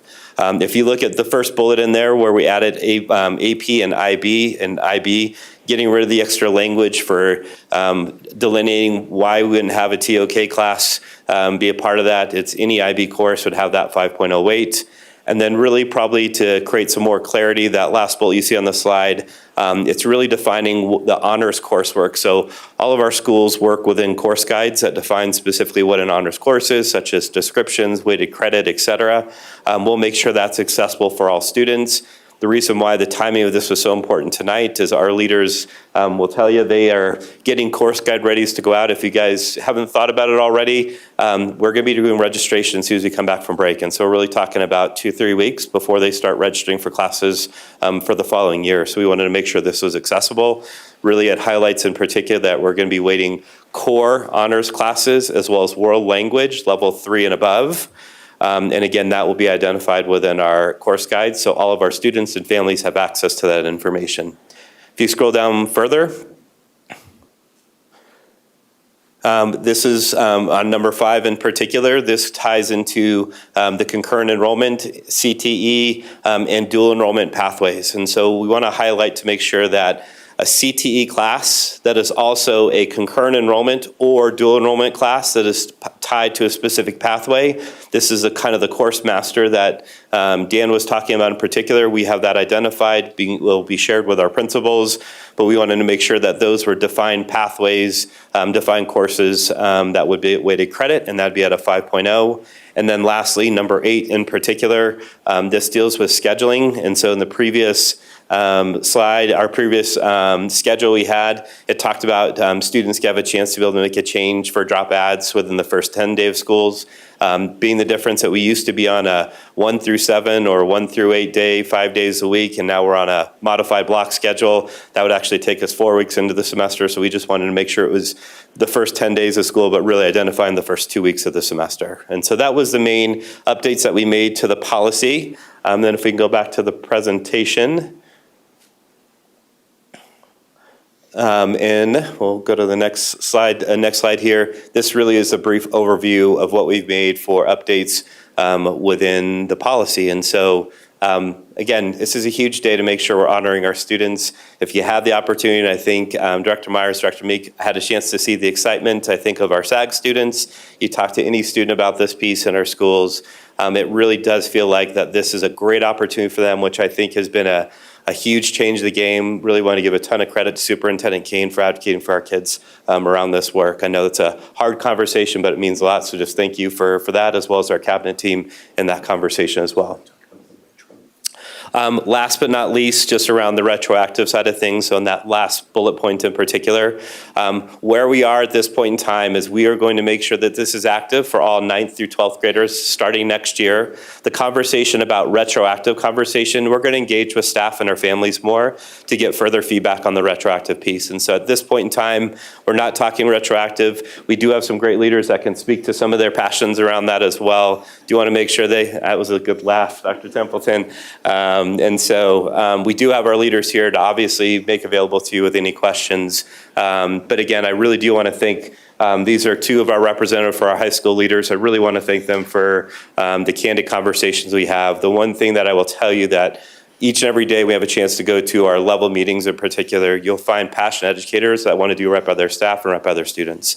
And so just a huge thank you as far as for their advocacy and trying to take care of kids. So with that being said, we'll just open up the floor for any questions you may have in the process. Well, thank you very much, A, for being here so late, but also B, for doing this work, because I've been hearing about this for years, long before I was sitting on the board. Like, when are they going to wait our honors classes? And I know growing up at my school, we waited honors classes. So this is extremely important work, and thank you so much for advocating for our kids so that they can have a better success after here, or at least applying after here. Director Geiger. You know, I want to start with 3 shout outs. First of all, to the 2 students who took the poll, didn't read the policy, but still had strong opinions. That said they didn't read it too. Yeah. And this, I also got to appreciate the 12% of teachers who 4.0 was good enough for me, and therefore it should continue forever. Got to admire the consistency even in 2024. Obviously, the big one is this is a massive amount of work. And it wasn't something you had to undergo, and it wasn't something that was necessary, but it was something our students wanted, and for all of you, who I know don't have anything else to do, to put in the time to do the survey, to find out what is best for our kids. This is exactly why we have such a great staff, and this is what reflects a great staff. So I want to thank you all for that. I will be fascinated. If you want to stream the discussion about retroactivity, we might be able to sell a couple of tickets and get some of this back. Honestly, I can see both sides of this, and I think it's a fascinating one. You don't need my approval to do it. I would be fascinated to see what you do. I agree this is not a board policy. This is a superintendent policy, but I appreciate that we have been kept in the loop 100% of the time.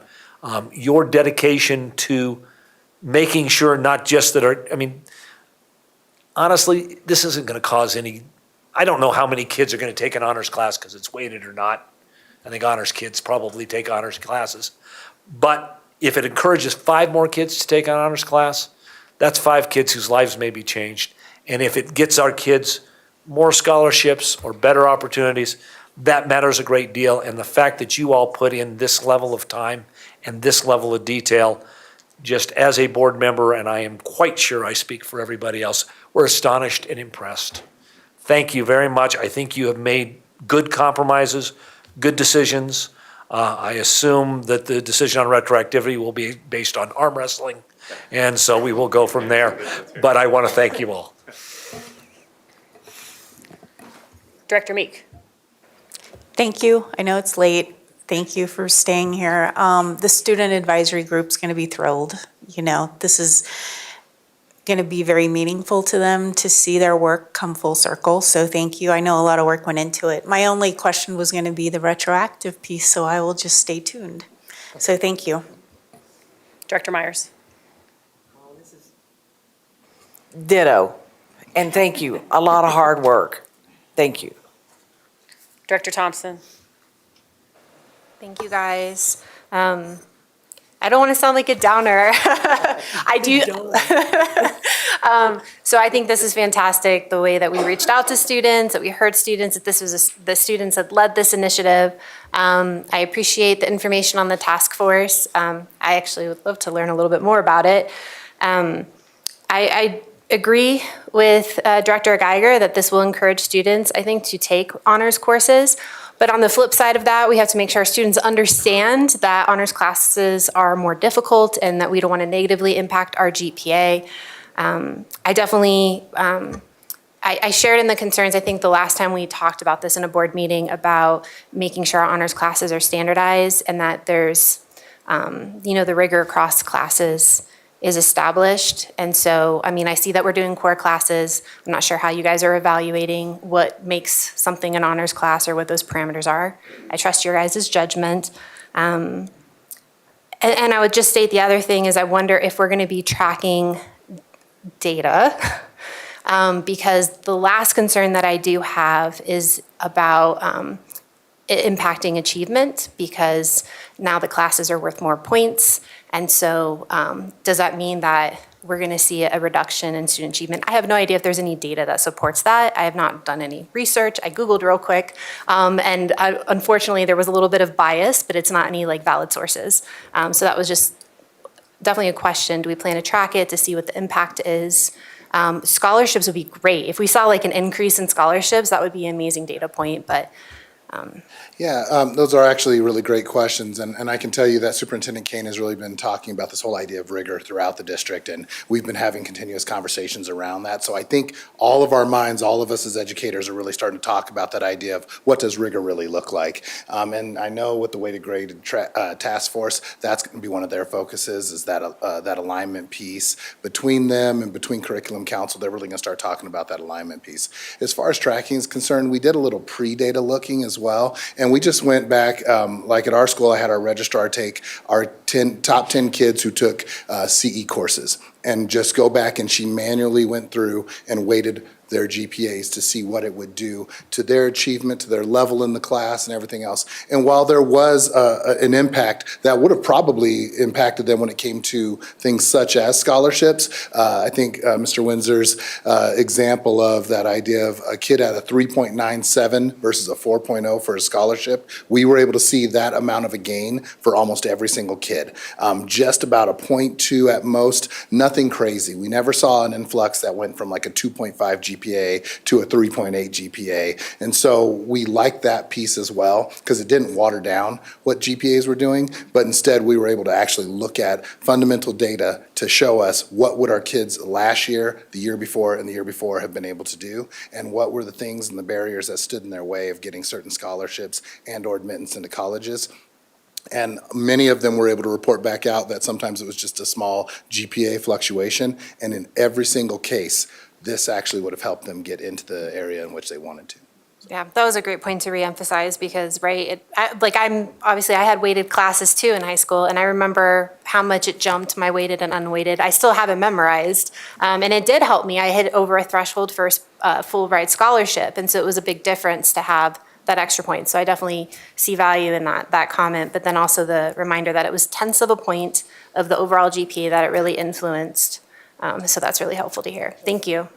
Can I add one part? Just not only just the honors, when you talk about the defined pathway courses for students around CE, in particular, students getting weighted credit for that area. And so I think that of honoring students that are taking high-level courses in that particular area really opens up access for all to have some great opportunity to have that impact as well too. And that's something that I think we've done a really great job, 2 great examples of providing pathways for students. I know you were just working on some pathway stuff and as she was waiting, so thank you. But about creating these opportunities, not just for what we define from an honors side of this, which we want to obviously increase the rigor, but we also want to make sure students who are taking college preparatory classes in these pathways also get honored for that particular work, such as, you know, if it's talking about our cosmetology students that are involved in this particular work, we have the ability to honor more students for that level of commitment and demand that they do as well too.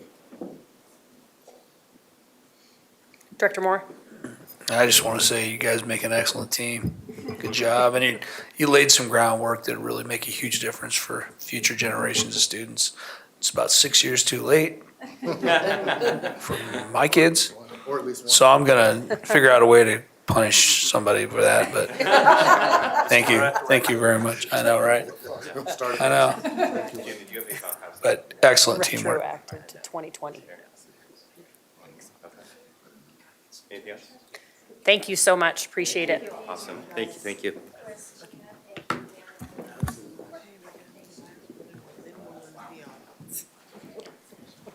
All right, now moving on to item number 31, the approval of course proposal AP African American Studies.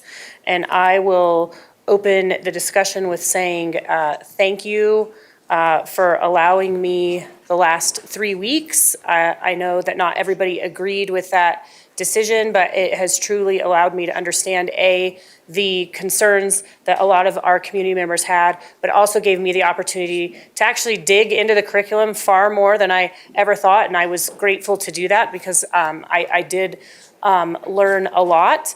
And you know, I think a lot of people have talked about the course that was banned from certain states, and I can say now, after researching and understanding, that that has been revised and modified, and doesn't include some of the controversial topics that were in there initially. So that was helpful for me to understand and learn. So I'm going to open it up to Director Myers.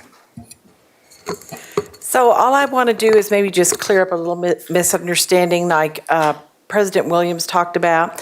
Through the over 120 emails, I believe we got close to 150, there wasn't any underlying anything going on. And to actually to respond to one of our commenters tonight, yes, I did open that up.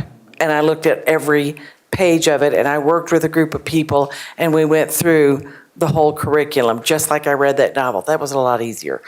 But maybe I wanted to clarify that one of the things that as school board members, that we do connect with our owners, that we do, and we look at their values and their perspectives, and we heard it tonight in public comment, and we got it through email. And what our objective is to choose the materials that provide that rich education. So it is our job to question even the experts. And I was reminded of that during a service a couple of weeks ago when my pastor said, I don't know everything. So you're going to have to ask, and you're going to have to look and study. So I know we've talked a lot about experts tonight, and I think that we're not doing our due diligence if we're not talking or questioning some things. And the last thing that we heard a lot of tonight is we're supposed to teach our kids how to think, not what to think, and I'm just going to tell you, I disagree. There is a part of education where you do have to teach students what to think. You have to give them that foundation, because they cannot be taught how to think if they don't have that initial foundation and of anything. I don't care if it's reading, math, writing, whatever. So we do, as teachers, have to teach them what to think, and then we can open up that door. The only thing that I kind of, boy, what a lot of weight on this teacher, and I know she's still in the room. You know, now it's going to be a super performance, you know. So anyway, but I think you're up for the challenge. And I'm going to be excited to how these kids are going to come out. And it was very, very interesting curriculum, very interesting topics. And so I was quite pleased to read everything. So thank you. Director Weiniger and then Director Moore. I really appreciated that we got a little bit of time at the retreat to discuss this a little bit. And I really liked a point that Director Meek brought up was there is an approval process we have for our courses, and maybe that's something that needs to get better looked at to catch this beforehand. And I was hoping Superintendent Kane could maybe touch on the Curriculum Advisory Council. And I know that was just presented to us like last year, but just a reminder of what that council does and its involvement in the course approval process, if there's any. Yep. Actually, I'm going to defer that question to Chief Learning Services Officer Matt Reynolds as he runs our Curriculum Advisory Council.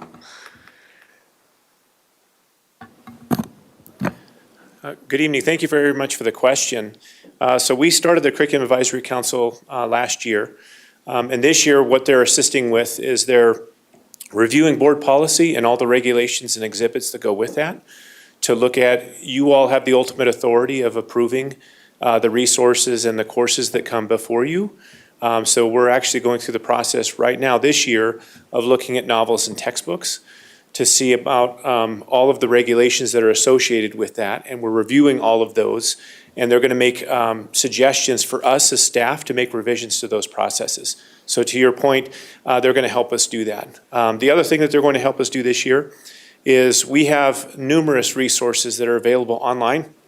I don't know if you all have had the chance to look at our spreadsheets of approved resources that have been done over many, many years. We have resources on there that are very old. We have history books from the 70s that are missing 6 presidents. So we have to evaluate what that means to have a resource that's that old. It's board approved, but how do we handle such things? And so they're going to help us with that. In terms of course proposals, the Curriculum Advisory Council does not weigh in on course proposals. What they could weigh in on is the processes by which we evaluate those courses. So that could be something that we task them to do in a future year as one of their priorities. Thank you. And do you mind sharing who makes up the council? You don't have to name names, but just the type of people on them. Yeah, we have 2 parents, a community member, 2 students, and we have 2 administrators along with some district staff. Thank you so much. And my understanding is we have, for getting courses approved, we have just a new course proposal form, and then we have one specifically for AP. And the one for AP seems a little less robust. Can you just share why that could be? Yeah, we actually have 4 pathways for courses. And you will all get a 5th, now that honors are now weighted, because we'll develop criteria for what makes an honors course, and we'll use that criteria to evaluate courses. But right now we have really 4. We have a standard course proposal. These are courses that are developed internally based on a teacher's idea or a school's idea of introducing a new course, and you guys have seen those before. And those courses, we have a process to ensure that it's mapped to academic standards. So that process asks some very specific questions, from budgeting to resources to textbooks to standards alignment. They have to go through a formal review process on that front. The other 3, there's a caveat to the other 3. So one of those is career and technical education. So we have a separate process because we have to get those approved by the state. And so there's a separate process and there's separate people that have to be involved in there in order for us to get something that's approved. We would not want to offer up a career and technical education course as a standalone if it's not approved by the state. We actually wouldn't want to call it career and technical education if it's not approved by the state. So there's one pathway. The next is for concurrent enrollment. When we call a course a concurrent enrollment course, we have to engage and agree on a memorandum of understanding with an institution like Arapahoe Community College for us to offer that. So it has to come with an agreement between us and the institution. The last, which you're touching on, is AP. We know in order for us to offer AP, there are certain steps that we have to do in order for us to tie an AP title on a course. There's a course audit that we have to perform. There's separate things that we have to do for that. So we evaluate those courses differently because we have different requirements. A teacher that's going to offer that class has to get specific training for that class. We have to evaluate the resources different because they have a resource list for recommended resources that go along with courses. So it's a different process. Now, all of them fit under the same umbrella of a process. We just ask slightly different questions. So on the board docs that you see, it looks like there's 4 completely separate different processes, but what those are questions that we ask that are different depending on whether it's career and technical education, concurrent enrollment, AP, or something that we generate internally. We ask slightly different questions. Those who are experiencing the process by which they submit an application don't know because it's a choose your own adventure. If they start filling out the form and they say this is a concurrent enrollment class, it sends them on a different pathway so that we ensure that we're invested in understanding that memorandum of understanding so that we can even offer that course. Or if it's AP, we have to look and evaluate, can we even offer this course? AP African American Studies has been a pilot the last several years. And so this is really the first year that we've seen full implementation of this course nationwide, now that we've seen the assessments, the standards alignment, and internally in Colorado, the alignment between the guaranteed transfer credit that goes to our universities and colleges, which there are 12 of those right now. Thank you so much. And I apologize, robust was probably the wrong word to use. Maybe more so what I meant, it seemed like there was less review from different groups. It looked like it was mostly principals, which is totally fine. But just a thought I had was maybe involving community input in it would help prevent this outside people being like, oh, what is this new course that hasn't been looked at? We can actually point to, oh, this has actually been looked at, some people from the community. Just a thought from me, not saying that's something for sure we need to add, but just a thought I had when it came to approving this is that would have been nice to kind of have that to reference. But just, I agree with Director Williams and Myers. I think after giving time to review this course, it does do a great job. It's an advanced placement course, so there is a lot of rigor and expecting of including different viewpoints and proving your point, not so much about indoctrination. So I did appreciate being, having that not necessarily be realized, but having that be like, okay, yes, this is true. It doesn't have that. And yeah, just appreciate giving the time. And I think this would be a great course for our kids in DCSD. Thank you, Mr. Reynolds. A couple things. I'll try not to duplicate too much here, but, you know, I kind of look back and I've kind of spent my entire adult career in one way or another advocating for marginalized people in our communities. And so when I look at things through that perspective, I want to take the time to thank Ms. Moses for all of her hard work on this and for listening to the students that asked for this. I think a mark of a good leader takes the time to listen to the people that they're responsible for. And when they ask for things or have input that's good, you run with it, even if it's going to be a little bit difficult. You do it anyway. So I deserve a lot of credit for taking this thing to the finish line and really going hard with it. And I hate the fact that when we asked for some additional time on this, some of the perspective or perception was it's because we didn't agree with that we maybe didn't identify with the racial components that were involved in this or some of the social issues that were involved in this. That really wasn't the case, and I hated that might have been some of the takeaway because that wasn't what myself intended, or I don't think anybody else up here that asked for a little bit more time wanted to create that perception. So I really want to make that clear. You know, I love the fact that this is a course that kids will get to choose. I'm a big proponent of choice, and I admire that what I've heard over this last 14 days since the last board meeting, give or take the number of days there, but there are a lot of people, a lot of kids and a lot of families who want their kids to take this course. And so I think that's pretty cool. So with that, you know, I fully support adding this course, and I just want to thank you for all your work. Director Thompson.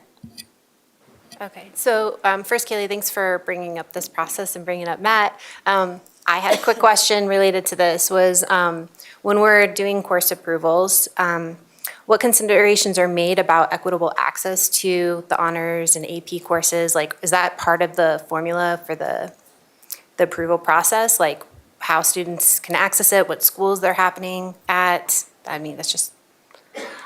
That's a great question.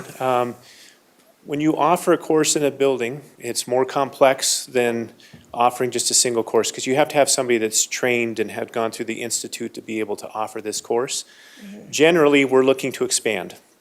We look to expand our pathways for kids, and that's the primary thing that we're looking at, especially things like AP that we know that institutions, you know, certain institutions will grant credit based on the scores of their exams.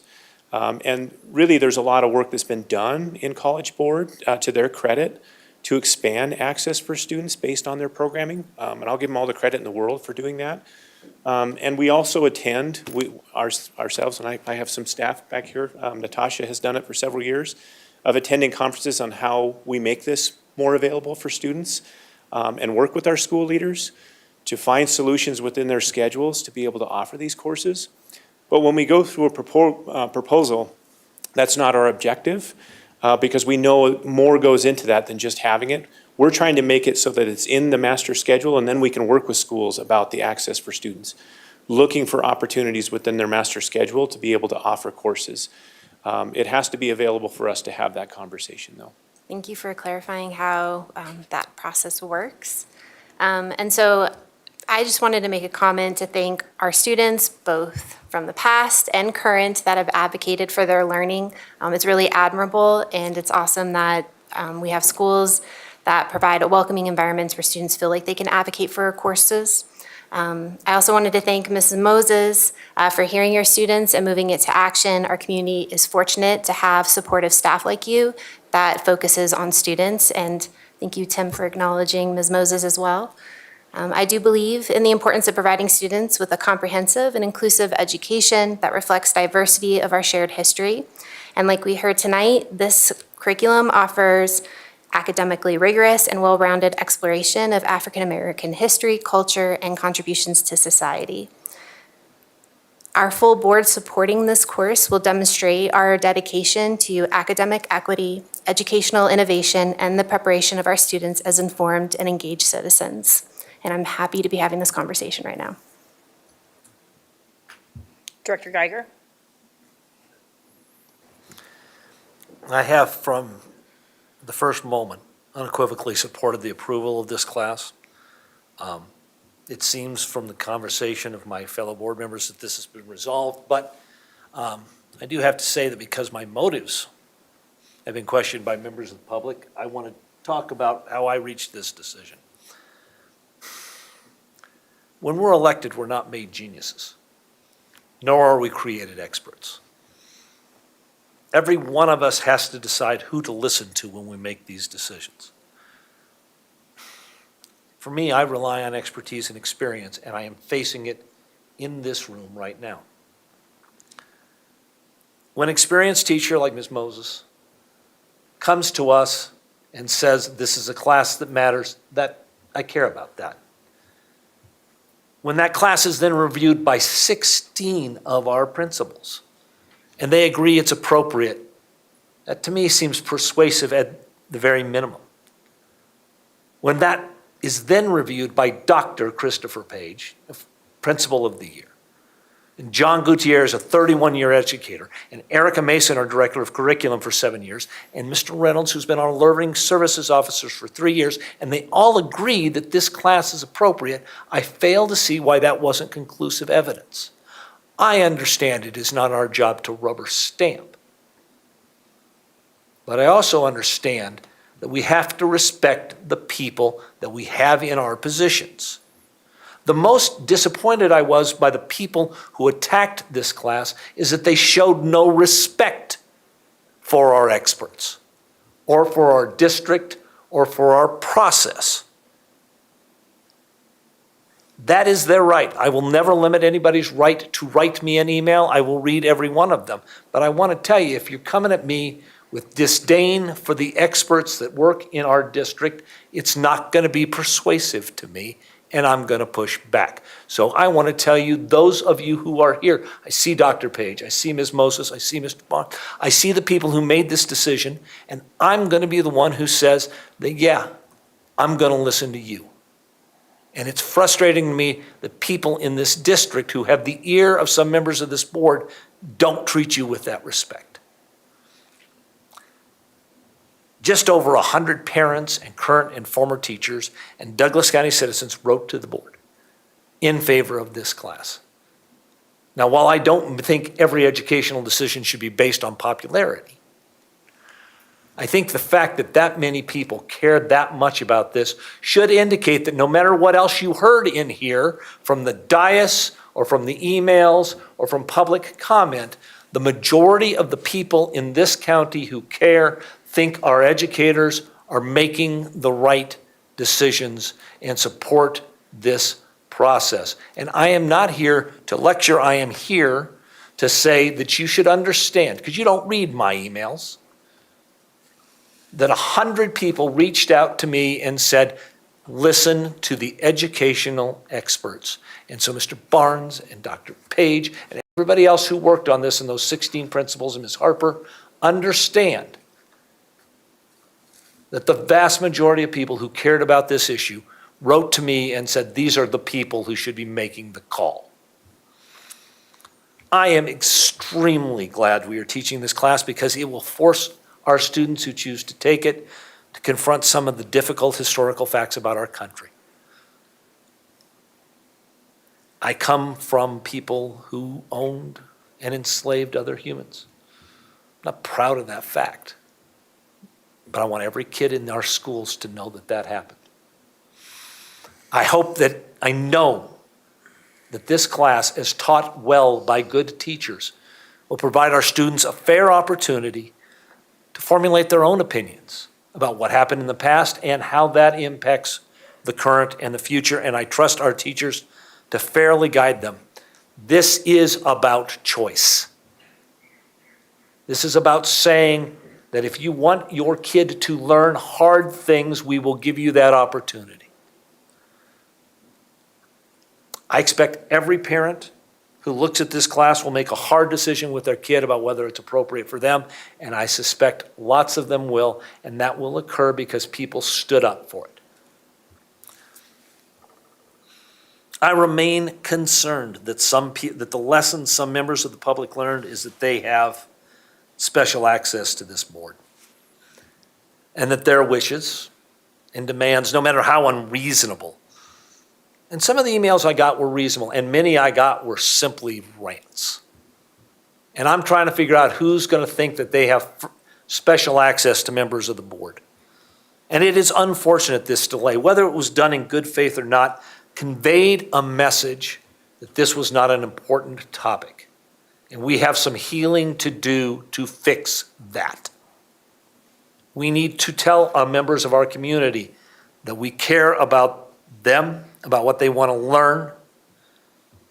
This is not the last time that the public's going to come howling. We know that they'll set a Twitter mob on one of our teachers if they say anything like the wrong thing. We're going to have to decide how to deal with that, and there will be differences of opinions across this board.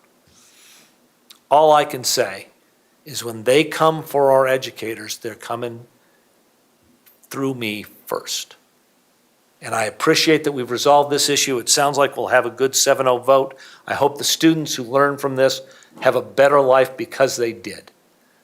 But this isn't the last time. And so I urge all of our educators to understand that there is support for you everywhere in this district and on this dais. Thank you for your work, Mr. Barnes. Thank you for your work, Dr. Page. Thank you for your work. This matters. Director Meek. So I'll try to be brief.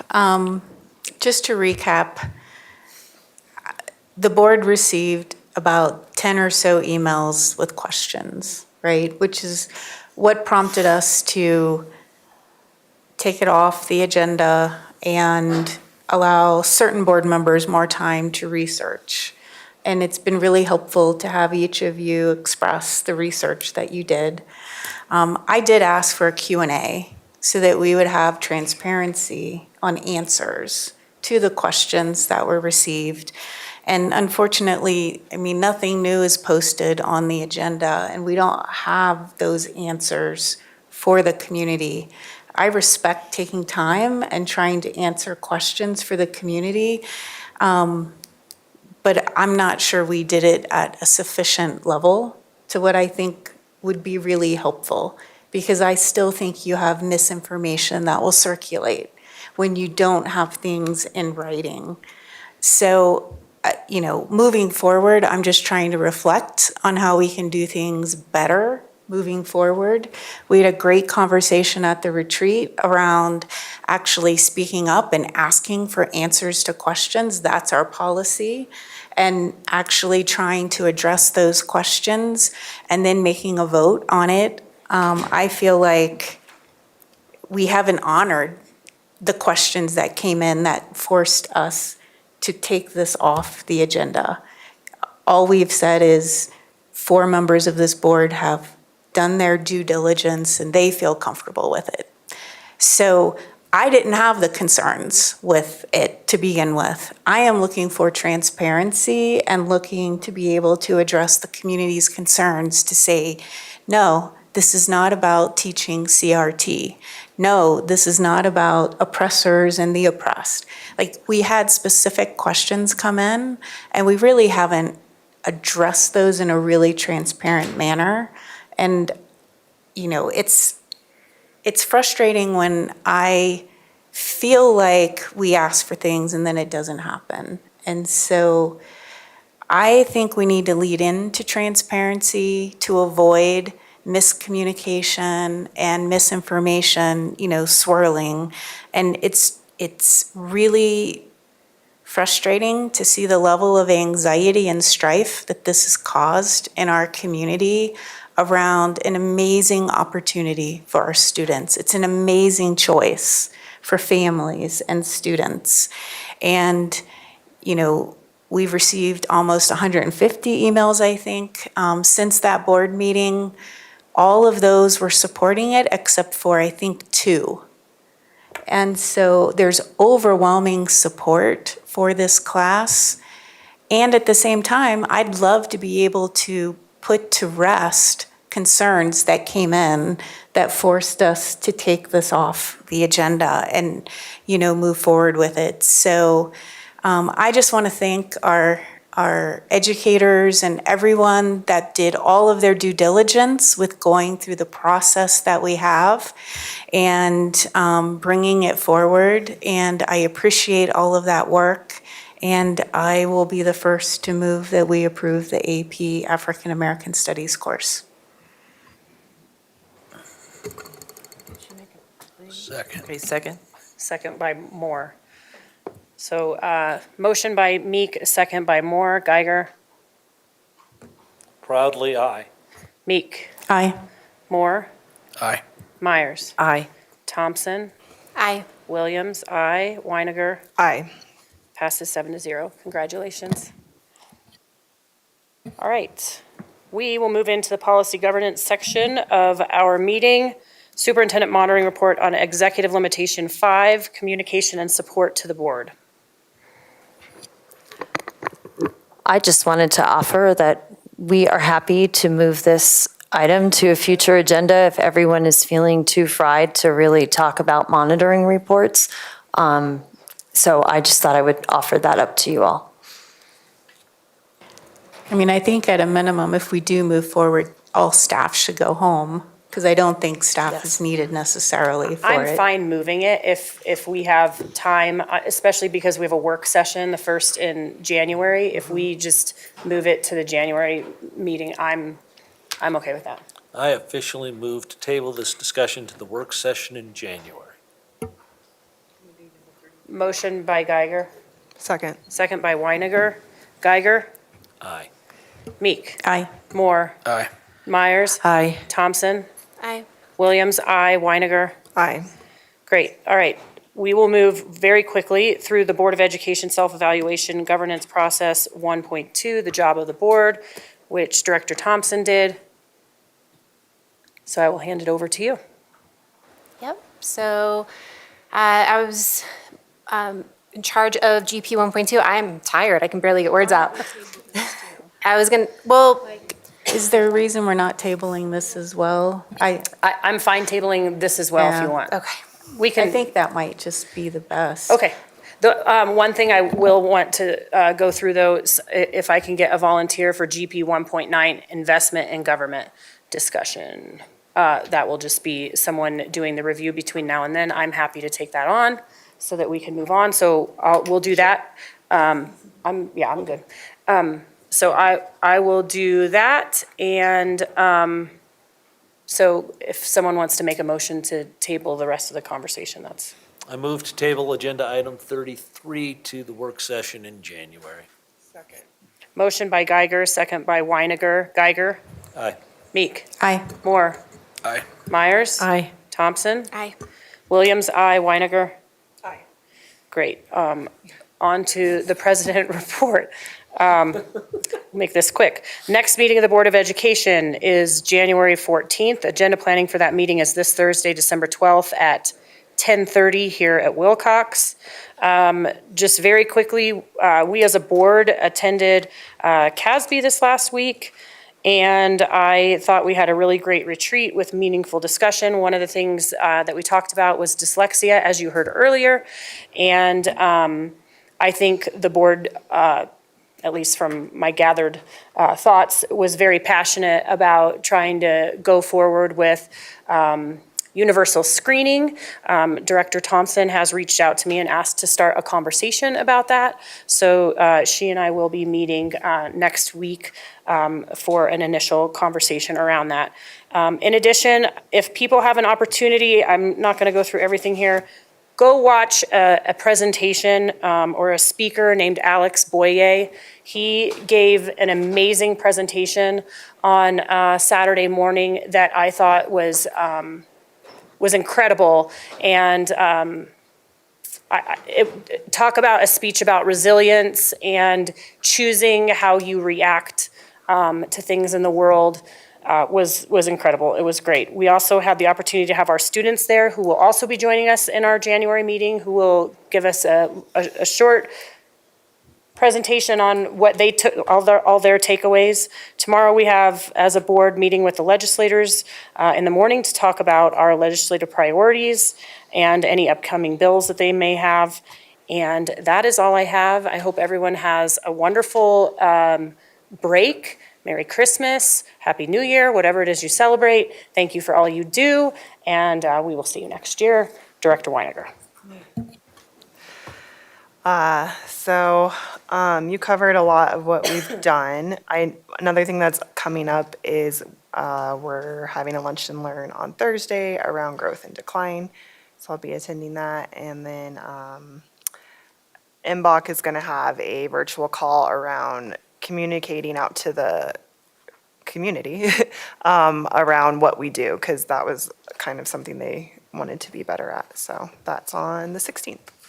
That's all. Great. I'll start with Director Moore. I just, being at the CASB conference, we missed safety and security and LRPC meetings, so nothing to report there. Don't have an update yet on that. But I really enjoyed spending time with you guys at CASB, getting to know you a little bit better. I love the discussion we had at the retreat on Wednesday. And, Director Geiger made a comment earlier about just because you get elected, or in my case appointed to a group like this, you really don't have all the answers, and I definitely don't. I'm learning, from a fire hose in some ways all the time. I learn a lot from you guys. And just over that couple-day period of time that I spent with you guys, getting to know you, talking about different issues and the context of what's going on around us, I learned a lot from you guys, and it meant a lot to me to take that away. So I just want to tell you how much I appreciated it, and that it was a great opportunity, and I hope to do it again next year, even though it seems like forever away, but I'm looking forward to it because it was good. I enjoyed it. Director Geiger. I do think it's interesting, none of you mentioned that we actually spoke at CASB. Oh, it was on my notes. And talked about how to work together as a board, even though you don't agree on everything, and I think that exemplified tonight. I thought the feedback was good, I thought the questions were good, and I enjoyed working with you on that. I agree, I thought there were some very productive moments. We need to take even more students next year. Easy for me to volunteer, I don't have to drive the bus, but the students that we met with are brilliant and informed and more than willing to share their opinions, and they learned a great deal. The best moments I had in a good 3 days were when I spent with the students, and either in the round table and then with our students at dinner, and seeing their perspective and knowing what they did. That really mattered a great deal, and it's always a reminder this is why we do this work. Director Myers. I'm just going to say ditto on that. I loved the kids, and the CASB, that was the best part of CASB, except getting to hang out with these guys. I did have a DCYI board meeting Monday. They're just talking about youth awards are April 28th, and there's a possibility we might create a Kendrick Castillo scholarship within the DCYI for the youth awards. And that's it. Director Thompson. Yeah, so between our last board meeting and this, I got to attend a teacher cadet class, that was at Ponderosa, and it was really cool because I had the opportunity to share about the role of a board director with students and answer their questions, and they were really welcoming and inquisitive, and it was just a really fun time. I think she said I had like 30 minutes for the discussion, and I ended up taking up their whole class period, but it was a blast, and it was just an awesome opportunity to be able to do that. I know we already heard updates about that we didn't attend FOC or the security meeting due to CASB, so I don't have updates really to share. I did attend a community dyslexia simulation. I attended it with my husband prior to the retreat, and there were parents, grandparents, and siblings all there trying to seek to understand their loved ones. And additionally, lots of people that were just seeking out answers on ways to identify and support their own child's academic achievement. It was really eye-opening for me and added to my own perspective. And then we talked about the CASB retreat. I feel like I got a lot out of the insight about each other's communication styles and preferences. What color are you again, Brad? Opposite of my wife. That's the scary part. And so, I mean, I definitely have been reflective on that. I hope you guys are reflective on that with me, knowing I need a lot of information to feel confident in decision-making and time to process. And so that's probably not going to ever change. And so I think if we're always thinking about ways that we can collaborate on agenda items and decision-making and information gathering, that we'll be better off. And then we also, I appreciate that President Williams talked about the dyslexia simulation that we had during the retreat. It was really a meaningful experience for me to see all of you guys go through that experience, and the ways that you guys talked about the need to address this, and I was just really touched by it all, and that I felt like you guys got so much out of it, and everyone's eyes were opened, and it was just really meaningful. So thank you for that, and that's it. Director Meek? All right, so I was able to attend the Foundation's 8th grade Career Expo. It was a lot of fun to see, a lot of energy. I could never be a teacher at that level. But it was very fun to see them and see them have that experience. I felt like our retreat was very productive as well, and it's amazing how much work we get done. I talked to other boards, they can't believe we meet for a full day, and we meet for a full day. We do a lot of work.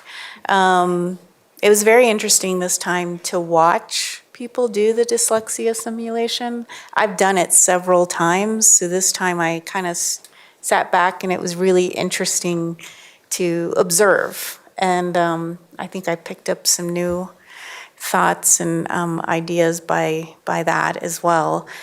The CASB convention was great, but I have to agree it was the student piece, which is really pretty amazing. I think you guys are it's gonna be fantastic when they come in January to talk about their experience. One of our students ended up going up on stage for the closing on the general session, and it was amazing. And I think Mr. Cheney got a video of it, so it was pretty spectacular. So tomorrow I'll attend the meeting with our legislative delegation, and then Thursday I have DC Oaks graduation, and then we have the Lunch and Learn, so lots going on this week. And tomorrow night is Crest Hill Middle School will be the Community Growth and Decline conversation at 6 o'clock. Busy week. Yes, all right. So with that, item 37, do I have a motion to adjourn? Moved. Second. Motion by Moore, second by Weiniger. Geiger? Aye. Meek? Aye. Moore? Myers? Aye. Thompson? Aye. Williams? Aye. Weiniger? Aye. Passes 7-0. The meeting is officially over.